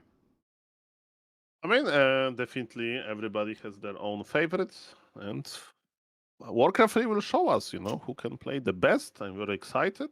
The same time tomorrow, Neo? Yes, sir. Same time tomorrow. We start with Hazy and Leon, Dice and PCG after, and then once again the decider match, who I have no idea who's gonna end up there. It could literally be everyone. Today was maybe a little bit one-sided, as we always had a favorite against an underdog, and then FoCuS just performed like an absolute favorite. What a monster. And yeah, tomorrow might be a little different. Tomorrow might be a little more even. Of course, we start with the Gladiator Championship Cup first at 1 p.m. And then we go into the next day of the War 3 Champions Finals. I cannot wait. Because of our players, of course, but also because of this man. I don't know if, like, by now everybody must know him, but he deserves a shout out as always. Soul8man, the best caster that we got in the Warcraft 3 scene, is going to be with us here tomorrow, and you need to follow this man. His follower count is disgustingly tiny in comparison to his skills and his likability factor, so raise it, boys. Thank you, Mr. Neo, for the nice words. It's always a pleasure. I see so many nice people in the chat. And of course, guys, it's always a pleasure. I just like Warcraft 3. I'm very grateful for the opportunity. I'm less and less stressed, which may be actually a bad thing, Mr. Neo. So always keep me in my place. But yes, I hope we are going to have a great games. By the way, I remember a long time ago when I was trying to pass my driving license exam. After like half of this, tutorial, because you we will go to the driving school. So after let's say it takes 2 weeks. After 1 week, I felt so confident. I was making a lot of mistakes. Maybe it's like a dead, but man, I will try my best to showcase those amazing Warcraft 3 games. And do you know the status of Mr. Carson? Because He is is going on to join tour. us next week? He's on tour. Okay. Next week, we'll see about that. Okay, so Mr. Carson needs to decide between being a rock star and being a rock star of Warcraft 3 casters as well. Thank you guys, and yes, have a good evening. I know there is some football/soccer around, and there is some nice Warcraft 3 actions around. What are you going to do, Mr. Neo, yourself? I have a nice chicken curry in the fridge that's waiting for me. I will watch the football and, of course, cheer for Canada. Oh, Canada. And now I jinxed them again. And we'll see. I play a little bit of Pokemon, I guess, and prepare everything for tomorrow. Okay, perfect. Thank you very much. And guys, always a pleasure. Bye. 1-0, Kaho, Sok tomorrow, as well as Leon, Hazy, Dice, and PCG. Gonna be a banger. Take care.